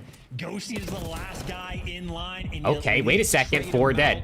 Problem is, it took a lot of resources to make it happen, so you're not super comfortable around the zone. And LA Thieves, dude, dead ass. These might be quicker than yesterday. If it wasn't for that tech pause earlier, the tech delay. I mean, this shit would have been over 20 minutes ago. Yeah, Kremp caused problems. Ghosty dealt with. Trades are complete. With the trade being done, though, the good news, you got a segment. C9, try to get that pace up through the middle of the map, get some positional work with that. Pick up a pinch if you can. Bad news, man online. Good news, 2 headshots. Yeah, unreal. Fire sort of snap, but ends up getting baited into death. And despite the fact that Spark's hipfire is perfect, well, so is Ghosty on the back line. Bails his team out after the opening break. Does not go the way of LATs, because I'll just keep doing it. And now you're just like stuck in your spawn. Yeah, this is hell. No, not out of the woods just yet. Hydra though, 14 and 4. Get the kill on the guy in the middle of the map. Yeah, get the guy the kill in the middle of the map, and then push the last 2 out. Hydra, no way he lives. No way. How did Hydra get that kill? No way. It's happening. It's happening. How did Hydra just get that kill? Absolutely trapped in pin. Hydra on a spree. Hydra. Stop. They're already dead. Stop. They're already dead, bro. This is bullying. This is cyberbullying. Disgusting hold from the LA Thieves. Can you get to the zone in time to contest? Wait, they're gonna get on A. Point 2. Yes. They're gonna get on A with point 2. Sure. Yeah, I mean, point 2 on the clock. Whatever, man. 17 meet 5 in lives. They're gonna win. Those spawns, by the way, absolutely hysterical. That's like the look at them laughing, bro. MW 2019 came out. The game was like, we're gonna. Ghosty's a little bit vibeless, I feel like today. Oh, never mind. He's smiling now. I was gonna say the other 3 have been like smiling and laughing. Ghosty just is looking vibeless. Just so you get like some free dope. In the setup, somehow Kremp got best play through all that. On top of Envoy, a player spawns P2, and then back ammo, another player spawns directly behind. And when I say directly, I mean he could have sniffed them behind ammo just to get C9 out of their spawn. Like we're trying to help you, gentlemen, but it's obviously not fun. It's a nightmare. Really Ghosty's saying, guys, I'll just stand back here and call out spawns. If you guys want to run around and get kills, that's okay with me. 3rd series remaining. Actually, he's 13-8. He's got the 2nd most kills on the team. Our 3rd series of the online year, so I'm milking the button for what it's worth. 17 and 5 for Hydra, really impressive. Envoy now is causing serious. The game prioritizes on-point kills. Ah, that makes sense. Of C9, it's happening. They can program that Did he just throw that nade back at his teammate? They could program the kill cam to like prioritize certain types of kills and like certain medals and stuff, but they can't fix the scoreboard. They get out and they're good. Yeah, I bet Senator's gonna have them watching back in VOD. They had the perfect opening break, everything they wanted towards B, and just sort of lost the thread. So they're gonna be getting hammered in practice. I know they run a tight. Is the scoreboard officially good? I saw in the most recent patch notes that they fix a bunch of shit, but is it actually good now? Ghosty is actually the man roaming behind enemy lines with the jacket. He's 14. If it is, it only took him 3 years, but hey, it's better late than never, right? Double digits, 21-6. Both zones getting a little bit of love. Scrap, 1 pump. Nearly 2 kills. Sib once again winning a big 1. Capsule's in the blender. On A, Hydra. Will he be dealt with now? Krebs going to play this slow double stun moment. Is it going to stop? It's not going to necessarily stop the teamwork of the Thieves. Ghosty there for those two. Flank dealt with. All right, stack that A zone. As if they needed it. Let's be honest, folks. We're halfway through A. We're looking towards B as well. Who's playing next? Miami Ravens, I think, is next. First on lands, he's playing the exact Chat again. Appreciate y'all tuning in, man. Don't forget to drop a like if you haven't already. We're at 39. Shit. How about 50? How does that sound? After the sun is already dissipated, because they just know you're probably sliding into death. Yeah, it's make it 40. Yeah, there we go, Joker. Yeah. Inevitable hit. A nice work from Capsule, though. He cuts the play out. Envoy's trying to now do exactly that. Of those spawners now for C9. He gets himself in the best possible place he can be. Your spawn is now safe. So again, right now for the LA Thieves, mastery on Vault.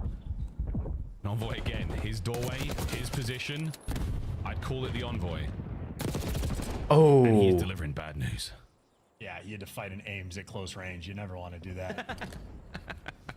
Now Ghosty's all the way through. Number 4 seems to be a little bit aware this is a possibility. Maybe not enough. Around the team right now. They know problems are around them, and that is it. Ghosty in from behind. Trophy down, not going to matter. 40 seconds to go. Nice. And the Thieves have slowed down a bit. Still up 2 lives, though, but you are absolutely correct. They need to stop the clock on this B zone. Hydra going to be doing exactly that now. Great reads on Sid, good kills, and life advantage already a tick of progress through. Envoy once again. 30 seconds. This is still winnable for C9. Super duper reverse sweep would be needed to win this series. And they're in. 29 seconds paused. You hear them reloading. Oh. These kills, not Krebs getting the reads. Envoy again every single time. Nice. One's behind you, and they pick him up. Yep, just get on the point. I love that. All right, GG, man. Good series. Good series, man. Game, LA Thieves, 3-0. Good series, man. We love that. I think Hydra just dropped like a 2.5 that map. Absolutely. Send that to my tax agent. Tough for C9 New York. C9. I'll see you fudging later. You had to get a win to push the series. That could have been a win, and at least one of those to give yourself a fighting chance. That could have been the second to last match for C9 this year too. If they go out T12 at the next event, does that help Optic? I mean, I guess. I think Optic's fine either way, but I guess C9 and Rock are not getting points was technically helpful for Optic. For the LA Thieves camp, gonna be extremely happy. Even for the Control, Hydra 24-12 could not ask for anything more, especially 17. I think Capsule might have dropped 0.5 that series. For the 2 rounds that he had, but just the clutch and the resolve ability, sort of, you know, cracking the code, solving the puzzle in the middle of the S&D game. They did extremely effectively. Good comeback from a scorching hot C9 on map number 1. Okay, hey, map 1 and map 2 were nice. They were close. Entertaining. Map 3, you know. Ignore the vault. We don't have to talk about not as much. A very well played first 2 maps. Not as much, maybe for the people looking for something close. Yeah, super tough. First 2 maps, amazing. C9 is still a threat for me going into DreamHack without a shadow of a doubt, but if you don't get a map win, Control is basically a given right now. Thieves just unbeatable in the mode. Desk, take it away. The Ninja Defuse that broke their back. You saw Cloud9 shattered after that, a 3-0, and I think it's a top 3 fastest Control we've seen. We've seen a 7-11, a 7-06 in this game, Allie. I mean, we saw a really quick one yesterday. Don't have the official times, but that was unbelievable. You can't ask too much of a team that just got 4v4 Ninja Defused on in around 11. So honestly, like there's another series. Is that it? There's 2 more, Field. 2 more series. Miami versus Ravens is next, and then Surge versus Ultra. Pretty good though. Let's talk about the good in we changed the title. Cloud9 is probably not headed to champs outside of Miracle Run on land, but LA Thieves, they are in contention for wearing the crown at the end of 2025. Absolutely, Chris. And you know, when we talked about them in Atlanta, they're having their own. Let's go, man. Gonna get first in the season. Thieves undefeated versus Cloud9 this season. Everyone's Damn. just waiting to see them play each other on land once again. Last series today will be good. I don't have high hopes for this next one because I think Miami's just significantly better than Ravens, but Ravens are one of those teams. It's like you flip a coin how they're gonna play. It's either really good or really ass. In a great spot. Everybody's making plays. Yeah, dude, we got to get an Envoy interview.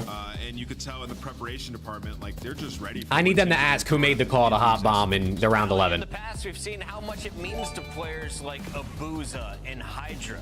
Black finishes 22 and 6 in online matches. 22 and 6 online. That's my onliners, man. Yeah, that's my onliners right there. Hell yeah. Thank you for the 2, Viper. So then, what is their LAN record? What's their LAN record? If they're 22 and 6 online, they're waiting for the standings to load. They would be 10 and 4 on LAN. They're 32 and 10. So if they're 22 and 6, that means they're 10 and 4 on LAN. We've got a lot of Not as good. players, and they are Not all as good. in action in DreamHack. Remember, that event is going down next weekend, and we want to see you all in Texas. Head on down. Join us. We'll be live the 23rd to the 27th. For now, though, let's tune in with our Major 4 standings. We've got LA Thieves up to a top 4 spot. Now, keep in mind, we're guaranteed to see some movement with Optic and Rocker later in the week. Yeah, so I'll say for Cloud9, like they're not out yet. Obviously, map counts matter, but some of these teams have been 3-0'd as well. Nah, 10 and 4 is still solid, but compared to 22 and 6, if you look at percentages, they did have a decent amount of success early, and I think that's the only match where they got 3-0'd. So Cloud9 might not be in the worst spot, and they desperately need that extra life. Can Cloud9 get to the winner's bracket? That's the math that we're going to be doing on our cheat sheets when we come back. Rancor. Hey, where's my interview, man? Where's my interview, man? Between the two teammates as they take on TJ, Slasher, unless the Royal Ravens. We better get an interview when they come back from this break, or I'm gonna throw a fit.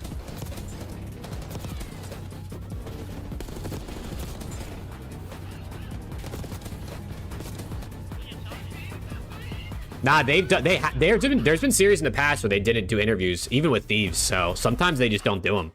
Visit I don't know why, but /CDL for your chance to win the Road to Champs giveaway, and join us at CDL Champs. The Esports World Cup is an official partner of the Call of Duty League. The Call of Duty League is brought to you by Monster Energy, the official energy drink of the CDL.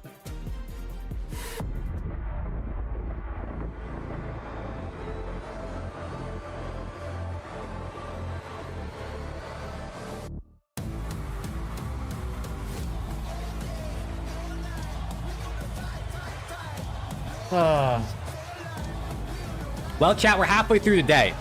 I think today won't be all 3-0s, though. I think we got to be guaranteed at least one game 4, if not a game 5 in the last series. Thieves versus FaZe rematch Major 4. Dude, I'm Grand so Final. down, Splitty. I'm so down for a Thieves FaZe grand final at the Major. I mean, listen, or hear me out. Thieves win this Major, and then grand final at Champs. Well, I mean, or both. We can have a chance. We can have a rematch, or the rematch in both grand finals. But nah, that would be sick. That would be sick. Imagine Thieves beat FaZe Game 7, Round 11 at Major 4 Grand Finals, and then they go into Champs and they face off in the finals of that, having both won 2 events and both having beaten each other in a final that season. It's just like winner takes all. Who's actually better? That would be elite. Splee, thank you for the super chat, my guy. What about Optic, though? Yeah, Optic's gonna be at the Major, though, man. And they're gonna be at Champs. You gotta remember that. They're gonna be there. They're gonna be there at the very least. You know, not everybody can say that.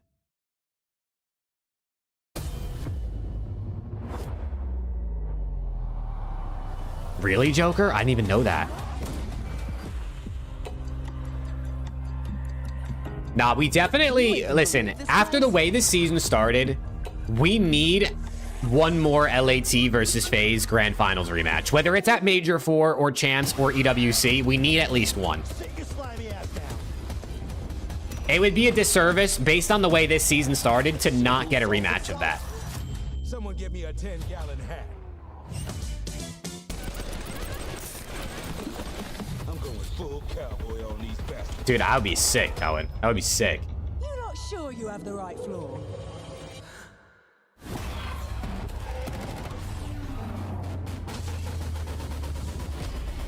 It is so nice to meet you face to face, mate.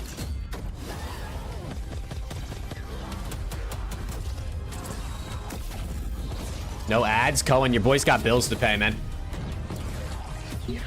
Every ad I run, I probably make, I don't know, maybe 25 cents. 2025 Miami Heretics Maybe like 25 cents. I mean, I usually make like on average like $8 a stream from ads, I think.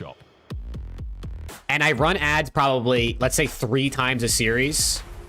On average, maybe 2. In the CDL history, I'm your host, Chris Bucket, alongside If it's a 4-match day and I run, let's say 2 ads, that's basically it's like $1 an ad, actually. Named the Miami Heretics loading up before they Is that right? There's no way. talk to their competition on land. Maybe. Oh, here we go. We got Hydra.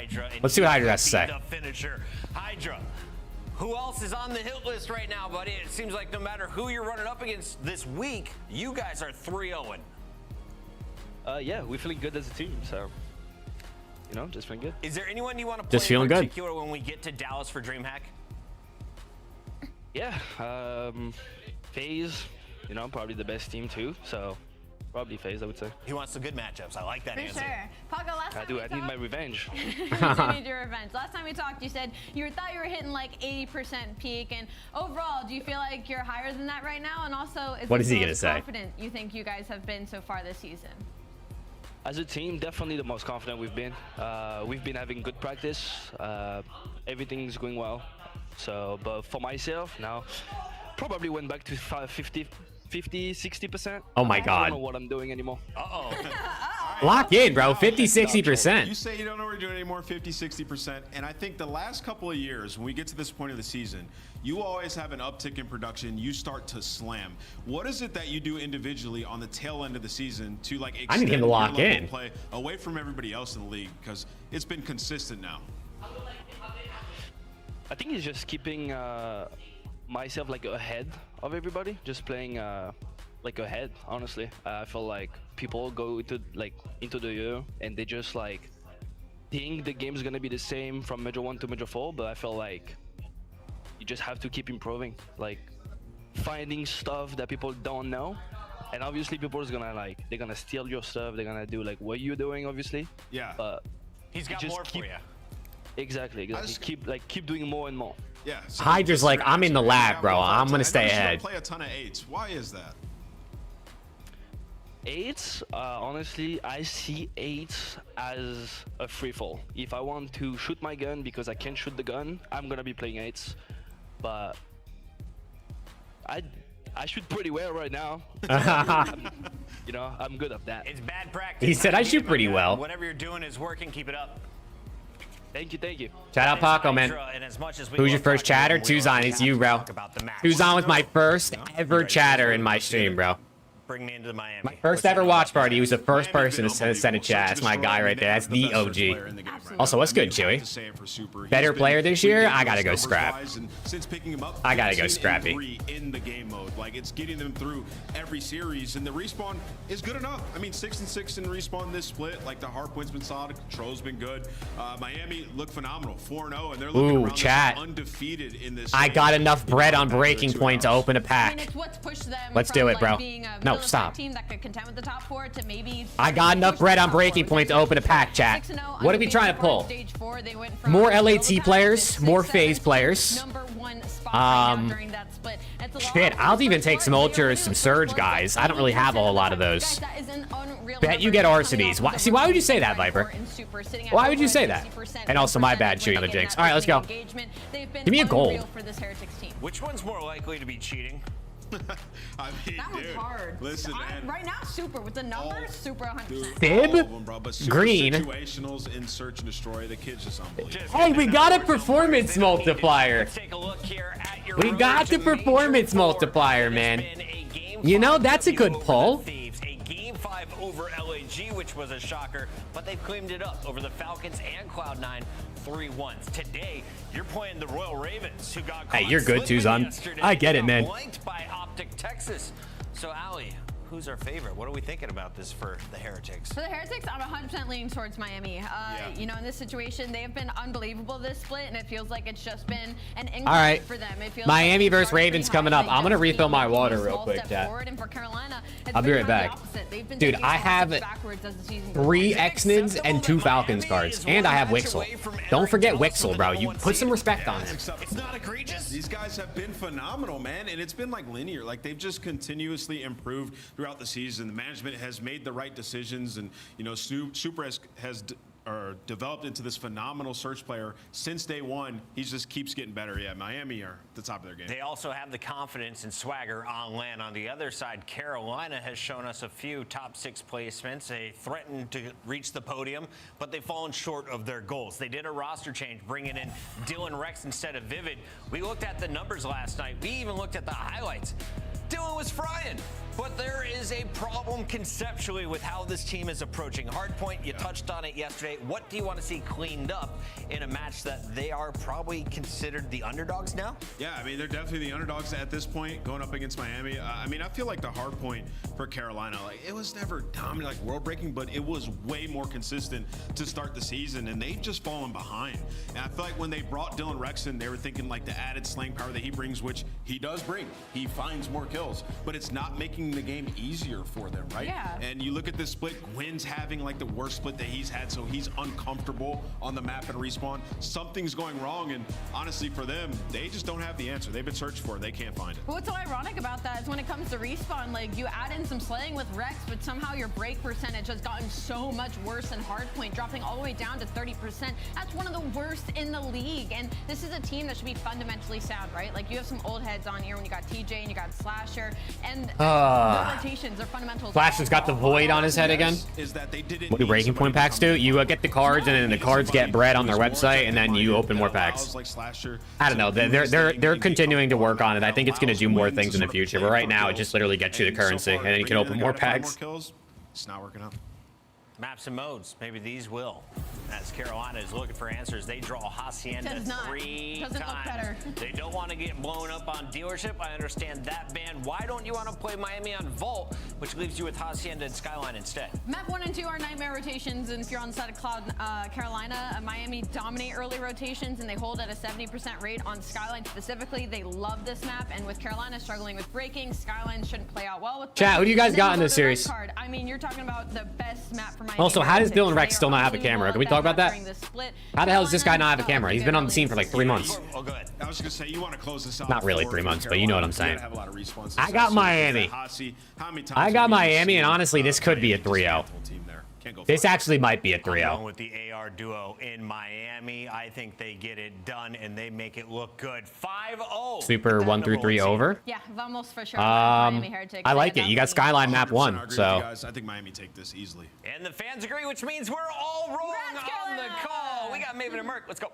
I think that's the logical outcome. Because he plays from home? Yeah, you can still send him a cam, though. Where I swear, I have started to like not believe in Carolina. I'm like, this team stinks, and then they win a series they shouldn't, and they make me believe again. It's happened every qualifier. I don't know if this is going to be the match to do it. I feel like it was the Breach series when they 3-0 that kind of did it for me. Send him a cam and a backdrop. But I feel like they just costs CDL like $100. Normally, I feel like they're at like a better position. I don't know, dude. They've had some rough losses, then bounce back. No, I hear you, but normally it's like, I don't know, after like an early loss or they're one. Hardpoint this stage been pretty mid for both teams. But you are wrong. I mean, So I mean, maybe this is Ravens' chance. Maybe this is Ravens' chance to get a map. Let's go. I'm feeling And that's probably gonna be the opening here for the Ravens. I'm feeling a Metals masterclass. I don't know, bro. I kind of feel like Metals might go crazy. Yeah, triple Hossie at the end, so maybe this will be a 3-0 and we only got to watch one of them.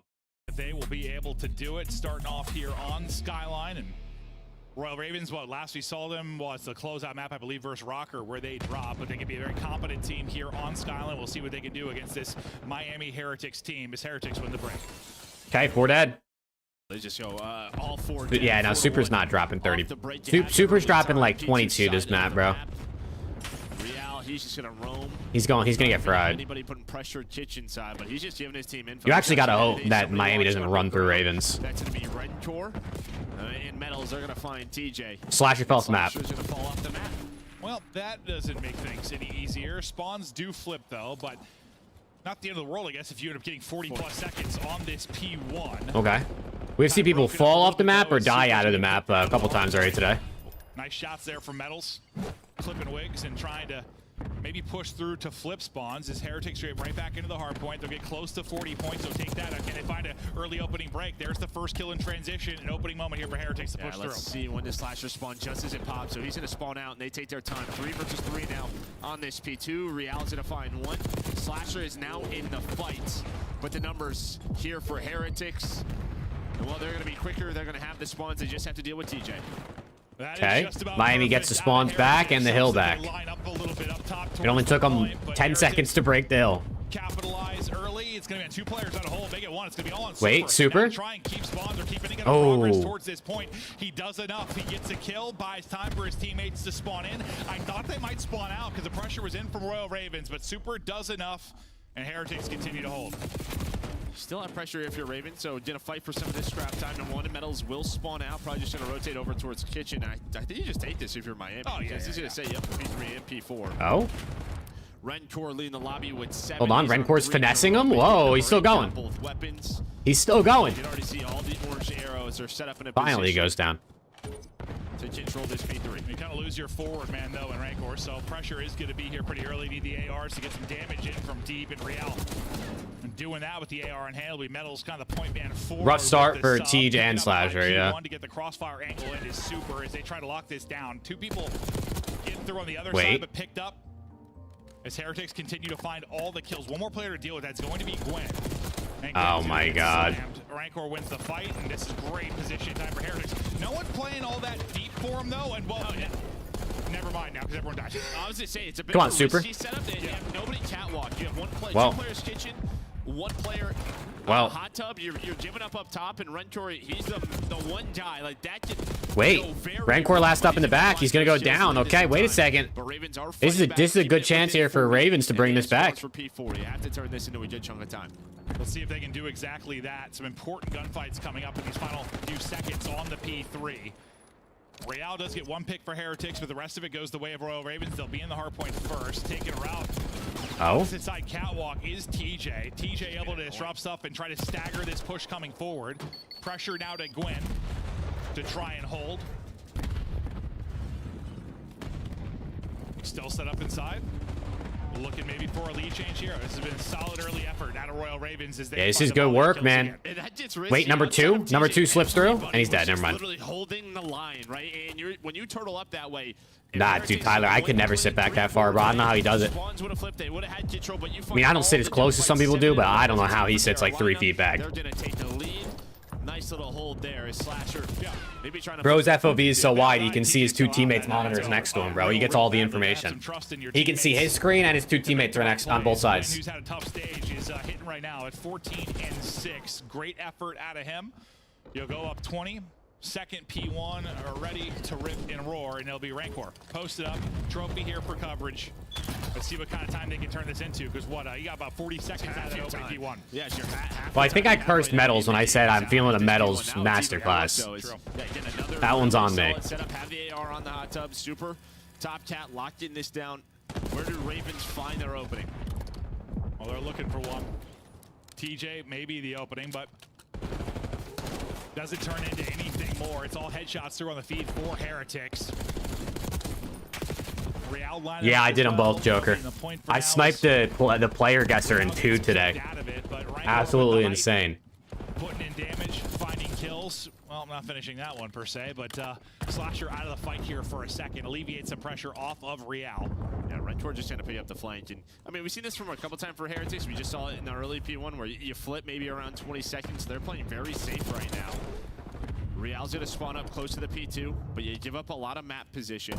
Dude, it was just it literally was just luck. They find a couple of picks. My first guess was Slasher. Final player spawn. So he's gonna spawn And I just saw what he had, and I don't know, bro. He just came to my mind. He just came right to my mind, and I guessed it, and it was him. Back for Heretics, you get one more safe spawn, and you're still continuing to hold on. Team kill might end up costing you, but no one really that far forward from Carolina Royal Ravens. But the fact is, you've had kind of position if you're Heretics, and it has been no time. Exactly, you've gotten 0 time here. They just like backed off a little bit too much. I mean, we've seen it on their skyline where they flip P2 at the wrong time. So I think they're playing a little okay, Metals. Metals with the beams. He's on 3 in a row. But again, you have these spawns, but it's not turning into anything. Finally, you're all right. Hey, listen, we might be in for Real with 3. I was about to say we might be in for a banger right here.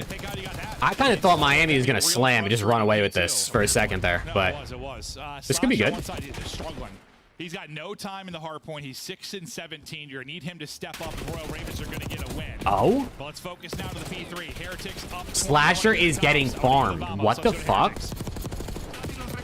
I haven't even been really looking at the scoreboard.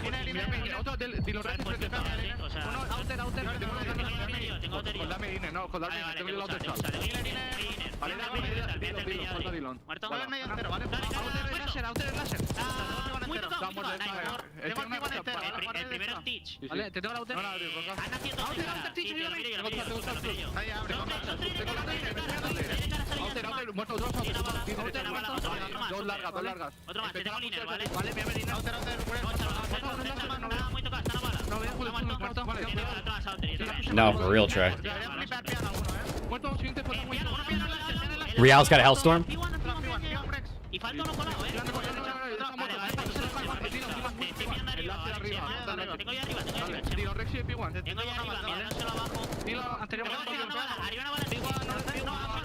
I noticed that they calm in like a Spanglish, but I never knew why, so it's good to know. It's good Spanish is inefficient. Interesting.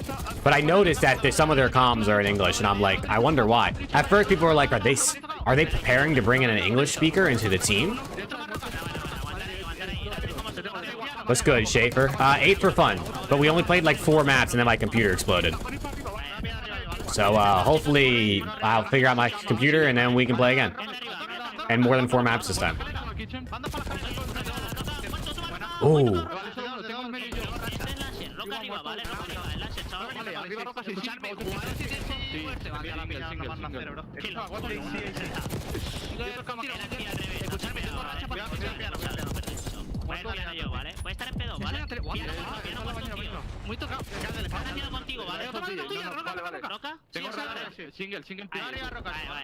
Also, Miami just like went up 100 points right after I said we might have a banger. I don't even know why I talk.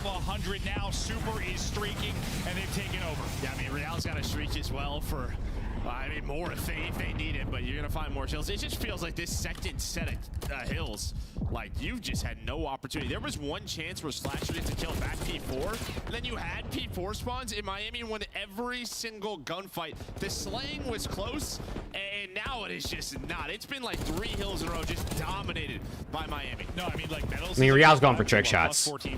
That's where we're at this point. Real's going for trick shots. All right, GG, man. GG, man. Massively dominate the slaying column, and that's going to lead to a map 1 hard point victory. 13 and 25 out of Slasher. At least he got out of single digits. Come out swinging in the map 1 with a blowout. But yeah, no, it was tight, and then it wasn't. Heretics just absolutely. You heard Maven, it was tight. Huge separation in the second set of hard points.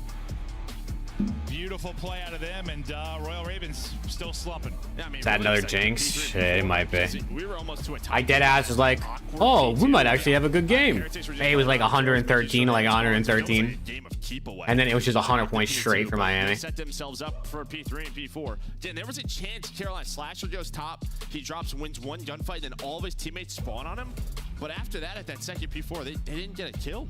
Yeah, and I mean, I don't know. I just feel like you have to be frustrated in the Ravens camp. Like, even if 31 and 18, 29 and 16. I don't know. when you Super make only a at change 21. in your Oh, case piss. and then things seem to be Your picks are getting cooked, worse, Maximus. it's Your just picks are gotta make cooked. You need him to go crazy in the S&D into control now. Right now, the fact that they're in a position where they're going to be a champs. Yeah, they're not stressing and battling for Yeah, a but spot. they have to figure this out. No, they do it. I mean, They're not even competing. Like, at least they were competing. No, I hear you. They're pushing teams to the brink. It's just not. I mean, we're talking about what is we've talked about really good team changes this year. This is looking to be a really bad one. It is. I mean, team changes don't always work out. You take a bit of a risk when you're in a position like them, who are in the middle of the pack and fighting. You know, you're trying to improve so you can be a contender, but it seems to be going the other way. And I'm not saying that. I'm not even trying to pin it on like Rex, like it's all his fault. No, it's just team composition. Yes, it's a composition thing. It seems like that you might have to. I still don't know what you do with this. It is back in. They might have to try it. Yeah, I don't know. I don't know. What Oh, what's map 2? Red card SND. I mean, this is supposed to be Raven shit, right? Spread the map, play for picks. It's the perfect map for it. Granted, who knows? Maybe they come back and win this one. We're talking to sing a different tune, but doesn't look great in the map 1. Blowout win for Heretics. Hey, Rick, you are my tech support, bro. You are. Critical at times during the last qualifier. Rick is like Geek Squad around here. Supreme form at moments during this one as they're trying to get out to the perfect 5-0, maybe lock in the _1 seed. Now look at the overall game flow and how it played out, and yeah, you could do that flat line. That's Oh my god, they got 5 points in like 4 hills. The first P4.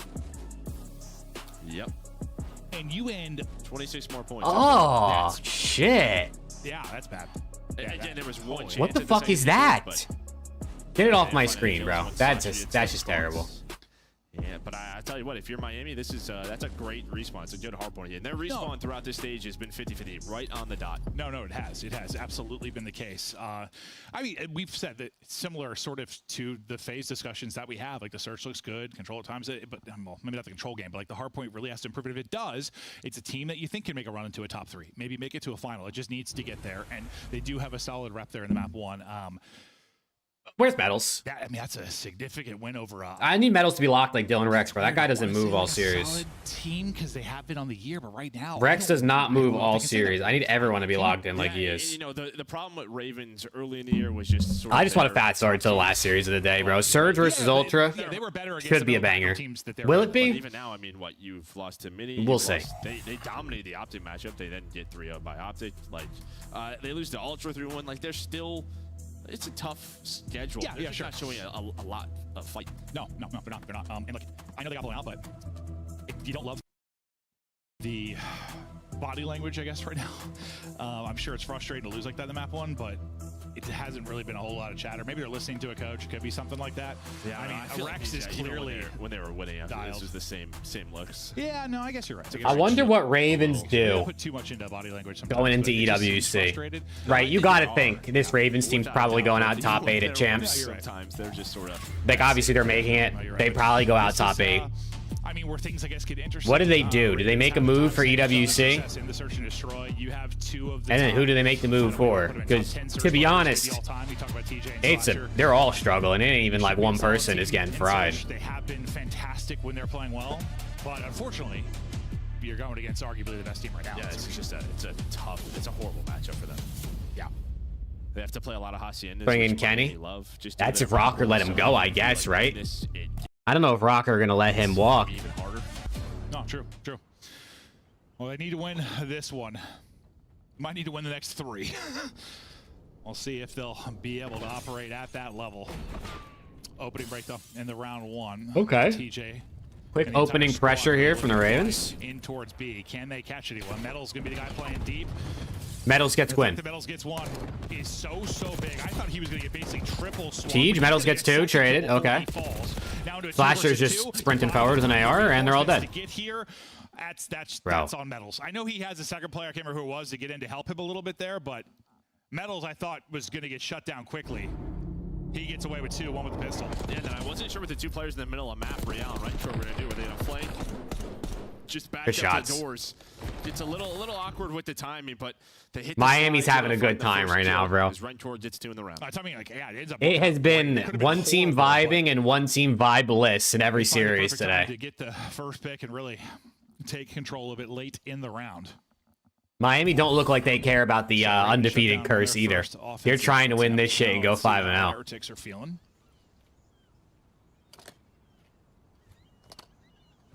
Real's going to be kind of the lone lurker deep out towards A. Renport bloods Teej through the wall. But you've already got a first blood, so I don't know what he's going to really see A unless it's a fast push through by Ravens, but they've got to wrap back and potentially help at B. But okay, now Heretics, they got that first pick. They're like, hold up, that's what we're thinking is going to happen. Let's let Real find info and find space.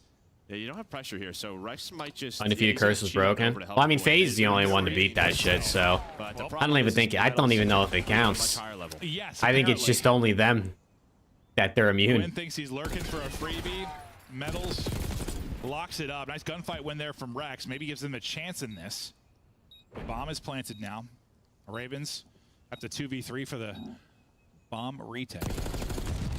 Heads up. Rex does hit the nade. The problem is he takes a couple of shots, so he can't really fly off of that, and he gets stunned. Good utility out of Real, just kind of back him up. The Metals comes in to help. Oh, man. He's the key player in round 1. He's the key player in round 2. Metals doing it all in search and destroy. Well, we saw that graphic right for Ravens there. Their opening duel win percentage has been great. Metals 5-1. I've said when I said Metals Masterclass, I meant in Search and Destroy, obviously, guys. When I said that earlier, obviously that's what I meant. Dude, you rely on Gwynn. I mean, Metals just checks that spot. Yeah, I don't know what the most poor important Ravens. Kills, if it's the first blood or that one. Ravens just feel it might be Metals kill there. I mean, the fact that he gets 2 like more they're after down that bad. Also huge, but who did they beat this stage? I thought Gwyn was gonna. The fact that he stayed. I mean, they played it like they were gonna rotate. They right? 3-0'd Boston. That's so odd. Playing that game of chess, hoping they wrap back. That they like. I know the Breach haven't been good this stage either, but they just like 3-0 them like that. Nice little 5-1 start for Metals. 5 of their 8 kills. Royal Ravens need to find some success. Didn't work out towards B. Look at this. I mean, just right down the middle of the map is Real and Super. Number 8 in Rex. He's watching the flank all the way on the other side of the map. Okay. He had team help. But you get a little bit of help. Little windy, but his team helped him. Rex is there. Now they do. I mean, listen, those are long-range shots with the sub, but it got a little shaky. Thankfully, Raycor closes it out. Real did get the info on the wrap back. Bomb is going to be on the floor. Real's just going to chase this down. What's the timing like? The hipfire hits pretty well there. Hipfire hits well enough that he might end up winning this. He does with the pistol. What a weird fight that was. 2 or 3 tags just on that swipe. All right, Slasher. See ya. And that's the round. What a weird fight. What was that? Dead to rights. Just picking them apart and taking risks. Right? I feel like Red Card, one of the interesting things with this match. I think Real might have shot 65 bullets that round and hit 7 of them. Real's accuracy this series just dropped dramatically, but hey, who cares? It's all about getting kills, right? Yeah. Oh, dude, he might have got like a quick scope, you know? It's like he starts to zoom in, and they all hit. Yeah, maybe he didn't do a ton. Well, I guess those were wall bangs. I don't really know how much damage he did with the hip fire, but he more than I thought he was going to get. Only reason he's able to stay up and continue to take that. Everybody's 1-3 on the side of Ravens. These guys are getting cooked. The entire lineup is 1-3. Well, and this is a problem. Like this is their best search map. This is one they've. Is Real actually 1-0 3 rounds into the game? It is not, Joe. We'll see if it gets worse, or the Royal Ravens try to find some improvements. Man. Well, obviously they're trying to find improvements, but can they counter what Heretics are trying to do? Metal spotting as much as you can for info. TJ is just going to be on his bum. They're on the bomb. First blood to Real. Rancor going to have a second player push him, but the help is there. Just bait him into that. Slasher at least able to get 1, but... Well, now they rotate A. Okay, I didn't finish my sentence. I was winning good shots on Super trying to mantle up. They wanted to get to Real. Real was able to find Rex for that first blood. Pretty much clear the A site. And now, what was that timing? Yeah, he's going to hear the doors, so he knows where they're pushing. Oh my god, they just literally were like almost touching each other. Did the round there. That just a little bit better for Real. Still might. I thought it was going to go horrible. Oh my god, he got the worst timing again. Can't get away. Gwen gets the kill. Maybe finally. Oh my god, Real just got the worst timing like 2-3 different times. Maybe a rookie of the year. Can he have the ice here to clutch up in the 1 versus 2? 4-on-1 start out of him. Did Gwen spot him? Checking it. Cleared it. No, I guess not. Break as well. I mean, I feel like you have to know with where the bomb is planted, with what you've cleared. You just have to trust your teammate. Slasher's on it. And beyond Gwyn. Halfway there, he's going to check it, and Gwyn hits the shots. You called it exactly right. We hopped off bomb, and that got close. Yeah, trust him. He hits the shots. Well, they've cleared everything. They've cleared everything except for that. Okay, they get on the board. There you go. It's off the bomb, too, so they knew they had enough time. He was able to find the kills. He gets away with his life. A much-needed round win there for Carolina. Oh, no, 100%. We'll see. Really, I think the key is, like, sort of the rotation. That's good shots.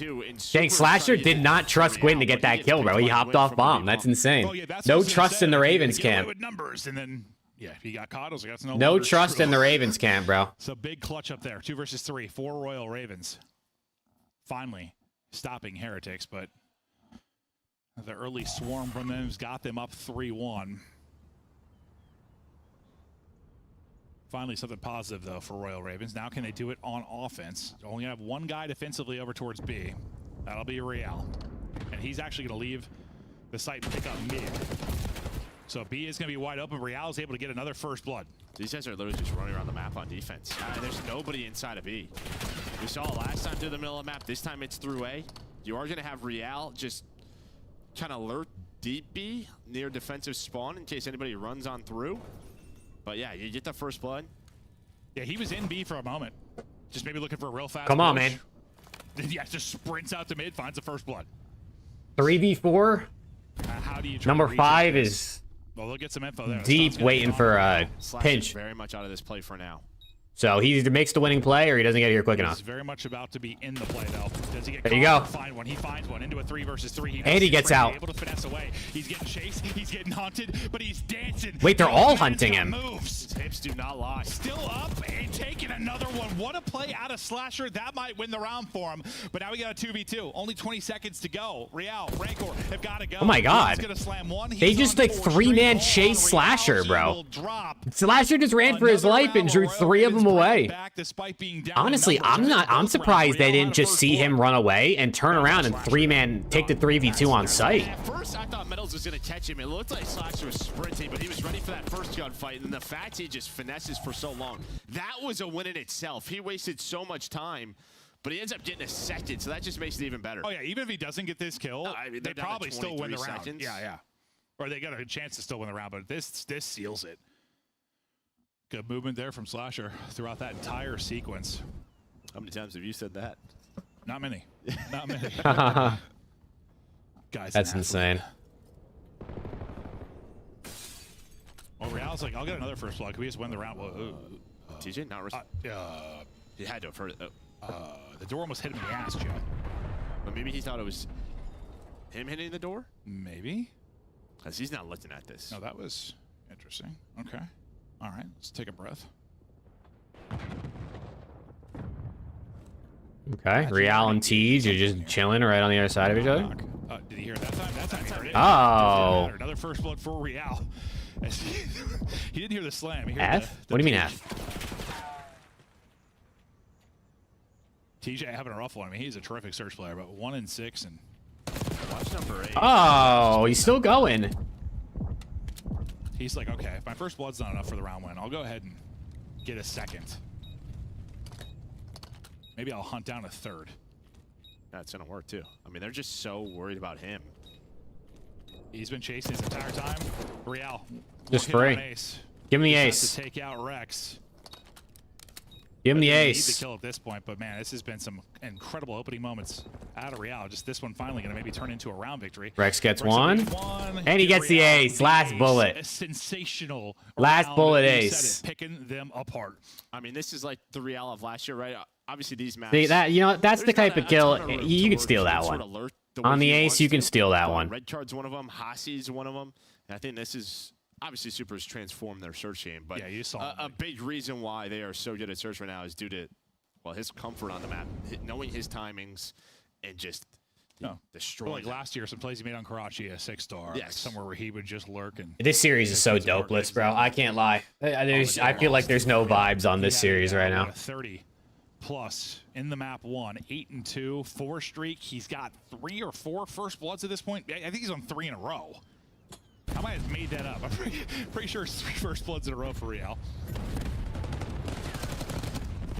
Not going to get in this one, but these guys are getting Kobe. They're getting guns. They're getting ripped off head glitches.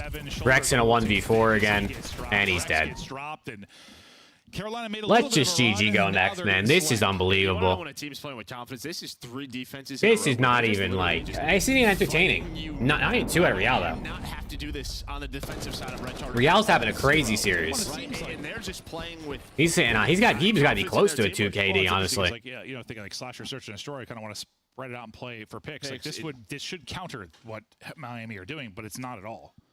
Right? Like in a way, you should catch an aggressive team, but it's not. It's not. No.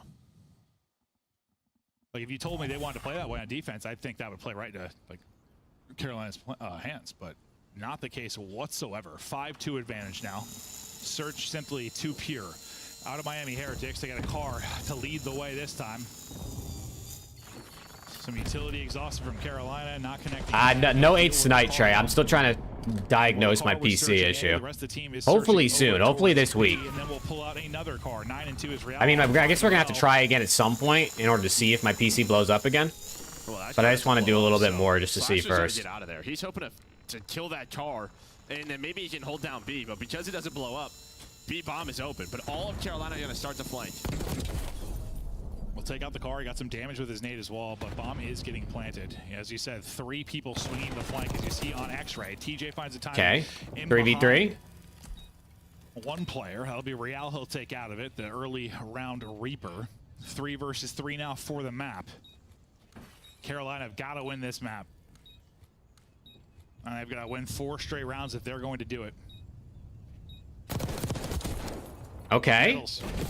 Feet simply a little too big. Rancor brings it back, though, now to the 2 versus 2. Gwen wins 1. On Rancor, now to Clutch. Wasn't able to do it in 1v2. Last big win. Okay, Siege gets 3 to keep the Ravens in it. That was actually huge. The first pick, though, massive on the medals in the 3 versus 3. I mean, you kind of saw it from Carolina's POV. They had no idea where they were set up, and you were waiting on Slasher. You had a 2-1 sort of split.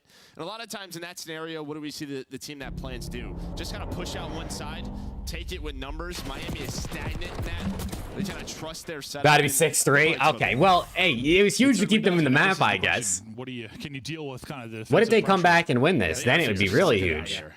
It's not going to be though. We'll go back to that. They're going to lose this round in like 17 seconds. Watch. Aggressive defensively. Did Carolina make the adjustments to send this one deeper? But they might make adjustments, and then Heretics don't do that at all. Yeah, it's aggression through B. It's aggression, but aggression very different. Straight up through B, they are flying out. TJ able to get the first blood. Trades. Okay, wait. Trades again. 2 versus 2 though quickly is just a massacre out here by camera. Real super up against Slasher and Rex, and we'll pause for a moment here. Again, Miami just taking the 2 ARs for Ravens.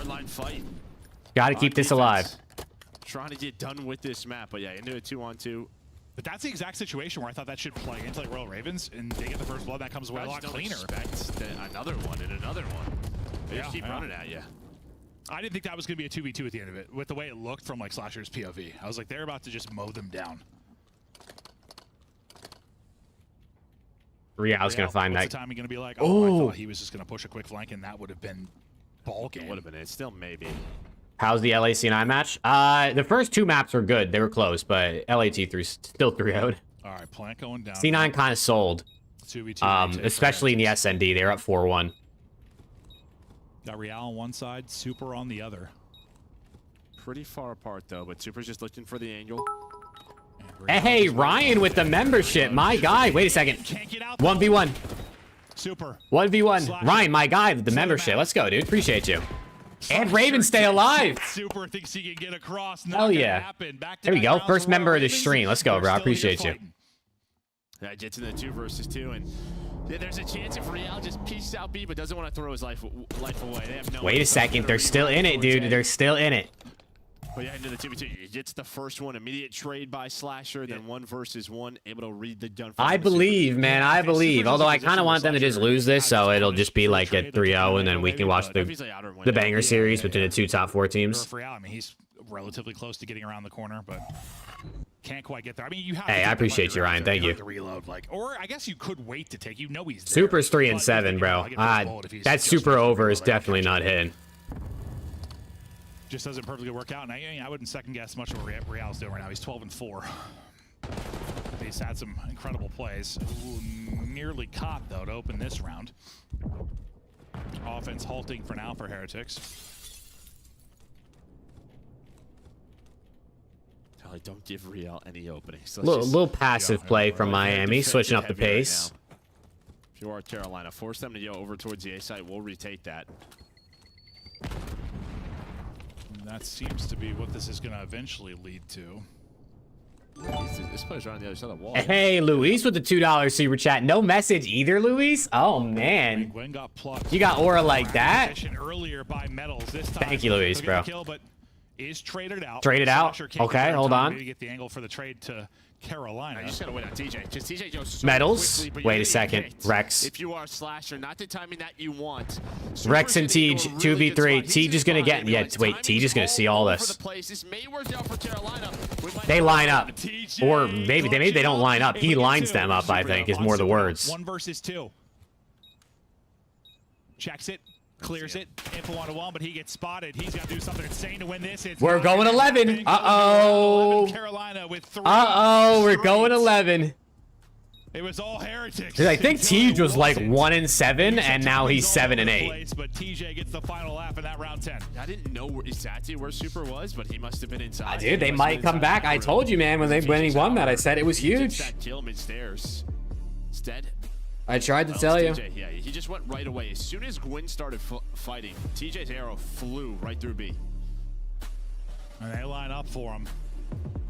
Gets the coverage, gets the planter. We go to a round 11. Carolina win 4 straight. Here we go. Second round 11 of the day. I mean, at least we've gotten some round 11s. Like they were out of it, but they have come alive late. They'll be on offense to close this one out.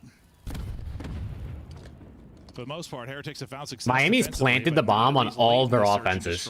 They have 5 plants. Rounds in a row, it's a round 11. You don't have that same aggression, that same confidence, so you slow it down. But more of a standard defensive setup here for Miami. We'll see if this plays into what Carolina want to do. Real gonna be the lone guy, kind of. Where is Real? Is he laying next to the bomb? Or no, Metals, I mean. Number 1.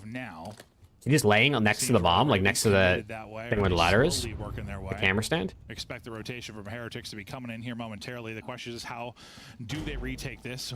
Miami don't really have a lot of pressure here on B. Gambling that they rotate back to A, but they don't have anyone in B. Ravens are going to get in. TJ trying to just stay alive, maybe close these doors or find a first blood. I thought he caught him there, but the slide across for Real, he gets through. Bomb's going to go down. It's a full 4v4 retake. What the last player needed to kind of transition over, I believe, was Super. Or sorry, Miami fully gives up the B site, which is a interesting call. It's a 3-man flank. They got to go. It sure is. Already 15 seconds off this post plant. And as soon as they get spotted, they just run at Rancor. Rancor's just waiting. They're going to run it. Not yet. They're just holding. They're turtling up. Gotta go. 20 seconds. 2 dead. They're getting picked apart. They don't 3 dead. Real, and they all get shut down. Real all 4 dead. And Miami wins it anyway. Oh my God. Right? That's just not what Carolina was thinking. They had to let Ravens get back into it just to waste our time. I swear, bro. Unless, like, they did that just to waste our time. I mean, it feels like he did. Well, I think it was like, I mean, you just between them. Yeah, I mean, maybe they're worried about it's a 2-2 split. Well, yeah, it's like from our POV. I think this is going to be another 3-0, ladies and gentlemen. I thought they were starting to move. Yeah. Someone was like, we should just go, and then they hesitated. I think this is going to be another 3-0. And the more you just kind of turtle up, I mean, you've got time on your side, but you just get choked out. Yeah, just get absolutely choked out. A wild round 11 there. Real slows down. I mean, he was off to a wild one early. He does end up with 4 first bloods. I mean, you dominate the first blood conversation in general. If you're Heretics, TJ's idea to waste our time. That's crazy. Massive win there. You only win it by a round, but you dominate the first blood department. Double digits for Rancor, double digits for Real, 2-0 edge for Heretics. Now looking to take this one 3-0, and now we're heading to the Haciendas, where I mean that's what I think the desk was a little worried about. Yeah, I mean, now you're still undefeated, 7-0 throughout the qualifier. If you are Miami in search of destroy, they're keeping up this S&D gameplay, playing it on different maps, showing a great red card. Well, now 3-0 on the stage. So one more map, bro, and then we get the last map banger, hopefully. Dude, our last series banger, dude. If we go to this Ultra versus Surge series and it's not a banger, like at the very least, give us like a 3-1 with close maps, if not a 3-2. I'm gonna be pissed. I'm gonna be pissed. What was the difference in that round? Yeah, in that round 11. Well, I mean, they got to push through. You got to make a decision there if you're Carolina, right? Like you saw them coming around on the flank. You saw at least 2, if not all 3 of them. In that situation, you have to either push and challenge them, or you know there's going to be one guy at least holding the push through, and we can just bully him, right? You have to make a decision. You don't want to be sitting ducks in that bomb site. It's too easy, too many windows, too many doors to break. It just gets chaotic, which is exactly what happens, and Rencor's able to fine-tune.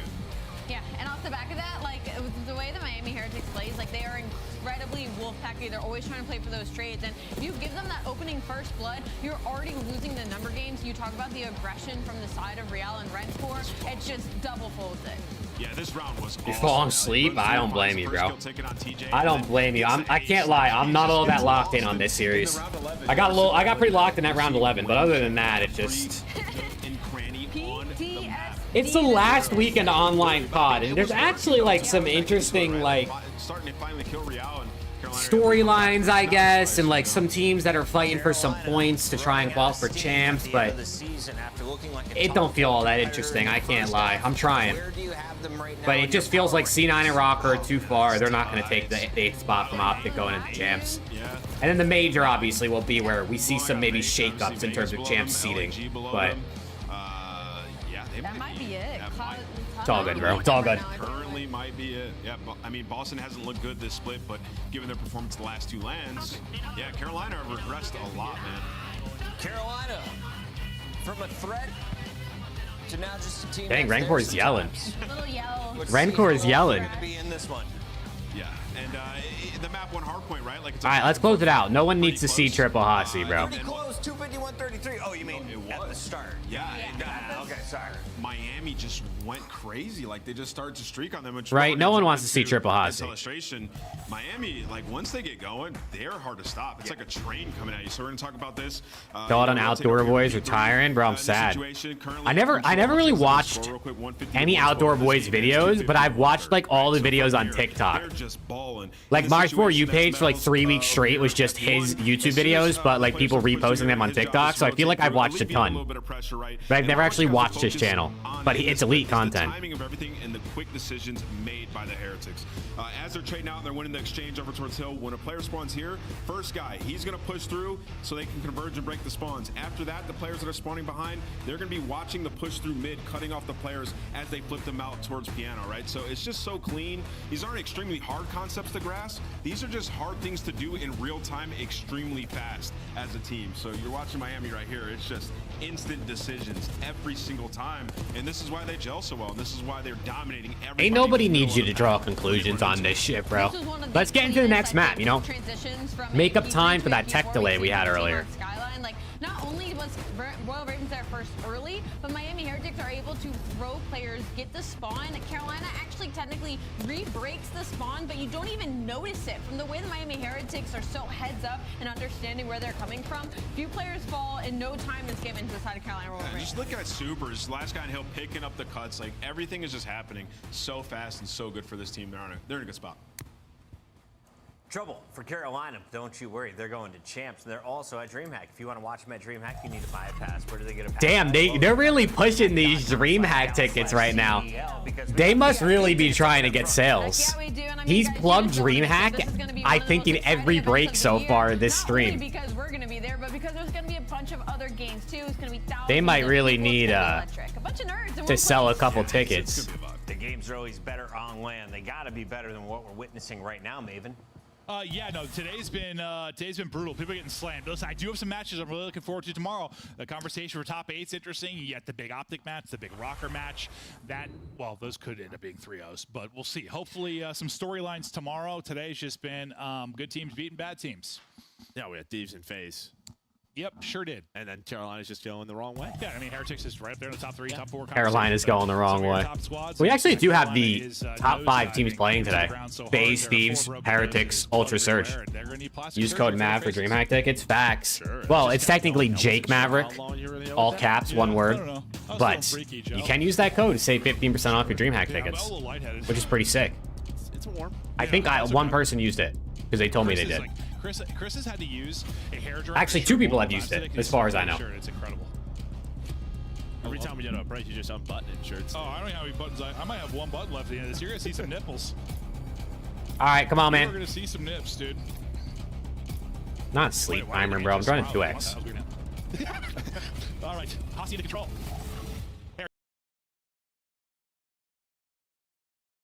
Ticks. Ravens, I'm gonna need you to just go down right now. Ravens, you got any signs of life? Because No signs of life, please. Signs of life. And at the end of that search and destroy, just to get boobopped off the site in the round 11. They try to start first on offense. There's gonna be some very difficult top halls fights for them.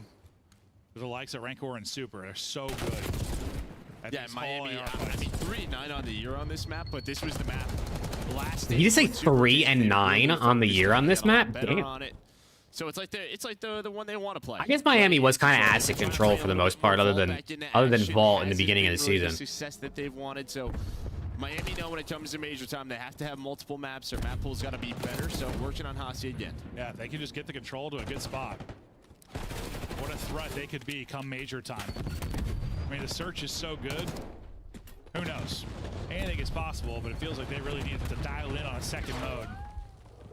Rex, maybe gonna have a timing here to break this up. That's not gonna be the case actually at all. He's gonna get laid out.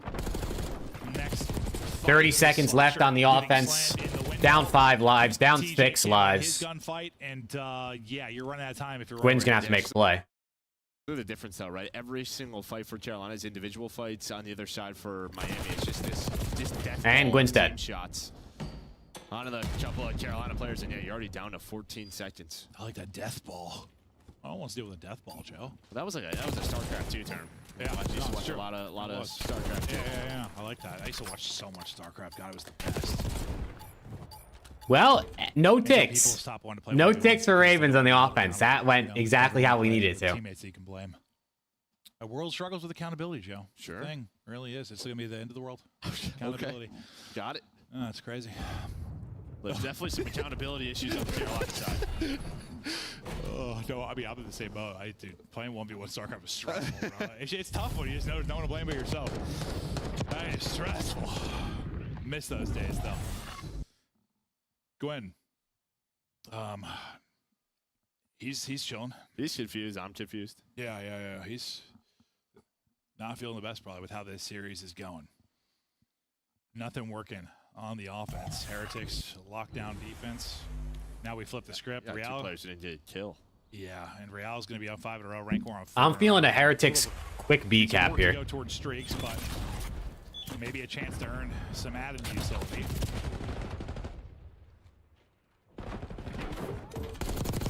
His streak continues now to 7-1. Dances forward.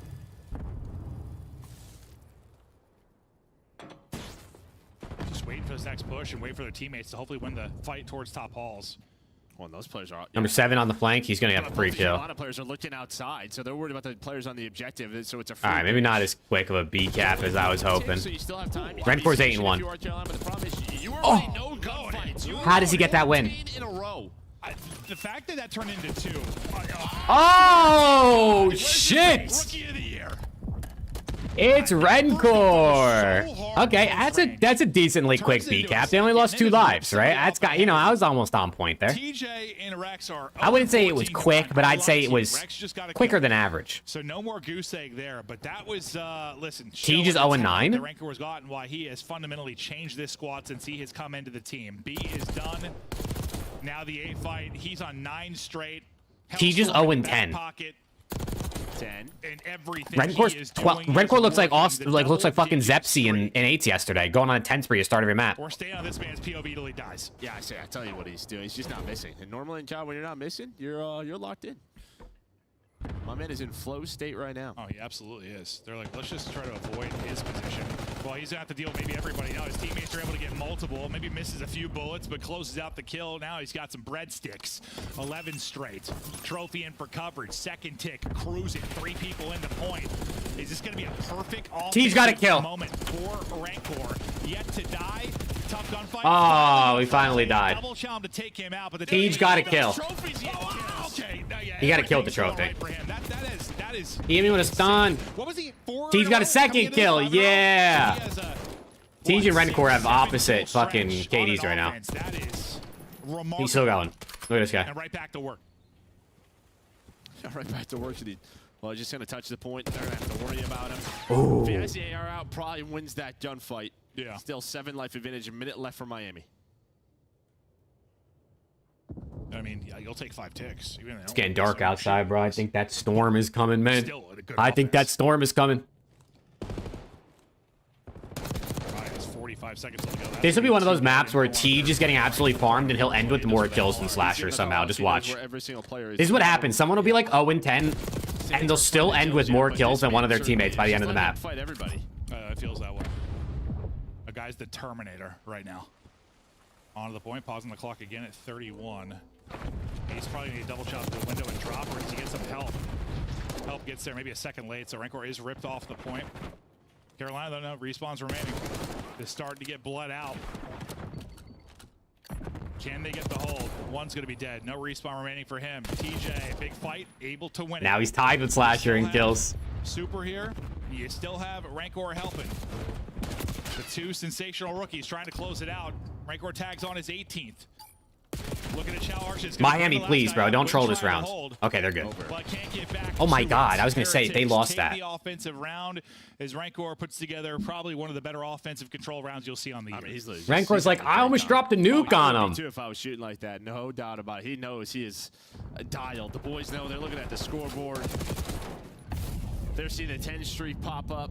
They're like, oh my God. No, I mean, he wasn't missing, and like every timing was on point. I mean, it was a terrific sequence. It's the beatdown, bro. This is supposed to be Super Saturday, man. Word to Puckett. Instead, it's Sleepy Saturday, Stinky Saturday, some might call it. TJ apparently not liking the crowd. Dude, it might be Super Stinky Saturday, because damn. Slasher's had a rough one too, honestly. He was like double negative in the map 1-2. He's had some rough respawns here against Heretics. Granted, this is gonna be one of the tougher like AR duos to go up against, but not that he's only. We've had someone drop like a 0.5, I just feel like, in every series today so far. It's not been good. Really looking for the first tick. There it is. They got a tick. Right off the board. Rex wins. Slasher on the board. There we go. Okay. Okay.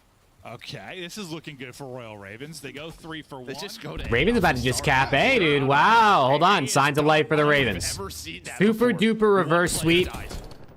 Ravens are going to waste the next hour and a half of our time. We're going to go game 5, round 11, multiple tech delays, and then they lose. You heard it here first. Yeah, let's just give them one. That trophy just got stuck in between the windows. Rex can't even... Let's put ourselves in a situation, boys. Let's give up the A cap. Let's defend B. We need to practice this certain scenario. It might just be a set of scenarios to practice how this series has gone. Oh, man. Royal Ravens still got a battle here. B got 2 minutes to work with. Yeah, he's going to win that. Unfortunately, Rancor's not going to know where all pushes are coming from. Rancor's 21-7. Really losing many gunfights. We'll see what he Make that 21-8. We'll drop, but he's at 21, and I mean. Also, thank you guys for 50 likes on the stream, bro. I just peeped that we hit that. Let's go. Super has been there, kind of hard carrying search sometimes, and Rancor has been that for them in respawns. Not always, but he has takeover ability. I feel like he hasn't had to do much at all this series. Like even in the search, it was like Real, right? Real. Yeah, yeah. I mean, for Super, yeah, no. He's just been chilling. Sometimes that's all you have to do when you got teammates like this. 100%. They are clicking at the right time. I'm excited to see what they're going to be able to do at Major 4. And maybe Miami will win Major 4, bro. People have been saying it, man. People have been trying to tell me. They said I got Miami winning the Major. Maybe they got it. You had 2 minutes to work with. Although undefeated Curse could potentially slap him around. But maybe it doesn't. Maybe it doesn't pertain to them. Who knows? Maybe they can counter it with the Vamos Bucks. They had 2 dead. I thought a really good chance for an opening, but a nice answer there for Miami Heretics to make sure it doesn't lead to any progress over here at B. Man, you're just getting caught. It just feels like they don't know where the next fight is coming from. People are getting caught with nades. Now you're in this 2-2. I mean, Super is 8-13, bro, and they're up 2-0. That win, Rancor's going to push up all the way towards 12. Metals is also cooking right now. Maybe clutch up in halls, but at any point he's going to be able to flank this, and it's just going to depend on the timing for Royal Ravens if they pick it up, or he's just going to deal with the spawners because you have to start funneling this right towards fences because you just don't have much time to work with. You lose the fight out towards Plat. You have 2 people. Metals is trying to show like, listen, I'm rookie of the year, bro. Last guy. Can he pull off something heroic? Or Rancor's like, I'm rookie of the year. You better vote for me. And Rancor's been been lurking this whole time, and that's what. Oh, GG, no re-man. 3L Ravens. We'll see you later. Redcore just went like 31-9 or some shit. After that one. 5-0 for Miami throughout the qualifier. Miami undefeated. The toughest schedules. Impressive one though, probably the first one. I over guess. LAPs. Probably a big one for their confidence, but I mean, you're taking. What is? Are they gonna have the 1 seed or the 2 seed? If Ultra goes, it wins their next 2 with some decent map count, they should be 1 seed. But at least for now, Miami's sitting at 1. I would love to see it. I mean, I would love to see them make a run to a final. I think Ultra can still take that 1 seed from them, depending on map count, obviously. I mean, even Surge, because they're still getting blanked in finals. It's just Thieves and FaZe are probably going to be the 24-14 out of Metals, 26-9 out of Rencore. 1 traded kill, 25 non-traded. No, he was absurd. He was absolutely absurd. God damn. Is insane. Tej also did not end with more kills than Slasher, but he ended with more damage. Something to be said. Honestly, Metals has this. I didn't even know Metals. That was bad, dude. That was bad. And we probably focus on it more if it wasn't for Rancor as having like, I don't want to say a story, but an incredible type of control sequence there. Yeah, brilliant stuff out of Miami. I don't know. They're so good, and I think they've gapped kind of that was bad. Like 3rd tier or whatever you want to call it. I just don't know if they are. Well, hey, 1 series left on our stinky Saturday. Your Ultras, your FaZes, if FaZe are playing well, and it should, knock on wood, hopefully, you're playing this well, be the best series. We'll see how it plays off online. Yeah, can you right? Like it should be the best series. The way you have here online, that'll be the true test. Des, though, talk us through it. Ravens are cooked. I'm honestly just kind of disappointed after watching them, but I'm also very hyped for the potential of Miami. Just when we thought it was LA Thieves, Atlanta. Yeah, that was a 1.6 out of Real, a 2.03 out of Rencore, and then a 0.56 out of Slasher, a 0.59 out of Tej. Miami Metals. You had a great game. I watched it, buddy. Everyone else, though, was focused on Rancor. Yeah, I mean, he was going nuts. Yeah, I mean, this is just that was absolutely dominated them. Not close. You talk about this Miami team and like their search and destroys. Also, it looks like that thunderstorm is coming in, chat. So if my stream randomly stops working, it means the thunderstorm took my power out. Knock on wood, it's not gonna happen. It doesn't say we're gonna have high winds. It looks like the winds are gonna be normal, so hopefully it doesn't blow over any lines. But we should be alright. Like Ali, like these guys can just take flight. Like you talk about all 4 players, like literally they all have takeover ability. Man, dude, these guys are ass, bro. They have like 3 players like that pop off at least, right? And Miami have Ravens are ass. Conversation. I absolutely. Hey, thank you, Ryan, bro. Please. In the discussion to be a contender at these next couple. And back when you were a pro player, who were your pop off teammates? Teammates like that? Well, I mean, I was one of them sometimes. But yeah, I mean, you have some of those. I mean, that's a 5-12 map count out of the Ravens this split. 5-12. Like, even Joe could do that back in the day, right? And it's just nice to have that. It alleviates so much pressure when you have playmakers around you everywhere. Normally, those playmakers are not rookies, but Rancor is, and he joins us in the Monster Winner Spotlight with another Rancor. Dude, you're done. 5-0. You're going to Major 4 with the top 2 seed. How we feeling? Top 2 or top 1? Well, Toronto could still. Toronto could tie you, and then it gets weird. Yeah. But you're looking good right now based on the map. It doesn't matter. I mean, we're feeling amazing.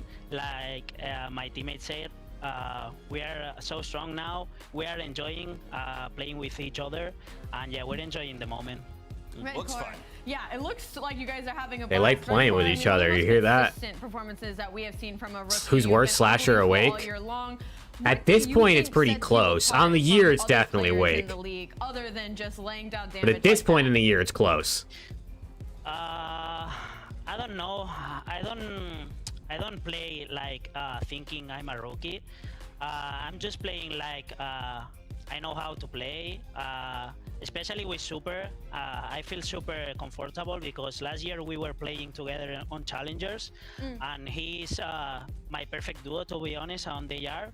And yeah, that's the thing, just playing like how I know, I don't think I'm a rookie or something like that. It says 2.0, 3 KD, and 3.0 destruction is what that said. You have very transferable skills from title to title. I think you're going to be good for a long time. But I want to ask you, you know, after the Thieves match, it seems like you guys ascended to another level. Was it like added confidence, or did you guys feel like you had a breakthrough in that win versus Thieves that you just took with momentum? I mean, a win against one of the best teams or the best team in the league obviously put some confidence on us. For sure. But like I said so many times, I think everyone on the team, thinks we are the best team in the world if we play on our level, and we don't care about who we play or who we win. We only play our game, and we know we are the best players in the world. You've been to 2 championship I mean, Sundays, that's the mentality to have, bro. That is the mentality to have. Thank you. That is Rancor. You got to go into it all thinking you're better, bro. You have to. Done, but we are not. It's time for our scuff play of the game. And Ali, this is a round that happens after round. All right, chat. One more series, man. What is that, Chris? One more series on Shitty Saturday. And it's Ultra versus Surge, though. This could redeem the day a little bit. It doesn't make up for the fact that we have a 9-0 map count right now on the day.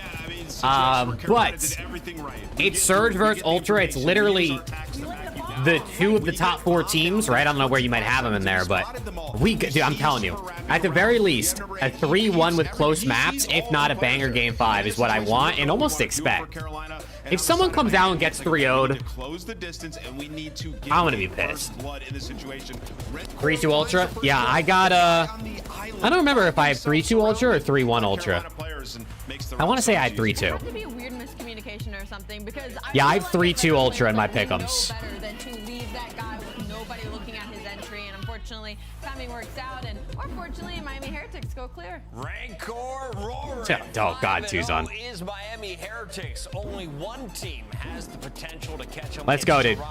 One more series. I'm gonna refill my water one more time like I do every series, bro. Low-key, streaming makes me drink so much water. Just talking makes my mouth dry, and then I drink water. It's definitely even beneficial for my hydration is streaming. So maybe I gotta stream even more. I'll be so hydrated. Bro, I low-key might drown myself if I stream too much. Let's go, dude. One more. Give me your predictions if you haven't already in chat. I'm gonna refill this water. And we're gonna have a banger, hopefully, to end the day. I really, really hope so. I really hope so. Visit scuff.co/CDL for your chance to win the Road to Champs giveaway, and join us at CDL Champs. The Esports World Cup is an official partner of the Call of Duty League.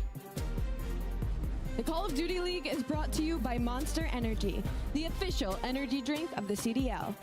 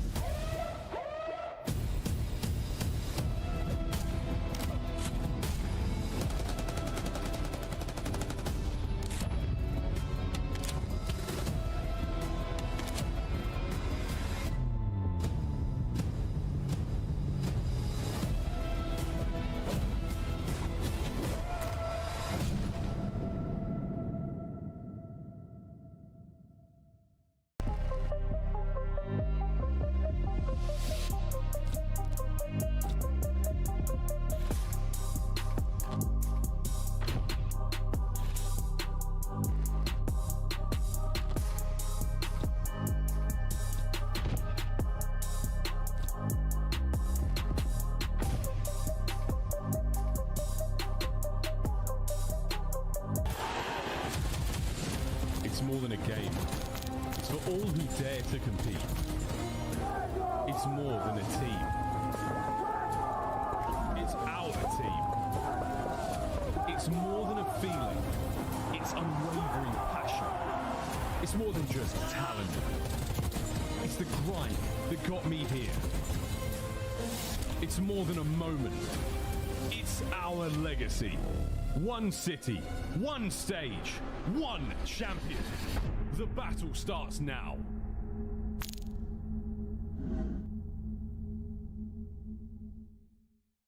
Unk status. That's Dylan Envoy all day of the week. Guy's pushing 30. He's pushing clay numbers now, so yeah, it's definitely Dylan Envoy. Probably like a Thatcher slasher, because like I've been watching them since I was a kid, and obviously now they're in the league, so. I mean. Oh, slasher, that's Unk too. I mean, it's definitely me at this point. I'm only 30-year-old in the league, so. Unk? Oh, damn, for sure. Unk. Attach. He's old as hell. Definitely Austin. Slasher. Touching about 50. The 2025 Toronto Ultra Team Pack is available now. Each pack includes home and away operators, as well as this weapon charm to bless your aim with the powers of tilt. Next time you boot up, suit up at the in-game shop.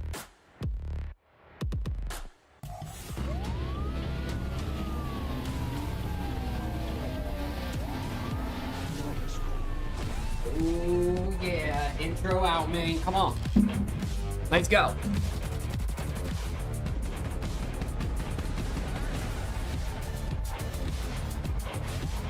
Was the Raven series anything interesting? Hell no, Cohen. That shit was ass. That shit was ass, Cohen. The Ravens are terrible. The only thing that I guess was fun about watching that was Rencor, the first, like, 2 rounds of control, Rencor went on, like, an 11 spree. I guess was the best part of that series.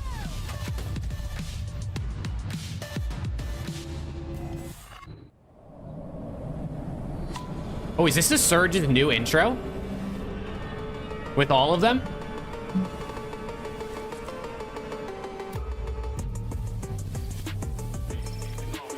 Yeah, it's the new one. I didn't even watch it on Twitter. I was just waiting for them to play.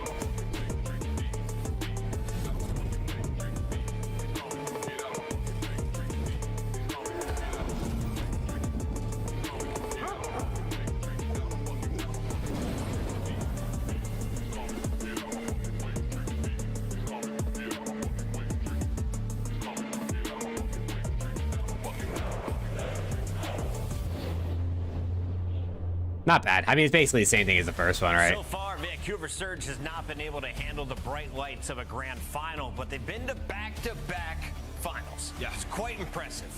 Then you got Toronto Ultra, the team they always beat in that elimination match to get to the grand finals. Today they face off online, and it should be a good showdown. Toronto, are they the favorites coming in right now after Vancouver has always had the edge? Whoa, coming in, yes. No, they're not a favorite. You know why? Because First made we thought Ravens were top 3. I mean, Ravens were good for... Vancouver is Toronto's daddy. They're 3-1 with this roster against them, and all 3 of those wins... Ravens were good for, whether that's a minor or 2 like 3 months. They were quality. That dad is very present in their life. Toronto cannot escape this battle against Vancouver, and guess what? Toronto, top 2 hardpoint record on the season. Guess who they're 0-6 in hardpoint against? It has been this roster on the Vancouver Surge have dominated them, and particularly Neptune and Abuza love this matchup. You know, I do tip the roster conversation because it is very dependent. Because when you look at the big picture, it's actually pretty split between these 2 teams. With this roster specifically, Vancouver Surge is having the edge. The issue is right now, though, is when it comes to these 2 teams, all right. Vancouver Surge is still struggling. Banger, please, banger, please, bro. Maybe if I say it 3 times, the COD gods will listen. Overall. And then you look deeper into it, they're searching. If someone gets 3-0 slammed in this series, I'm going to crash out. Some tough teams, including Atlanta. And this is supposed to be the best series of the weekend. Like, this is supposed to be the premier series of the weekend. They just gapped them in response, especially in the hardpoint. When you're a pro player and you have the day off, do you celebrate your birthday on a Saturday? Absolutely. Go get some food with the boys. We're hanging out. Yeah. Then I am going Vancouver today because it was Bean's birthday yesterday for Toronto. The hangover might be hanging over them, and at a 3-0 record, they are not at risk of making it into the winner's bracket. They're guaranteed a spot. Now listen, it's tourist season. This guy was definitely grounded into some scrims. They definitely celebrated afterwards. And speaking on Beans, he's been very good. He had a slow start to this stage. He's closing out incredibly strong. He's been the hill kitten, first of all. He is leading the team with 52 seconds, and he's been a good slayer. He's rocking a 1.13 in hardpoint right now. He's picked it back up to where he left off, not being able to play it. Come on, man. Come on, mate. He's been great in Search and Destroy as well. This split, if you're talking about Just these, right? one This is solid like, the struggle was, quality the end of the run, day, the man. low That's all bracket, I so you're looking ask. for him to have big performance That ain't there. much to ask, And, right? Where Toronto's had great strides has been their hardpoint. Now a world-class hardpoint team. We saw it throughout all of Stage 3, even when they brought in Mercules, but they didn't have their Stage 1 strength in Search. They had lost it throughout it, right? So if they're able to get back to that, then I think that they are championship caliber, can actually break through and win that chip. A third 3-0 just got set. Will we see another 3-0 on the weekend? Let's go to our pick'ems here as we lock them in. Allie, I let you catch up some ground with the Cloud9 pick. Okay. I regret it. Yeah, you should have. I was about to pick Toronto, and then Ant hit me with all these knowledge bombs and the Who's Your Daddy's list. And I believe in fathers having domination over their sons. I'm going with Vancouver Surge. The Who's Your Daddy list, first of all, is who is undefeated at first team. So this isn't even on that They beat him in 3 different tournament atmospheres. Toronto Ultra. 2 Elim finals. Lock it down. Thank you. Haven't lost a hard point. Lock it down. This is an active father, and I agree. I believe in Fred. Surge have beaten I got Vancouver pick Surge. Vancouver right now. Toronto Ultra. Have beaten Ultra in 2 elimination finals, which is pretty crazy. No, we go to Miles and Chance for the final fight.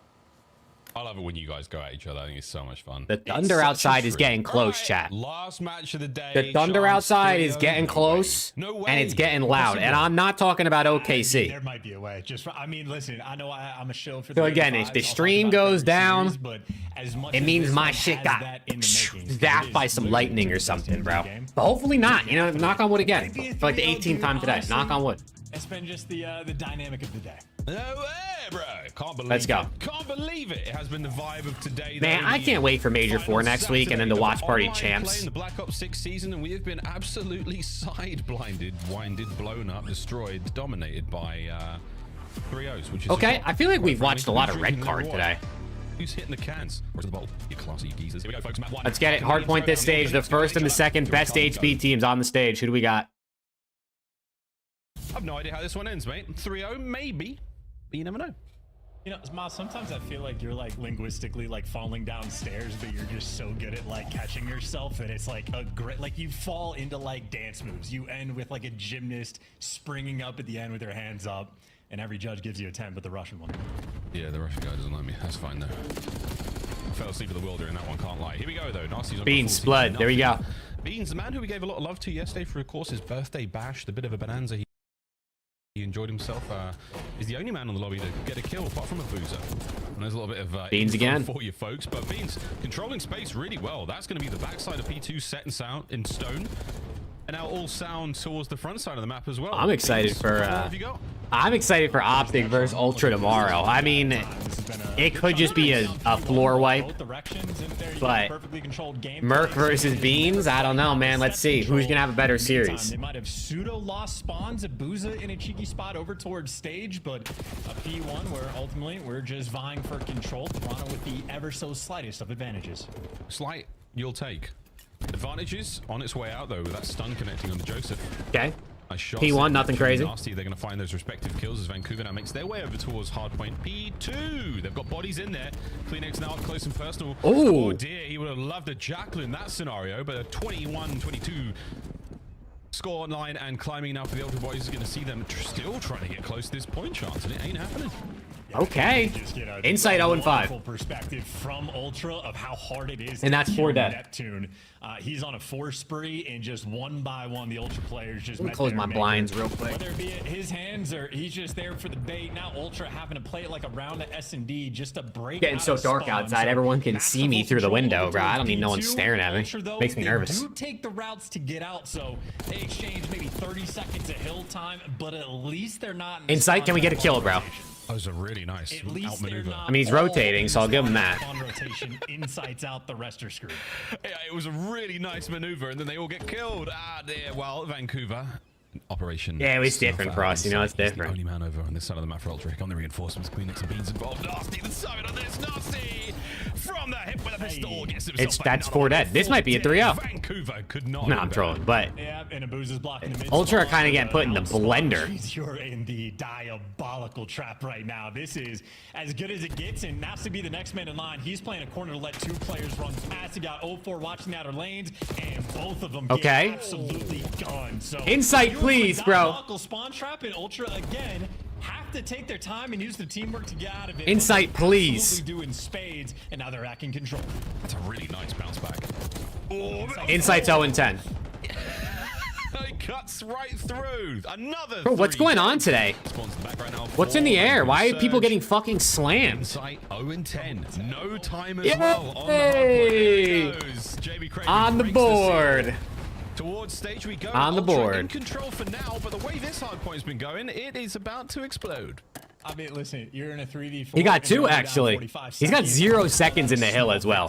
He's 2-11 with 0 seconds in the hill. Through the first 3 hills of the map.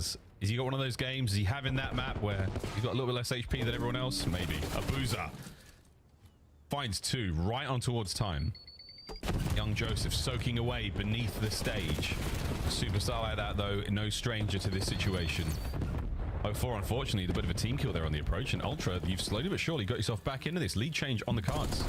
Yeah, Alex has me on the big screen at his job right now at work. Should I say something absolutely rogue and hope that one of his coworkers walks in the room? And he just makes sure the Vancouver players never comfortable. Just say something absolutely crazy. And while they do get the break for the final maybe 15 seconds, ultimately Ultra right back in the game and now pushed out. Insights on the front cut. You got number 6 on the map. Joe Deceives blocking BS and Ds. So Joe needs to live in this moment while his team going to be soaking it up.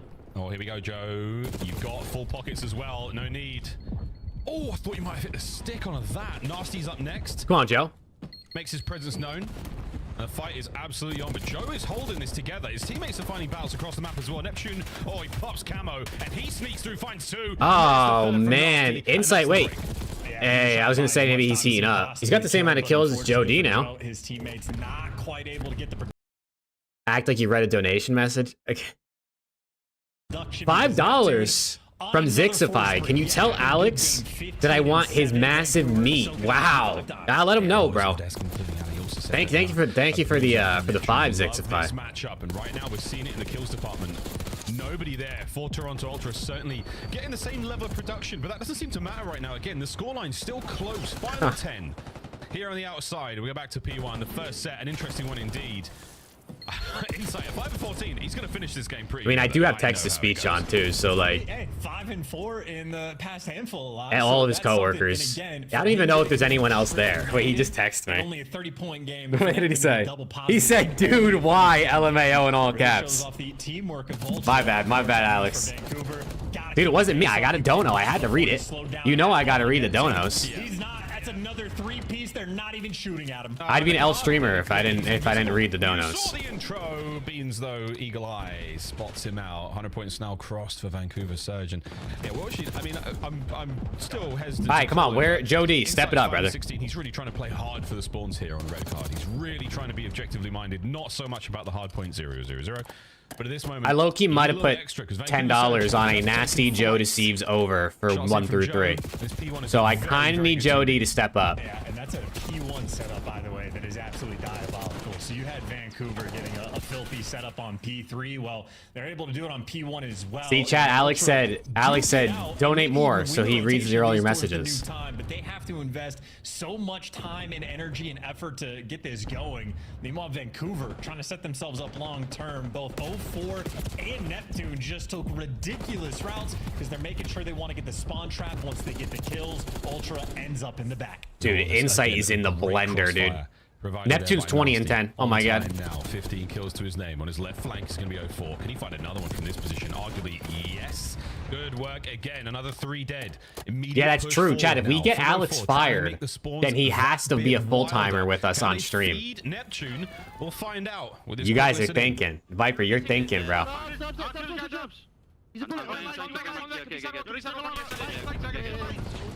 I'm getting fucking... Turn up here, top duck, beat top duck still. Top duck,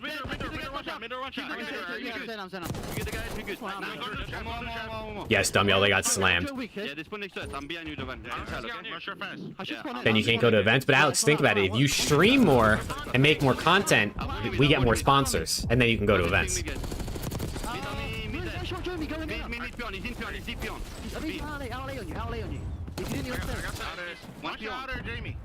One sitting in piano. Okay. In that door, in the doorway. Go mid. Go mid. In the door. One windows. One shot. That window's going top tower. One shot. He's holding mid. One more. He's down the stairs, setting mid. I heard you. That's you. One on fire. Nice. Go together. I'm blocking you guys. You guys shot. Okay. All of you shot. Watch out. I'm blocking. Yo. I'm dead. He's on time now. The guy Yeah, it's the Vivid curse, Dumyell. It's an actual thing. Drop Vivid and you just end up being ass.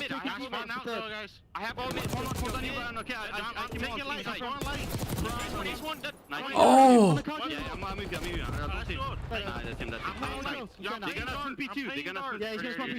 He's definitely gonna P2. Have your mid, Javon. How much ammo to go? Front B instead. On P2 now. Wow, this is kind of decisive right now from the Surge boys. 3, there you go, Kevin. There you go. I wish I had that much.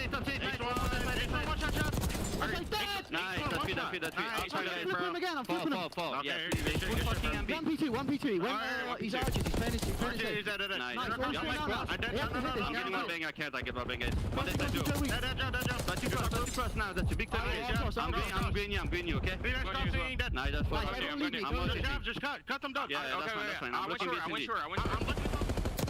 It's a massacre. It's an absolute massacre. Vancouver Surge have taken over. We're hearing deads in the comms to sound like Nasty should be Britain's entry for Europe. Well, I mean, hey, he can get map 1 of this series is not looking like it's going to be putting on for us. Every single spawn when they're blocking. I mean, it's not looking like this series is starting off hot. So we're going to need a big SMD bounce back out of the Ultra. Gameplay, I mean, they're making investments on rotation. Neptune is slamming these guys. When they need to. And maybe 3 different hills where they're getting incredibly efficient spawn traps. Of course, though, got to close out the game. 80-point lead, 19 seconds. I need Joe D to get some more kills for me. Joe Deceives, can you do something for me? I think that's the first time we've called it surgical. Wow. There you go, Joe. There you go, Joe. Give me one more. Toronto Ultra, who have managed to pull themselves out of a very tough deficit. And take it all back. Or you guys can get 2-piece by net. So annoying to play against. Oh god. Or you can get 2-piece by net. Colossal pain in the ass, but a wonderful addition to this roster at 34 and 19. 04, wherever you look, he's picking up kills. Back to P1. All the pinches covered. Over to P1 we go once again. Abuza, the first man in time. Nasty at 27 and 17. Mr. Game 4 has brought the goods here in the first map. And we have got a potential break on the cards, but another pinch, another flank from 04, another direction to look. And there's too many. Come on, Joe Deceives. Heat up for me, man.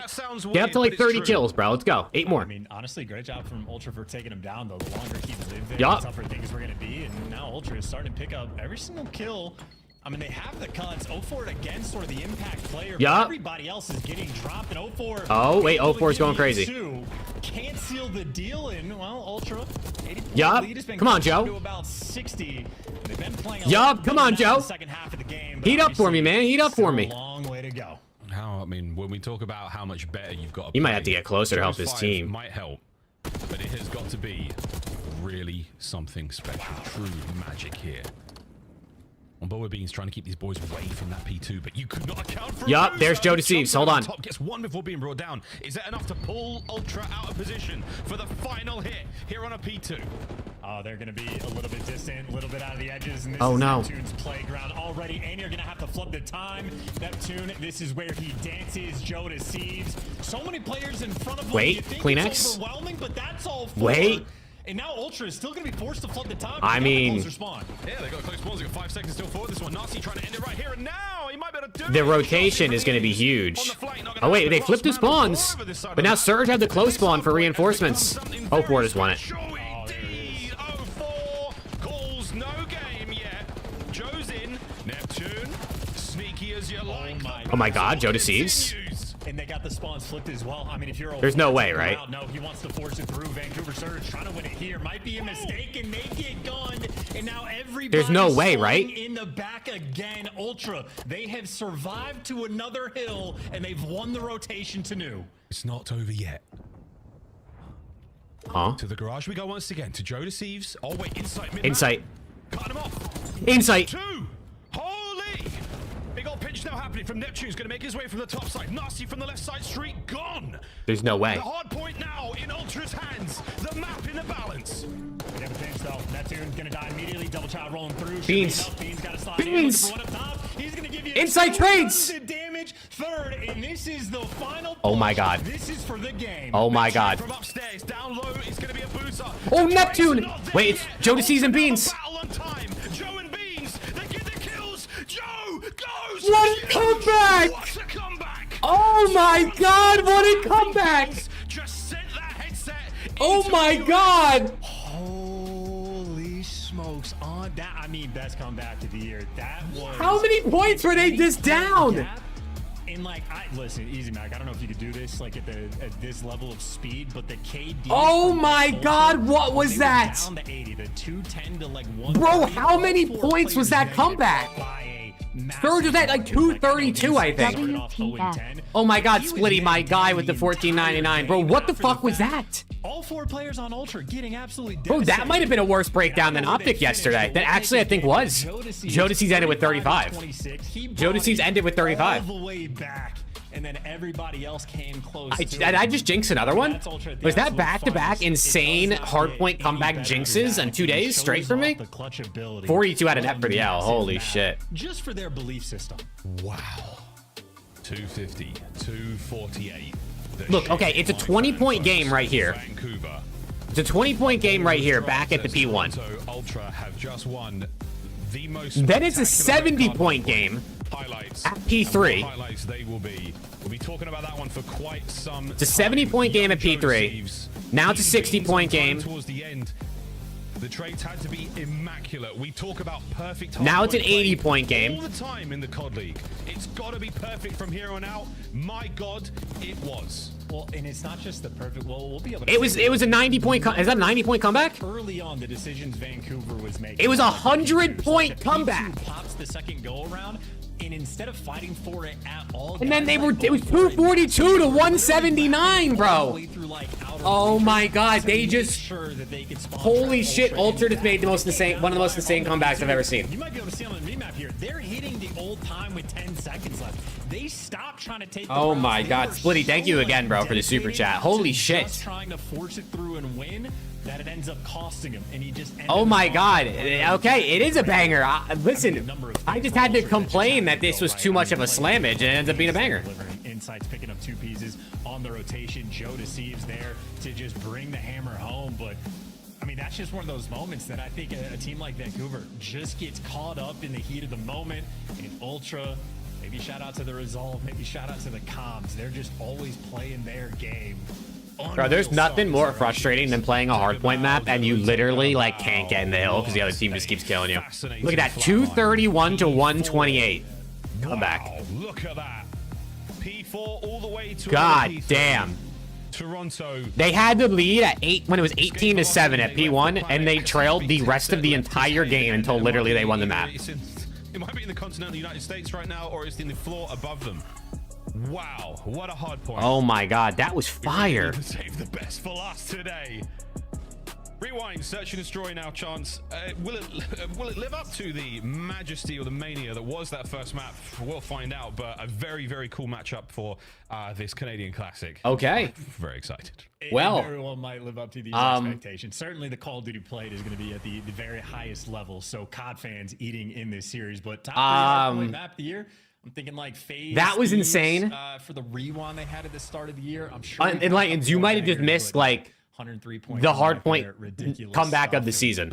3 players going negative. That was one of the best hardpoint maps of the year for sure. That comeback was insane. I would love. I mean, we'll get the content, I presume, but to just see the reaction from the players in the Ultra camp there. Wow. Well, Beans and Kleenex. This is Search and Destroy as we try to compose ourselves, ladies and gents. That thunder out there is sounding crazy, bro.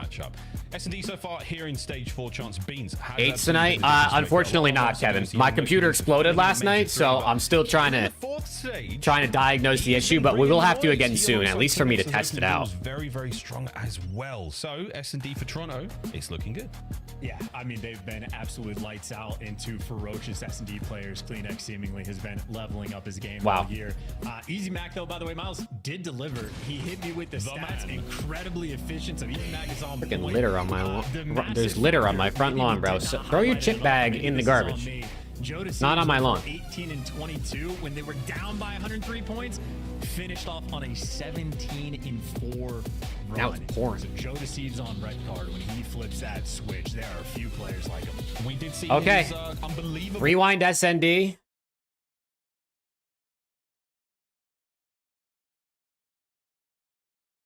Hello?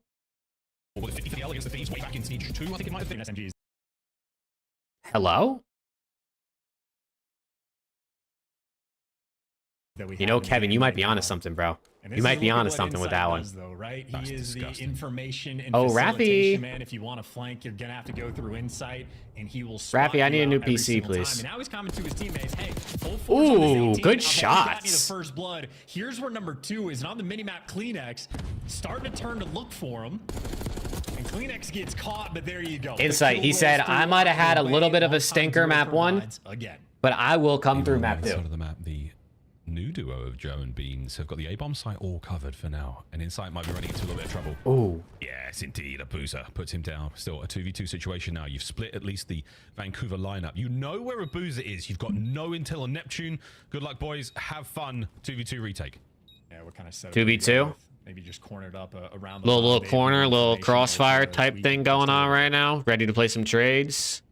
Are we going to regroup Vancouver, or are we going to attack from different angles? Again, Beans, play it safe. Play it slow and steady. Oh, no need for it. All down the net. Was there. Neptune, bang, and he's dead. Straight in for the kill, but no, it's Beans. Okay, round 1. Back-to-back kills. Secure the first. Ultra might be doped up right now, bro. They might 3-0. They might be so doped up, they just run through these guys in 3-0 series. I mean, Beans knows, got to be worried about the door for the first one, but he's throwing shoulders, gets great timing in the kills, and love that he's pulling out the Jackal as well. That is definitely the gun you want in your hands if you're approaching the A site. Beans flexing just a little bit. Round 2 upon us. Motormouth, Joe Deceives there, passing over a lot to Insight again. Is this kind of, man-to-man? I know, right? I'm doped up too. The Ultra do so well. That type of shit gets your blood flowing. I mean, I've had comebacks like that before in like ranked. I can imagine what it feels like as a pro player against another pro team. Completely covered. On board now with Net. Nobody home on the A-bomb site. Technically, Kleenex pushed up in Burger, just chilling. Waiting. He's got 2 guys right outside that door. Once they get any types of comms for the ARs, they're going to hit the go button, and Kleenex doing exactly that. Boozer takes down Beans. First blooded, but Beans should call out where they are. And again, this is Kleenex and Joe Deceives waiting to strike. They are the tips of the pincer. Nice. That's good work right there. Tags come in from Insight. Kleenex springs for the free kill. And then Joe Deceives also gets one. With the cool, calm clarity of a Toronto Ultra player, they find their first 2 kills. They give you the man advantage. Here comes the next wave. 04. They're going to go the long way round. You will not be seeing them. Okay, see ya. 04, 1v3. Joe, quick going for the plant. 04. Consolation points, if anything. Well, it does too much, but give yourself a fighting chance here in the 1v4. I said fighting chance. It was a running chance he got instead. Ultra suffocating them in round 2. Absolute nightmare. I mean, 04 is the perfect response, right? He sees 2 players just get out of dodge, try to reposition, and then Insight, the annoying player that he is, standing on top of the 18 just to lock it down. So always in the right spot at the right time is Insight, and in spite of Abuza's first blood with the grenade rolling through, the setup on the minimap just too good from Ultra. And it's a setup that still you have to deliver and get the kills, and you're relying on the information. I feel like Surge got to be so checked out after that, bro. That is where Toronto are. You got to be so checked. Trolling a lead like that. I mean, they needed 8 seconds, and Ultra needed like 80. Neptune yet to get kills in this match. On the map, rather. Surely that could change any second now. And again, the Ultra boys As they make their way towards the A-bomb site, you're going to see a lot of noise being made. And that's where Nasty and Neptune are. They're just on the outside here. Trophy better late than Nep never. springs. The Get the blood. Oh, And he gets traded. 04 trades it back. 04 dives in, commits for it. There you go. Good help from Nasty. What a bounce back from Hey, just like that, Insight's in a 1v3. Help from Nasty. Yeah. But he's got info on 2 of them. Oh. 2-2 trade, but Nasty delivers. If Joe Deceives gets that kill, maybe Nasty's there to trade him out after the fact, but then Insight is probably there for the trade battle. Instead, Nasty has the timing perfectly, and then he create a 3v1 rather than a 2v2. That's the bounce back you're looking for. Damn, it's pouring outside, bro. How long is it supposed to rain for? Execution. Like an hour? For an S&D player so good that I was one of the people that thought he was hacking when I first saw him play. He certainly delivered. And it's only supposed to rain for like 30, 40 minutes, I think. But it is pouring out there. On the fly, confidently retaking that. Some of the thunderstorms in Texas are insane, bro. Really good moment for a squad. We've just taken a 2-second hardpoint loss and a massive deficit like that. 04. Oh, hold your nerve. They're in. Oh! Yeah, it's a little bit nervy, Chance. Oh, he had a free 2-piece. And now we just reset. They just did the loop looking for the pick, and we've gone back to the default. Oh, he had a free 2-piece, bro. He's put himself in a guaranteed corner. Yeah, this absolutely. You check this? No way. Yeah, no way. Oh, good backslide by Kleenex. Kleenex will get away with his life on the hip fire, but again, 3v3. Ultra now, 2 men and on the site. Stay here, Net. They haven't seen you yet. Oh. To life. 1, Oh. 2. Okay, Insight. Insight versus Abuza. 1v1. Seen Abuza on the minimap though. Insight has nothing to work with. Where will he position himself? He's going to hope for the gun. And Insight wins it. Abuza tries to check bomb and Insight rips him. The defuse will put it at 3-1 to Ultra. Yeah, and that is just the That's a big 1v1 right there. His side, he saw Insight after. 3-1 is much better than 2-2. All right, I'll take it because that is a tough round to win.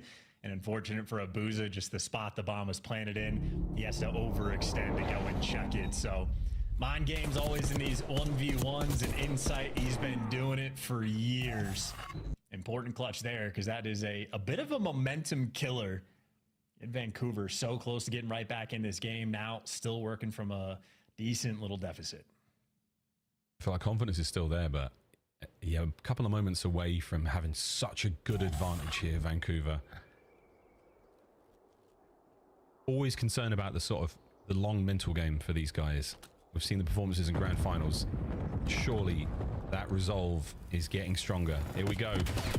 Fantastic defense towards that B-bomb. Dude, there's this guy on Twitter crashing out in the Greenwald Twitter community. And in his bio, he has hashtag brick by brick, hashtag phase up, hashtag 100T. Brother, pick one, please. I mean, I guess you could support whoever you want, but you got literally the 3 biggest orgs hashtags in your bio. You're a fan of all of them? This corner a guarantee, not in this moment. That's a lot of damage. Insight might be able to get a nasty here, but no, we're going to back this up, make it a 2v1. You've got the bomb at your feet, gentlemen. This is Vancouver's round to lose.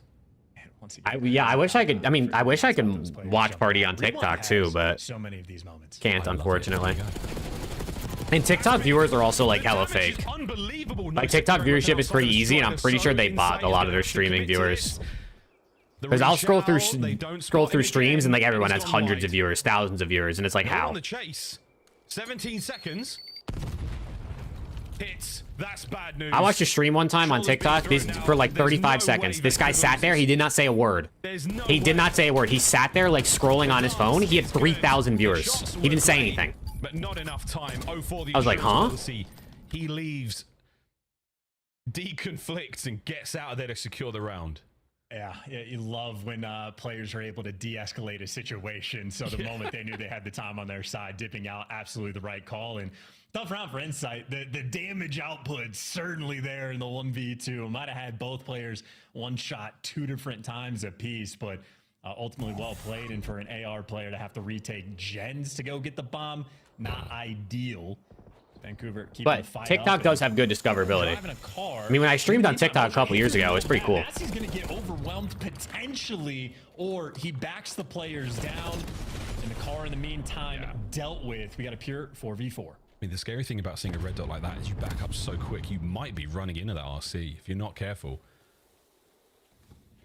Pure 4v4, here it is. You've been spotted out. Man in the back left, insight. Little reshuffle. Joe in a Look at Joe, bro. There.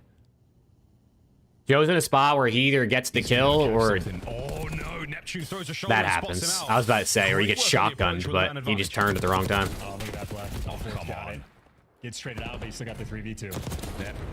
Gets himself Beans 1v3. 3v1 now. And I think he's spotted. Vancouver Surge. Actually, maybe he's not spotted, but Ultra here. Their defense has been non-existent, just as the Vancouver players are on the A bomb site for Beans. Over to B. Good luck, mate. You'll need it. Snaps are on. The nade is going to land. Oh, it was so close. I called that one a bit early.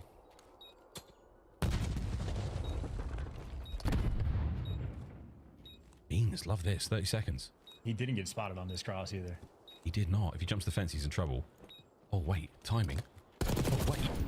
1v1. Oh! Oh my god! For Ben McMillan. Wow. What was that clutch? Oh my goodness. Oh my god! Nothing but head there. Where's the people who said they should have kept Mercules, bro? Where are they at? You want to call it? Beans owns that weapon. Oh my god! I mean, he got up close and personal, and he knew this is not time for the Jackal. This is time for the AR. Slide cancel, 22 HP, a 1. Oh! Met his maker. Beans. He said, I mean, come on, man. Oh, that is just gorgeous. He said they're fucking awful. They're fucking what shit. A clutch. Oh my god. That was disgusting. Ultra.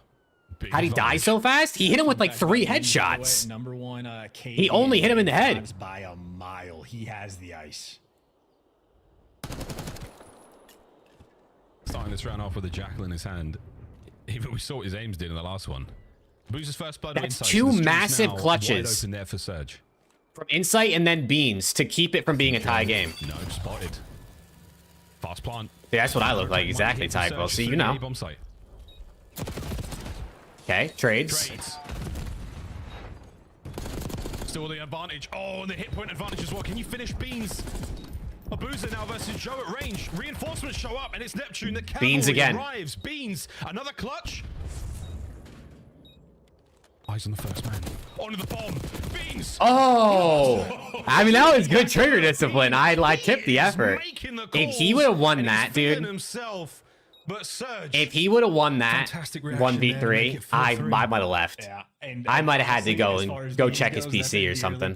Fly out to Toronto and go check that shit. I think if he waits a little bit longer, maybe some magic could have been created, but ultimately just a ridiculous situation. But I just love how quickly he can see it. Just takes a second, goes, all right, let's check the bomb. Timing perfect, and unfortunate that Abuza's right there as well.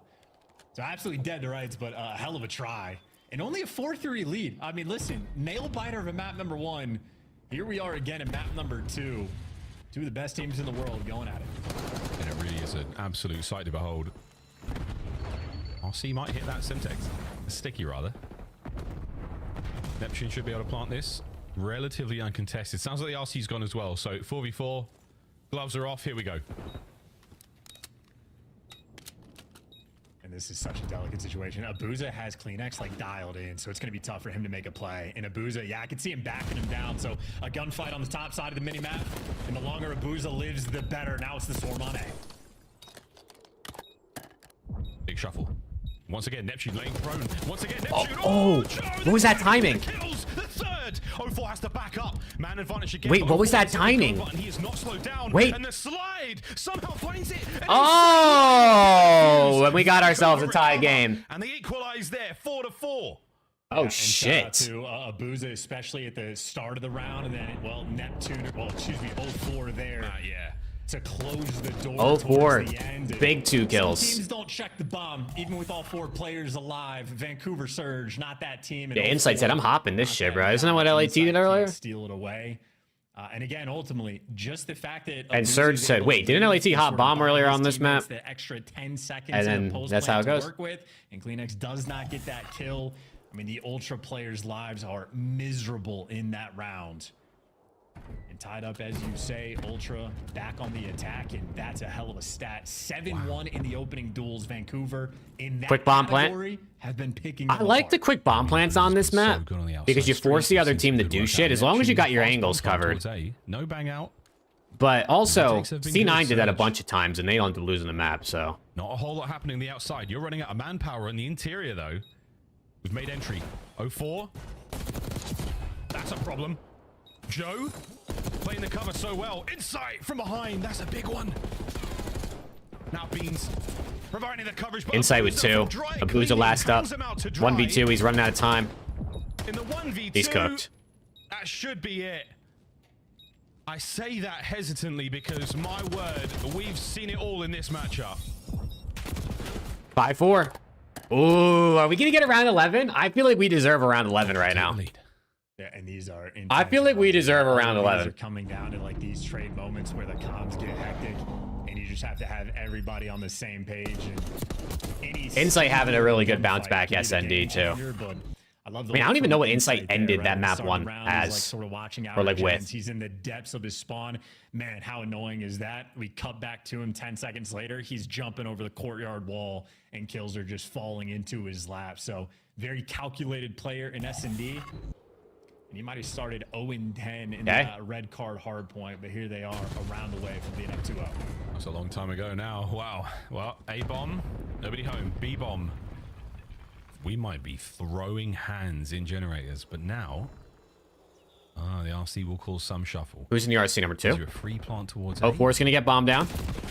Neptune, tagged up. Stuck. They're going to send it on him. He's going to go down. Gets a lot of info, but he's dead. That's 3 red dots on the map. And RC car off the map as well, so that threat is now just in the background. Oh dear, 04, he plays it patient, he gets his kill, and now it's a 3v3. Joe on the check. Clean it slides. Oh, 04! Wait. How's he pulled that off? How the hell is 04 still going? 2v2. You're running out of time. 2v2, you got to retake, Toronto. These players down. This is Vancouver's round to lose. They're very best now to clean house. They I think we're going 11. Down to clean next 15 seconds on the clock. We're going 11. He might make it a 1v1. He does not have enough time to defuse the bomb. Nasty can check this. Can we respect JD going from LEG to Ultra? Oh, round 11. Round 11. Hey, Viper, they come out, man.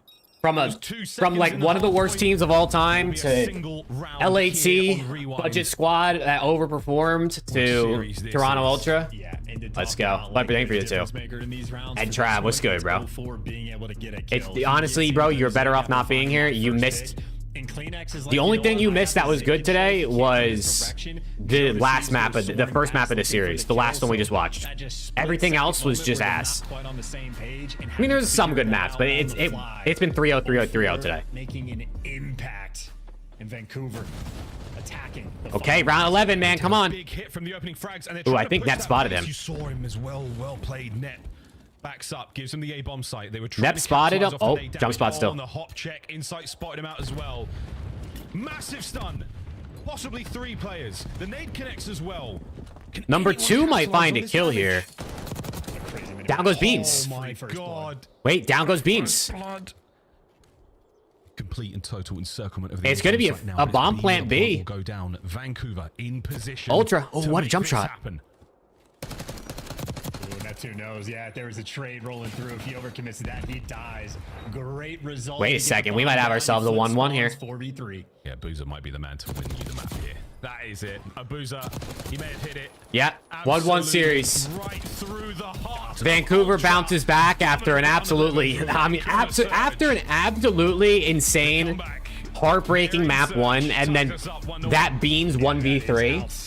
Work for the round 11. The fact that they won that map is typical. Just hitting some serious pace and running at Ultra. The first blood came through like past the office building. Not a single Ultra player is ready for that degree of pressure at all. But Vancouver, they found the routes and they played that without any fear in their hearts. 1-1 series, man. Not a 3-0. Finally, dude. Finally. The number of first bloods they got to get picked apart in so many of them, but ultimately clutching up. Neptune 11 out of 04, 10 out of Net. But just the fact that they got 9 out of the 11 first bloods and it went the distance. It's nutty work, man. if we're just looking on It is thundering and pouring like crazy out there, man. Team, at least in this series, and certainly the years told that tale. Ultra just have some crazy resolve. Yeah, what a match this is proving to be, folks. Here at the half, 1-1. Protocol Control coming up next. Hacienda, we will go there. Protocol Control up next. That's who does that even favor? It's got to favor Ultra, right? But for now, it's over to the Oh yeah, it favors Ultra big time. It's a bang. They're 6-1 in the last 2 months, and third are 2-5. Matchup, and we have a third round 11 in a row. Take a camera outside and dance in the rain. Nah, I'm gonna stay right here. I'm gonna stay right here. Surge fan, you are really just thanking your gods for the outcome of that final round. Walk me through some perfection, though. GoPro and Valorant? Really Why would you do that to yourself? In those final moments, Allie? It was just the retakes and the decision making from the side of Vancouver. Yeah, seriously, go play Counter-Strike. Final moments, but I don't want to get there before we get to the footage started, so we're going early. The footage started, so we're going to start early. I just think what kept them in the game the entirety of this was Vancouver Surge allowing Toronto Ultra to put that bomb down and then just working these first picks to play numbers was so good from the side of Vancouver Surge, which they needed because they weren't very strong with this map heading into it. You're talking one. All right, dude. They preferred to ban it out of We might have a banger on our hands. Map 3 should go the way of Ultra. And then map 4 is actually almost perfectly tied records on Haas CHP in the last couple months. And then map 5 heavily favors Surge, so. Trying to make huge plays throughout right there with the patience as well. Obviously, not able to get back-to-back 1v3s. And then on the other side of things, I think 0-4 just taking space, making huge plays. When we get to the round 11, I mean, the read that they have there is just absolutely beautiful from Vancouver. This is top Call of Duty. These are two of the best teams in the world going at it, and the gameplay reflects that. And I think another really important point to note is how good the First Bloods were for the side of Vancouver. The reason being is on the season, they are a top 2 opening duel win rate team. But in this stage alone, they are bottom 2. They couldn't buy one if they tried. So for them to overhaul the First Bloods in this map as well, spells good heading into the DreamHack. All right, it's cleaning up as you saw 4 First Bloods in the early rounds for Toronto. Wasn't enough. Vancouver gets the round 11. That one matters the most. But in game 1, oh, it was Toronto man, who got the final 8 points that mattered the most. Let's go, dude. Let's get into it. I'm guessing we're going to draw some conclusions on the comeback here, probably. It was Toronto with a comeback. Listen, everybody in this building is extremely passionate about Call of Duty. And I heard Joe Deceive's name yelled so many times and the tail half of that by our production staff. So we're going to talk about Joe Deceives and why he's a world-class player and an MVP candidate. Because, listen, this was 231 to 128. Toronto win this game. Do you understand how flawless you have to be? This is a P1, and what they're able to do is ridiculous. We're on rotation, obviously, into the P1. We'll jump to the minimap. You see, this is Joe Deceives. Yeah, holding them off that P1 is pretty crazy. You want outside control, it's pretty crazy to hold somebody from not getting like 10 seconds on a P1. All the players on Vancouver are kind of going to be spawning here, and then they have to make a decision. Do we want to wrap towards Everyone Joe had to get their Deceives? individual This guy is kills way down the too stretch good of for us that to fight, game. Or do we want to pinch all the way around? Well, you're going to see, we'll jump back into the minimap here in a moment, but the way that they set this up, if you're Toronto Ultra, to mount this comeback, obviously you have to be in the right position, but you just have to make individual massive plays. So Joe right here, he knows, like, all right, they got early time, but I'm in position to set my team up for a huge break here. I have to go in, find some information, get a kill. I find one now, I have to maintain this control over at Hedges. And Joe Deceives just getting information, putting shots down. Yeah, Super was just vibing today, bro. Super was literally just vibing. Real and Rencore were killing everything. Even Metals was too. But Real and Rencore were like plus 30 something. Kleenex is active in the hill. He just killed 0-4 in the back. And as Joe's finding this information, Kleenex is putting down shots. So like this, to me, right, as a Call of Duty guy who's been around forever, this is poetry in motion. This is everything I live for as a Call of Duty fan.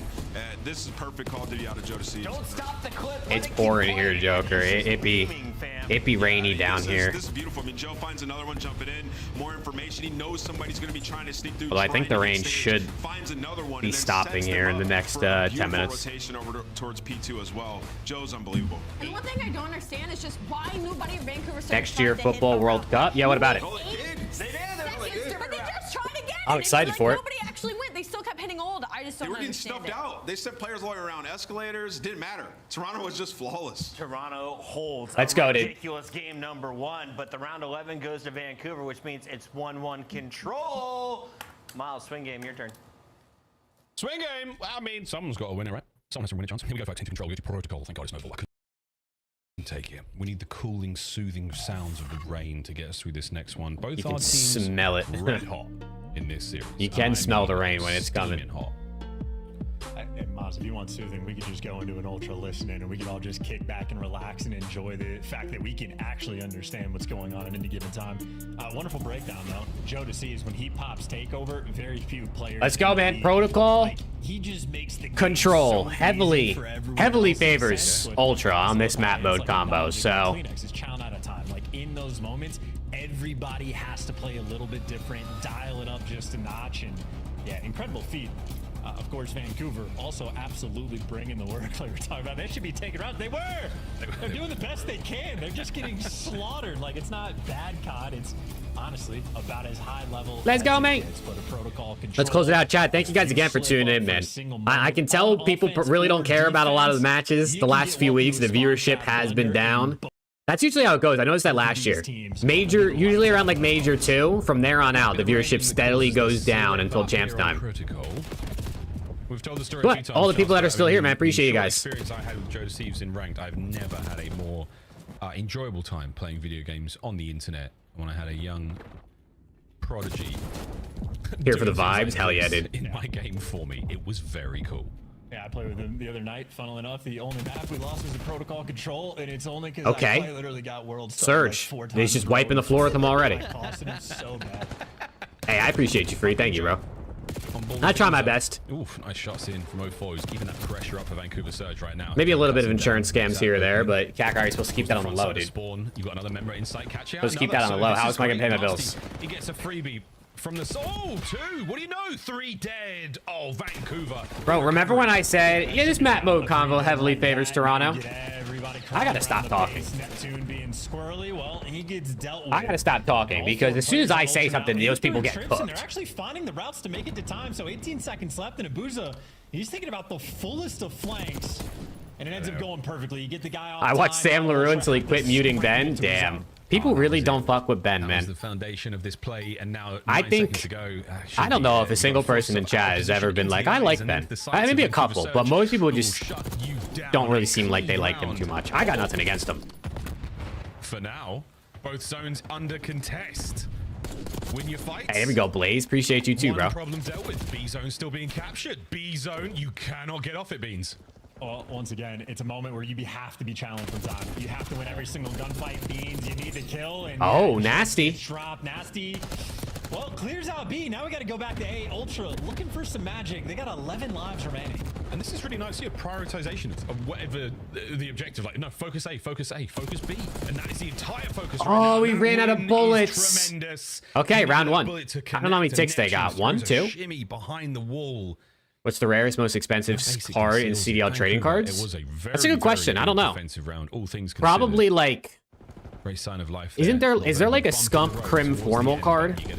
I think it's probably like that one. If I had to guess, it's most likely a card that has a Scump autograph on it to some extent. It's probably like a Scump Crim formal. Maybe I don't know if there's a gold one of that. From the opening break, they get control, get inside of trips, and again, neither one of these teams, when they get control like that, should really ever let up. And for Vancouver, similar story on like the hard point, right? Where things actually get a little bit squirrely. Someone's just taking the route. Abuza going through depths to make sure you get the guy off time.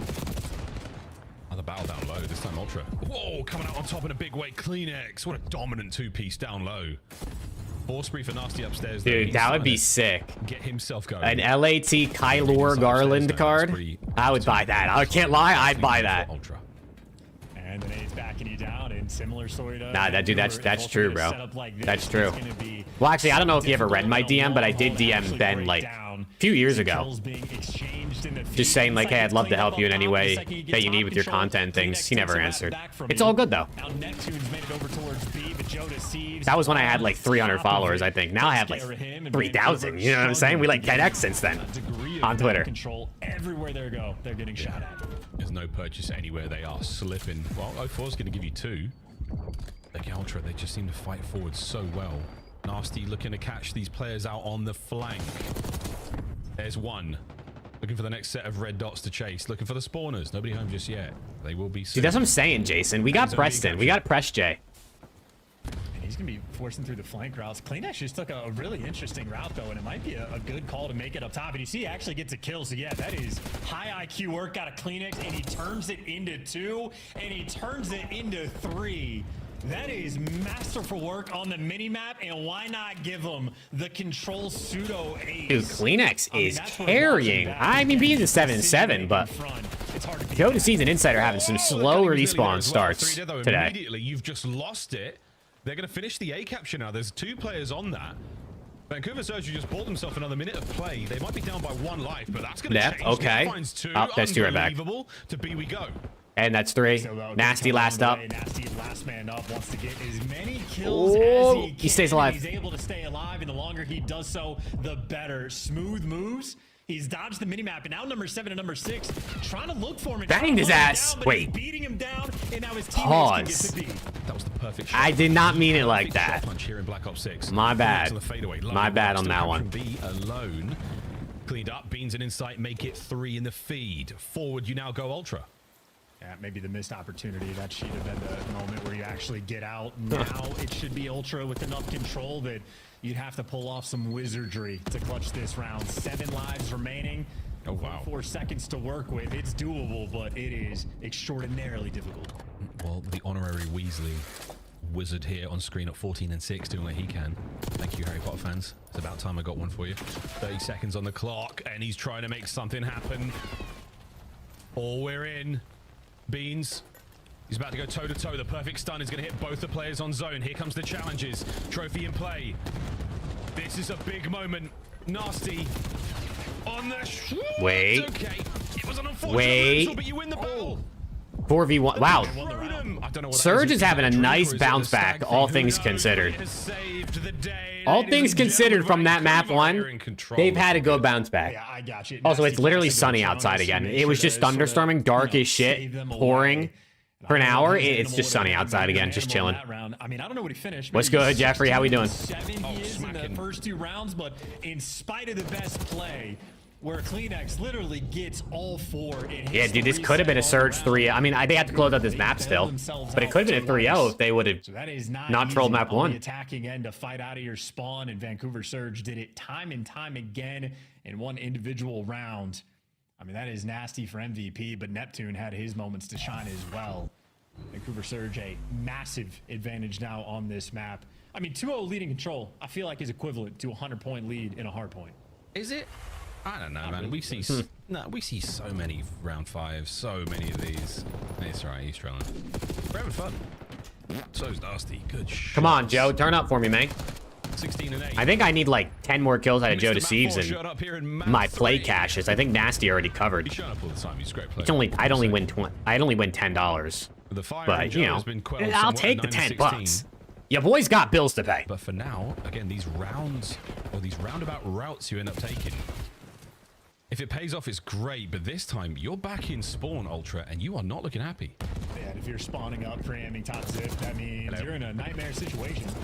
Kleenex trying to get them out of that, and unfortunate team kill rolling through, but they still find 3 of the 4, make it all 4 of the kills. Okay, hold on. Just like that. Down 1 life, but they get kills. They have full map control, and they go 2 dead. In the air and breathing in boozers, They go 2 dead. 6 rounds. That's tough.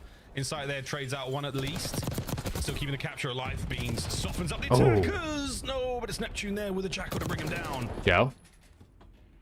Second segment at A. Can we Nice. Can we get it in the bag? Sure can. Nice. Nice. That's going to be A zone captured. Joe starting. Time to go over to B. Boss out Nasty. Great work keeping him suppressed. A zone complete. Over to B we go. They slowed down Kleenex big time. Bean stepped up. And at least get a segment But Surge did a good job of slowing down Kleenex. Yeah, Beans lost the plot on that when he gets some trades, but it boozes over towards P1. Just a nuisance, gonna slow him down. Nade looked good, but just gonna force the reposition, and now you're flooding through to B before you got it. You have to clear out a Booza, and he is just so problematic over on P1. 15 lives either side. Insight will see ya. To still play, so this is very doable still for the Ultra lads. If they can falling get forward apart. a little bit. 14 to 12, a minute left. So difficult to catch up Winnable, Surge, but they got to get kills. Look at how far up Surge are on the top side of the map right there. Pressure to spawn is nearly insurmountable. Abuza is hot on the heels of Joe Deceives. Man. With the pinch as well. Kleenex is going to try from spawn, but Chance, we know what this one feels like. It ain't good. Oh, no. Well, Nasty thought he was Hook, and Hook couldn't even get a kill like that. How the matches today? I mean, we've had some pretty insane maps, but we've had 3 3-0s today, and this one's 1-1 at least. Vancouver have only played a single round, but you read the map 1 of this series was insane. I'd watch that back if anyone hasn't seen it. So hard out of it. Out of the trap. Oh, 4. He's gone. Wait. 2. Taken care of. 40 seconds. 5 lives. Ultra. Dude, there has been somebody literally with like a 0.5 in every, I feel like in like every map that has been played today. Someone's been getting tucked in every single map of every single series. The spot check. If he's struggling, that means things are going wrong for the team. I feel like what's going wrong is Vancouver are playing just perfectly. Wait. Very nice. 2 dead though. Wait. 1 man left. There's a chance. Over by the B zone. Wait. He's cut down. Wait, they just won the round. This could be round. They won the round. Great shot. You just need a couple kills, man. And a swift you just need a couple kills. Yeah, Caster cursed the daylights out of Who's getting tucked in the LAT match? Capital's getting slammed. Dan was getting slightly tucked. He rebounded big into control, but I think Cap had like a 0.5 or like a 0.6. Best right now and just trading blows. Notice he's making moves over towards B, but this is earlier in the round. Actually, not take it back. That is the best play. Very end, yeah. Do that, hop right back on the point, get it done. Joe Deceives levels up when the chips are down. That's the way control goes, though. It is never over until it truly is over. It can be a difficult one to follow for the new viewers. Okay. But we do our Is best Ultra to gonna give you bring our this view, back? folks. This would be crazy. Points This still series for would Vancouver. actually be like goated if somehow Ultra brings this back and wins this map. The comeback map 1, round 11 map 2, and then a comeback map 3 would be crazy. Are as creative as ever. And Neptune, this one might hurt. Good shots from inside. Get a 0.61. Better than I thought he had. I thought he had closer to a 0.5, honestly, in that Capsule. Poor guy. That means Vancouver, they just need a standard round. Get 3 ticks, just get the A captured. You're good to go for the defense in the final round. Of course, they won their first attacking round, so they could just call game.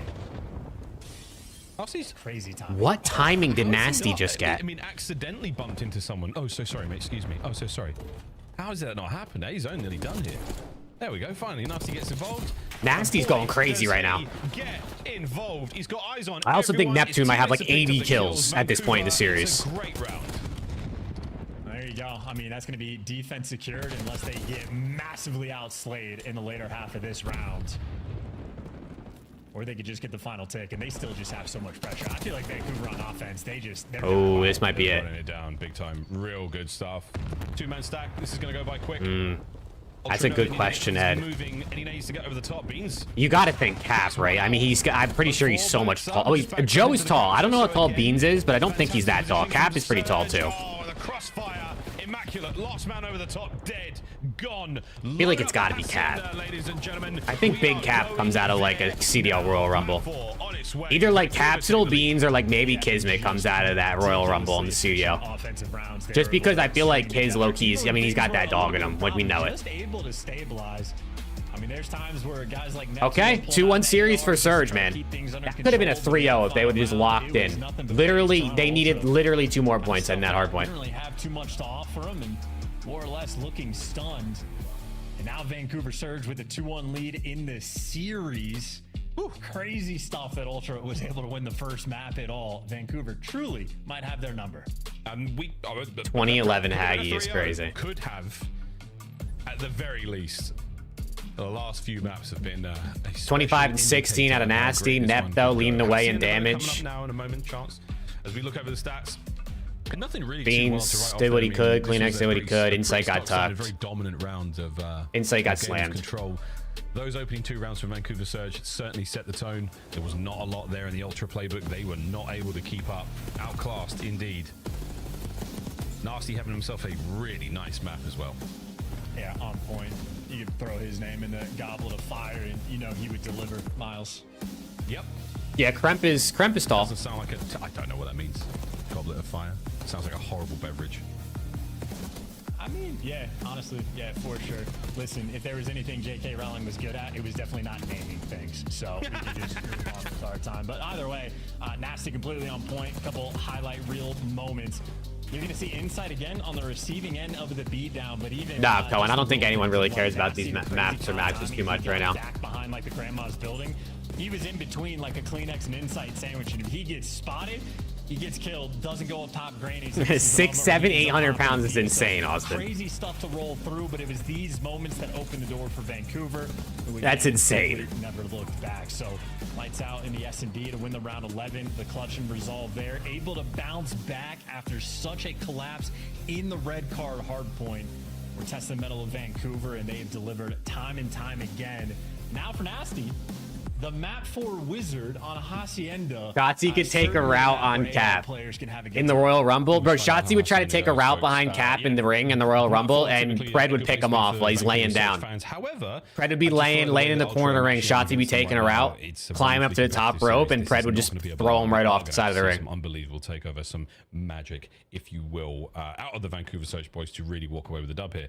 Do I want to go back to red card, a full rendezvous, come full circle? Yes, I do. I really, really do. But who knows, man? This could be the way this all closes out. We do have a quick look now, folks, at, I mean, we've talked about it before. We're going to talk about it again. Our Scuff player of the game. It is going to be going back to that map 1. While we get everything ready, Scuff player of the game, Toronto Ultra. What a comeback. Nameless, wax lyrical with good reason over the magic of Joe's comeback. Perchance, teamwork made the dream work here. I mean, yeah, just an absolute. Okay. Why not take a look at Hasi map 4. Both of these teams are pretty decent at Hasi map 4, so I guess we're going to see who comes out of this. Setups on the rotation, and I'd say for Vancouver, it's a bug that bites a lot of people in this game. Just who wins in a 4-way Royal Rumble between the LAT boys? And instead you end up flipping the I think Envoy, bro. So how many superstar players I think I got Envoy. Just fall for that trap time and time again, but it's not just the little. It's Envoy or Hydra. I don't know which one it is. Every single thing going right from Ultra. Envoy's definitely got the height on him, and he's definitely not like, he's not too thin either, you know what I mean? I feel like he's got some beef. He's definitely got some beef on him, and he's tall, or taller at least, I think, than all of them. I think I gotta go Envoy in that one. Favorite reaction, they're like, wow, we did it. We actually did it. Trades were there on point, and this is the stats from the first map.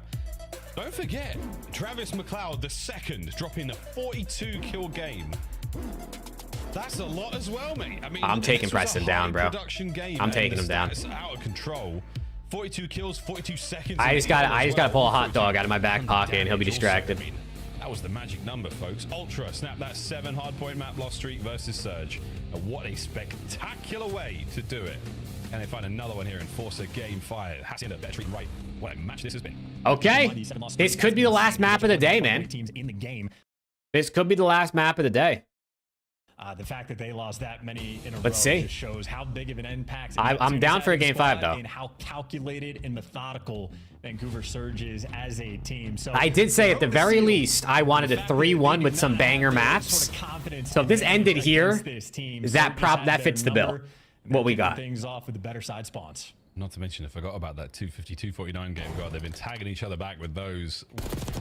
But a wonderful, wonderful opener as well here. Kleenex, I wouldn't poke it, mate. I just wouldn't. They've got you. Oh, no, they do not. Kleenex, you walked right into his trap. Wait. Holy okay. Early kills are going to go the way of Ultra to get some time. In there after the opening salvo comes to a close. Yeah, and I love the sort of high IQ play out of the SMGs there from Toronto Ultra. Kleenex loses the dance battle, but both their AR players get zapped off the break. And then you look at the score, and Ultra already have the lead. So Joe Deceives and Kleenex both handle their situations to a T. And I mean, hey, if you don't always have the brawn of the slaying power, you got to make sure you have the brains to go through. We got to do a CDL Royal Rumble like bracket stream one day. We'll put like all the pros in COD history and on one big bracket, and we'll do a Royal Rumble bracket. Who comes out on top? You see Vancouver get every single one. Wow. Clean 4-man wipe to start off. All right, good kills for Surge. Nep's having himself a series. I think he has like 80. I'm dead ass. I think he has 80 kills through the first 3 maps. In towards time once again quickly from Rock, but nice work out of Neptune. You have been held back. Beans is trying to make something happen. Neptune, is he a planet? Oh my god. With a 2-piece, looking for 3 on a oh, he would have killed that. He and Nasty locking down P2. And just to acknowledge the methodical nature, both 04 and Abuza not interested in helping their teammates because they trusted them. They're just locking down everything else. So this is a perfectly orchestrated P2 that is absolutely this is going to be a full 60 P2. Full 60. And again, this is going to be a full 60 P2 for Surge. It feels like they've just got this game dialed in. Again, if this goes 5, Surge are definitely favored in that one, given the game 5. Nice timing. Red card SND. Ultra don't even really play that much. This is your hard point Ultra now. Will you set up in a way that deters Vancouver Surge from getting in there quickly? That is going to be the question, folks. Ultra could lose this, though, to avoid the undefeated curse. You got to think about that. You do have to think about that. Ultra could lose this to avoid the curse. And this is not a bad team to lose to, because you lose to another top team, you know, then no one's really going to be on your ass. Gives you 2. Last man standing for Vancouver is going to be Nasty and just Nasty has a Hellstorm, by the way. Do with the back spawn, so they can be quick for the retake here, but they're going to be taking the distant routes. And Neptune might have found the timing again to get behind everybody. Gets 2. This guy's the goat. The hill's broken. You had Ultra get a clean 4 down.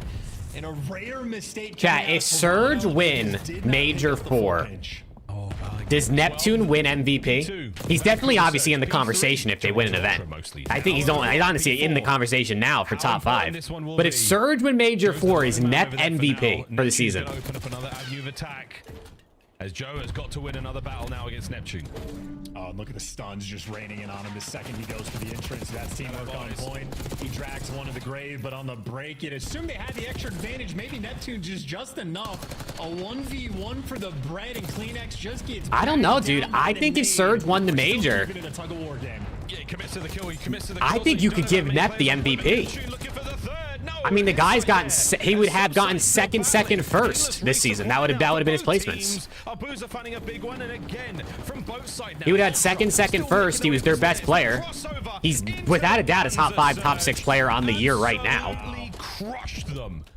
Dude, and I bet Vancouver probably loves this matchup because Ultra plays such good Call of Duty that Vancouver just know how to play around it. They're going for the pre-fires. They're going for the wall bangs. They know where to nade, and they know what to do. I mean, if Ultra's playing near perfect Call of Duty, that's how Surge are working these guys.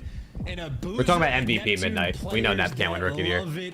They live for it. 2 phenomenal hills on the first set of rotations is going to give Vancouver Surge a 60-point lead.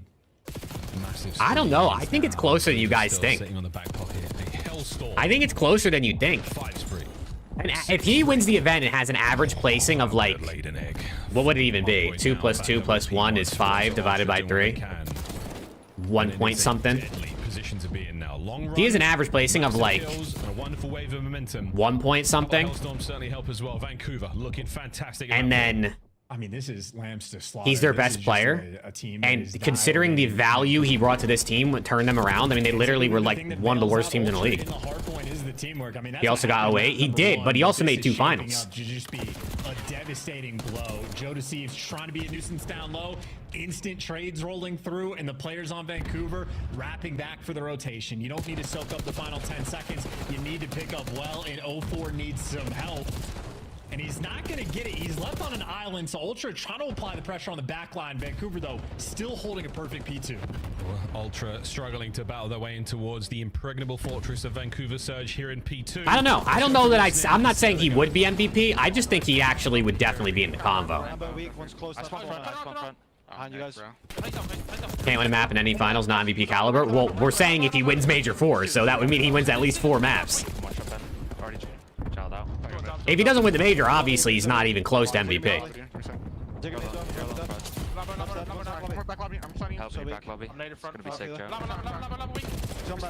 Sell 1 to events. True. That's true. But winning events, unfortunately, doesn't always equal MVP. I agree. I think winning is, I mean, how do you provide value? You got to win. But winning isn't always, doesn't always equal MVP. I think they're playing too close, okay? I think enough closed. I'm just he's streaked. Could hit me front here. I'm in you. Is that care? I'm just laying. Is anything in front of you? Come on, Compton. Saving you. Front down well. Shed now, go into... Yeah, Ultra is getting fucking tucked right now, bro. I know we're talking about MVP. These guys, you're getting tucked. I'm pitching. We're good. It's close to me, inner. How you push? Yeah, their side, they see their side. I don't see him. Shut. Twice. Pushed up. They could Shoot again, by the way. vault here. Putting off his back. One jumps on. Another Hellstorm. Oh, okay. See you, beans. Weak Tom. Nice. One step. That's here. For a second. No, Chad, Neptune is not close in MVP right now. I'm saying if they win the major, which I don't think they're going to, but if they win the major, I think he's top 3 in MVP at the worst. Push me out. He's going top office, Joe. I'm playing close right.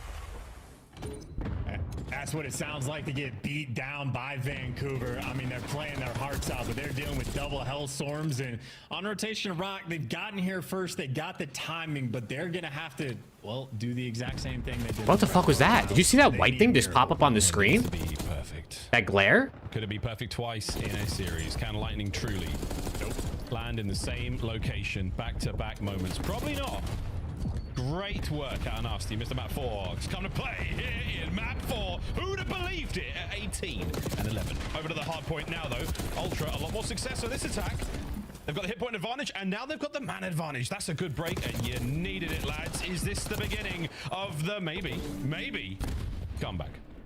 Kleenex is trying to fight 3 players. If Ultra make this comeback, bro, I don't even know what to say. Reinforcements, and he's got great damage out, setting off the trade battle, and well, his teammates. See how high valued wins when given the MVP award? Other than in Vanguard, you're not wrong. The timing on the rotation to get to New and Abuza, desperate for a little bit of help. But a great job at staying alive, and that is fantastic work on the time for Abuza as everyone on Vancouver Surge is dialed in. Yeah, that's it. The final moments of this hard point, ladies and gentlemen. Oh, he's still going. What a turn. The Nasty brings down his squad mate. And like rolling thunder across Hacienda. That's going to be GG, man. Vancouver Surge are just dealing. Oh my God, he's still going. We're talking about if he's an MVP race or not. He's just running through Toronto, who's another top 4 team. Pressing spawns. 10 seconds now for the win. Vancouver Surge will be coming out on top of this Canadian classic. Neptune is plowing them. Throwdown and another beatdown. Wow. Hard point. Vancouver 3-1. Take the Hacienda happily. 3-1, damn. Type of series that Rambo Ray, honestly, maybe the happiest he has been, because that is ridiculously clean and efficient. That's good work. Played. I mean, the series. That's good work right there. They lost, or well, actually, they won the first blood battle. They got 9 of them and still went. Fell got the 1.9 on LAT. He did. Unfortunately, that one series I don't think pulls much weight when we look at the whole season by the end, but that is pretty insane. Maybe it's just that is pretty crazy. Play like such a, like such an intelligent game. At the end of the year, when they hand out the MVP award, they're not going to say Celium, who dropped the 1.9 versus LAT in an online qualifier. Also, who left? Kleenex. Easy Mac's going to be angry. Just be dominant in this lobby. Easy Mac's going to be angry. Kleenex got out of dodge and makes Easy Mac's life more difficult than it needs to be. That's what I'm saying, Chance. He did great work today. It's outstanding, the turnaround in the stats department from map 1, but what a different hard point this was. Neptune's top 10 in BO6, not top 5 at all from the Ultra Boys. They have still got. I think he's 5 or 6 against Surge. It does remind me. I think he's top 6. He's for sure. So much just because they play good COD, because they play very smart. It feels like the same sort of scenario. You're absolutely right there, brother. What a brilliant series, folks. I mean, he could even be better. Both the hard points. I don't know. I think he's 5 or 6. Neptune is where I'd have him right now. It's between him and Joe in that spot. GG's desk. Ain't those ball. Excepto throw-o. Gracias, amigo. Let's take a look here at the win from Vancouver Surge. 116 points is all your Toronto team put up. Ali, this is a one-sided Hacienda. Yeah, dude, I don't know, bro. I might put Nep over Joe to Sieves at this point. I think this Hacienda is... I had Joe over Nep. I might have Nep over Joe now. This was a great hard point. This is not their favor, right? 10-5 overall in Hacienda. I mean, 2 grand finals. I know he didn't win a map, but he still made it. Just absolute they're better in the head-to-head versus Ultra. And I mean, he's still slamming in most other series. He's still got really good stats. Hard point. They have put the work in and was looking much better throughout this. I mean, you're talking about a Toronto Ultra team that's on a 3-win spree. So certainly Ultra came out a little bit flat today. Well, yeah, I mean, they had a thunderous when they instantly came out. That thunderous. Nep didn't play the whole year. Just hard point versus I mean, that doesn't matter. It's not his fault he didn't play the whole year. went their way, and they have to figure out how to get over You, this hump. if that's how it works, then like the ratings are never going to be fun or fair. If it's just like, okay, you played one less match or 5 less matches, 10 less matches, you can't be over somebody. I mean, yeah, I agree. I think it counts for something. But Neptune's played almost the whole year, other than one stage, and he's been amazing since he came in. I mean, they were 1-18 round count, and they're 6. He literally has not. He hasn't gotten worse than second place in the events he's played at. Joe DeCease hasn't even made a final. Stats aside, No disrespect to Joe, I think he's godlike. who has a better chance of finishing But top 3? between 5 and 6, I don't know. I think I'm bumping Nep over at this point. Sorry, you have to say Vancouver. It's more consistent. We're going Surge. Toronto has finished with a lot of bronzes, and today they hold another L at the hands of Vancouver Surge. But let's take a look back at everything that went down. No interview? Oh, man. If you guys want, send us your questions. In the meantime, do you want to see some highlights? Because I do. Heck yeah, I want to see some highlights. It was a really quick day. We You finally got a got game beans in four your with top so 10, many Viper? 3-0. I don't know if I have beans in my 3-0s top were 10. rolling in as the Vegas Falcons took stage against Draza. I don't think I have beans top 10 right now. That sounds miserable. Starting your day like that? Yeah, it was a one-sided boppity bop here. You watched the hard point, and if you were here for the first 3 minutes, you kind of knew what was going to happen for the other 4. Beans been more clutch. Beans has been clutch. You're not A wrong. quick run through. You talk about Atlanta. They're still. He has been clutch. I don't know. Top 10 is definitely tough to think of off the top of my head. Falcons at this stage of the season is going to look like this. I mean, they were. I mean, you can see him just showcasing. They're playing with their food, man. Yeah, he's just playing with his food, just trying to take people hostage. FaZe looked very good today. Atlanta FaZe keeps rolling. They are going to be entering your major number 4 with a 4-1 record. That should be good enough for top 4. Top 3, probably. We take a look here at our other matches, though, and of course our star players. Should we watch all the highlights? You guys want to do that? Sure. I mean, these highlights are about as long as the first 2 series were. There we go. Let's go, Tiso. That's what I'm talking about. We got Dylan Envoy. Okay, wait. So let's look at the standings real quick for the major.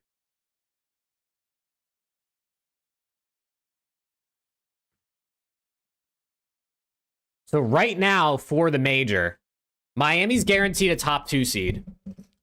Actually, Miami's guaranteed the 1 seed because Ultra just lost. I take that back. Miami is the 1 seed. FaZe is the 2 seed unless Ultra 3-0s tomorrow. And then I don't even... What even happens if Ultra 3-0s tomorrow?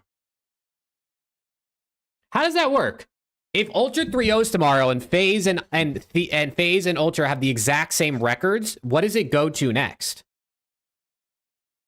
Does it go to season head-to-head then?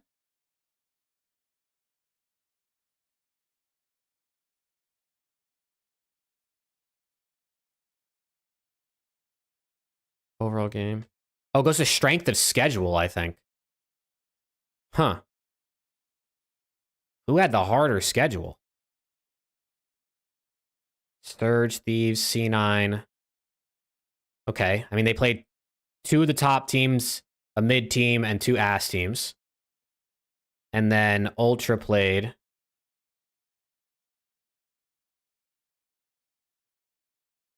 top team. All right, so it'd go to FaZe, I think. I think FaZe would win that. I think FaZe would win that.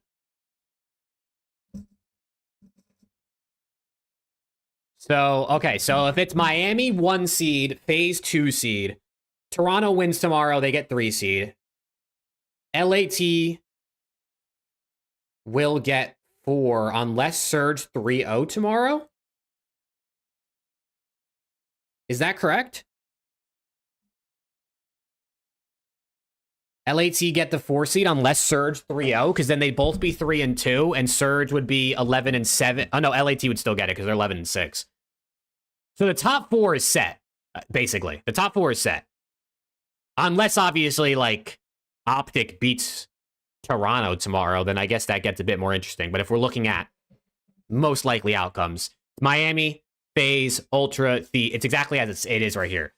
And then after that, if we're saying Optic's going to lose to Ultra, they'd be 2-3. We're going to say Surge probably beats Rocker tomorrow. So they would be 3-2, 5 seed, 2-3, 2-3, 2-3. So it's gonna be LAT versus Surge winners round 1. I think it's LAT Surge winners round 1. Unless Surge loses to Rocker, then it's gonna be LAT Rocker winners round 1. Or if Optic beat Ultra, obviously that puts a whole nother wrench into the situation. Ooh, LAT Surge winners round 1? Oh wait. Neptune interview, hold on. The ego challenge, and I feel like a team like that, like when you're playing like that, it's just hard to beat. For sure. Neptune, congratulations on the win. Obviously, specifically the I could sense the interview, bro. I felt it. For you guys in this series. It's been your biggest struggle when it comes to the top teams. Was this just a good day, or is this the fruition of practice and scrims and control we can expect to be well during the major? I feel like it's definitely because of how our practice has been. Ever since like I think Major 2, we've been trying to prepare like our controls, all 3 maps, just trying to make it like as best as possible, so that when we play against like the better teams like LA Thieves and FaZe, we actually have like a better chance of like winning. Because our controls when we play them, like we just get smoked every single time. Remember when you said Miami isn't a top 4 team? See it on LAN. Yeah, I mean, when was that? Like 3 months ago? Grand finals now, Miami's been top 4 for months. Flat in those finals, right? And for you, what's been your biggest takeaway? Because you've had so much steam. I mean, honestly, there's not even like a top 4. It's like a top 5 at this point. For me, Miami, Surge, and Ultra have all been it's close. Nerves or anything. I feel like every grand finals I've been in so far this game, I feel like I'm going in super confident. I'm feeling good about it. I think it's just simply like just working on our map pool and also staying like composed. I think sometimes when things get out of hand in the map, or let's say we lose the first map and it's super close, I feel like we just run out of gas going into the next few maps, and that's why we're getting 4-0'd. Because I promise we're way better than that. To not be getting a single map. No, whatever you guys are doing is, working out, because that comeback they had on map 1, that's exactly what you did rally back in the series. So kudos to you guys. Great stuff there. Neptune, final question. Your last match is against Minnesota Rocker. Minnesota Rocker needs these 10 points if they're going to challenge for What are you about to say? Do you feel bad about taking those points away from them? Oh my God. I definitely feel bad, but it is what it is. We need to win this match too, I think, to make winners. Yeah, you guys. I'm not really sure, but it's an important match for us too. Important match, not nearly as important as it is for Minnesota. But Neptune, you got to take. Yeah, no, points. Surge want that win. Give it, right? Congrats on another win tonight. Exactly. He took 10 from Toronto. Wow. Another purple. Yeah, so, dude, if we get LAT versus Surge winners round 1, that would be insane. I can't lie. That would be a banger. And Splitty, I'm so excited. Miami head-to-head with FaZe. Let's see. Let me see. Hello? Let's see. 1-0, 2-0. Wait. Yeah, 1-0, 2-0. 2-1. 2-2. It's 2-2. Unless I missed one.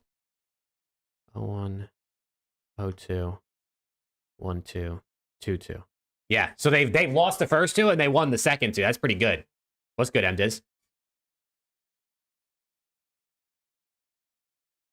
Who has the better strength of schedule, Surge or Optic? Let's see. Again, I mean, there's like actual math behind strength of schedule, but just like eyeballing it. I mean, Optic plays Surge top team. Well, they play each other.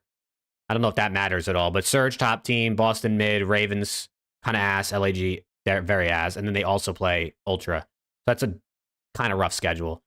But then they played FaZe, Optic, Breach. Oh, that's close. They play each other. They both played Boston. They both played Toronto. So the difference is LAG and Ravens for Optic versus FaZe and Rocker for Surge. It's got to be Surge, right? With a harder schedule, probably by a bit. But I think the strength of schedule is like it's based on like I think it's the performance on the on this split specifically, not like how those teams are the whole season. I don't really know. I guess we'll see if it comes down to the tiebreaker. Yeah, Optic has the head-to-head. I mean, they literally beat them a couple weeks ago. So if they're the only 2 teams tied, then Optic would have the tiebreaker. Well, they'd also be tied with C9, though. And they didn't play C9. So the head-to-head wouldn't even matter. They would come down to map count first. What's good? All right, peace out, Trav. Yeah, so I think this is probably like the top 4 right here. This is probably the top 4 in this order, unless Toronto loses to Optic tomorrow. Then that really gets crazy.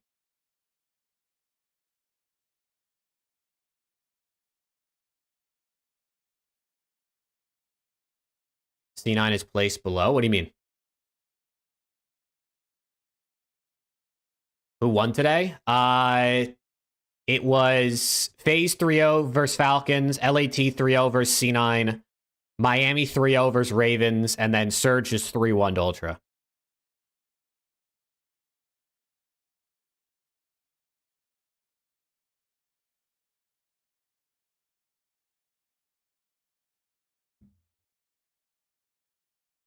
They got 40% win. Well, these guys haven't played yet. That's why. All these teams are about to play. If Optic lose and Third lose or Rocker lose, right? One of them have to because they're playing each other. They'd all be 2 and 3. I thought that's what you were trying to say. Is like if Optic was 2 and 3, Surge was 2 and 3, where would they sort out? But C9's also 2 and 3.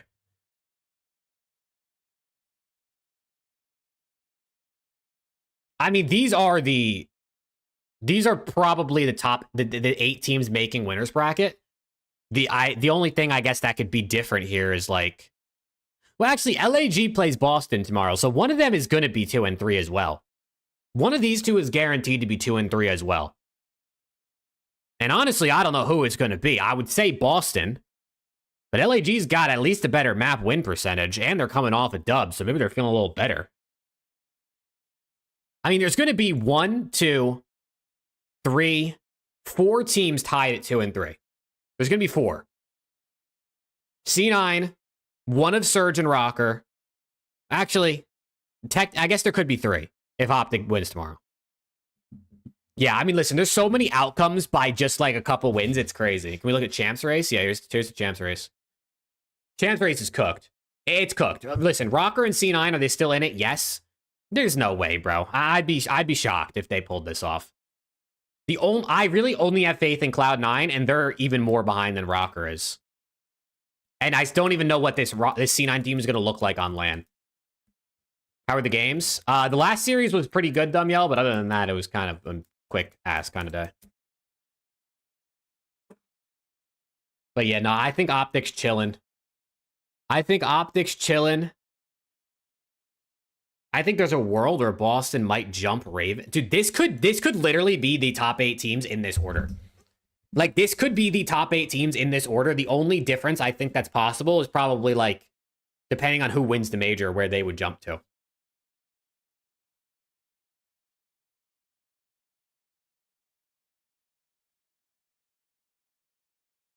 I don't know, dude. It's pretty crazy. It's pretty crazy. Rocker could jump Optic. Yeah, I just don't think they're going to. This Rocker team is so... They're so ass. They're just so hit or miss. The only teams they've beaten are the worst team in the league and then one of the worst teams in current form. Can you eat that pasta? Sure. I don't know what I'm going to eat, but you can eat the pasta if you want, yeah. Rocker would have to have the right draws. I mean, if Rocker plays like... I don't even know, bro. I mean, Rocker's got... If they can win tomorrow and guarantee themselves winners bracket, that would be huge for them.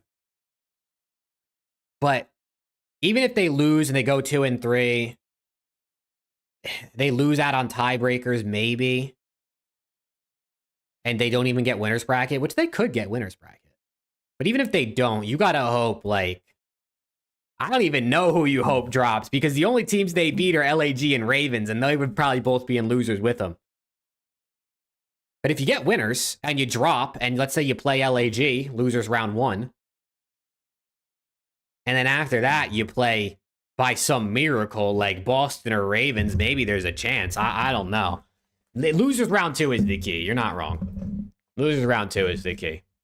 But all right, Chad, that's going to do it for me, man. We'll be back again tomorrow, obviously. We got 3 more matches, real quick. Matches tomorrow. LAG Boston. Winners 2 and 3, which is actually kind of a big match. So add a little extra spice on top of an absolute burger bowl.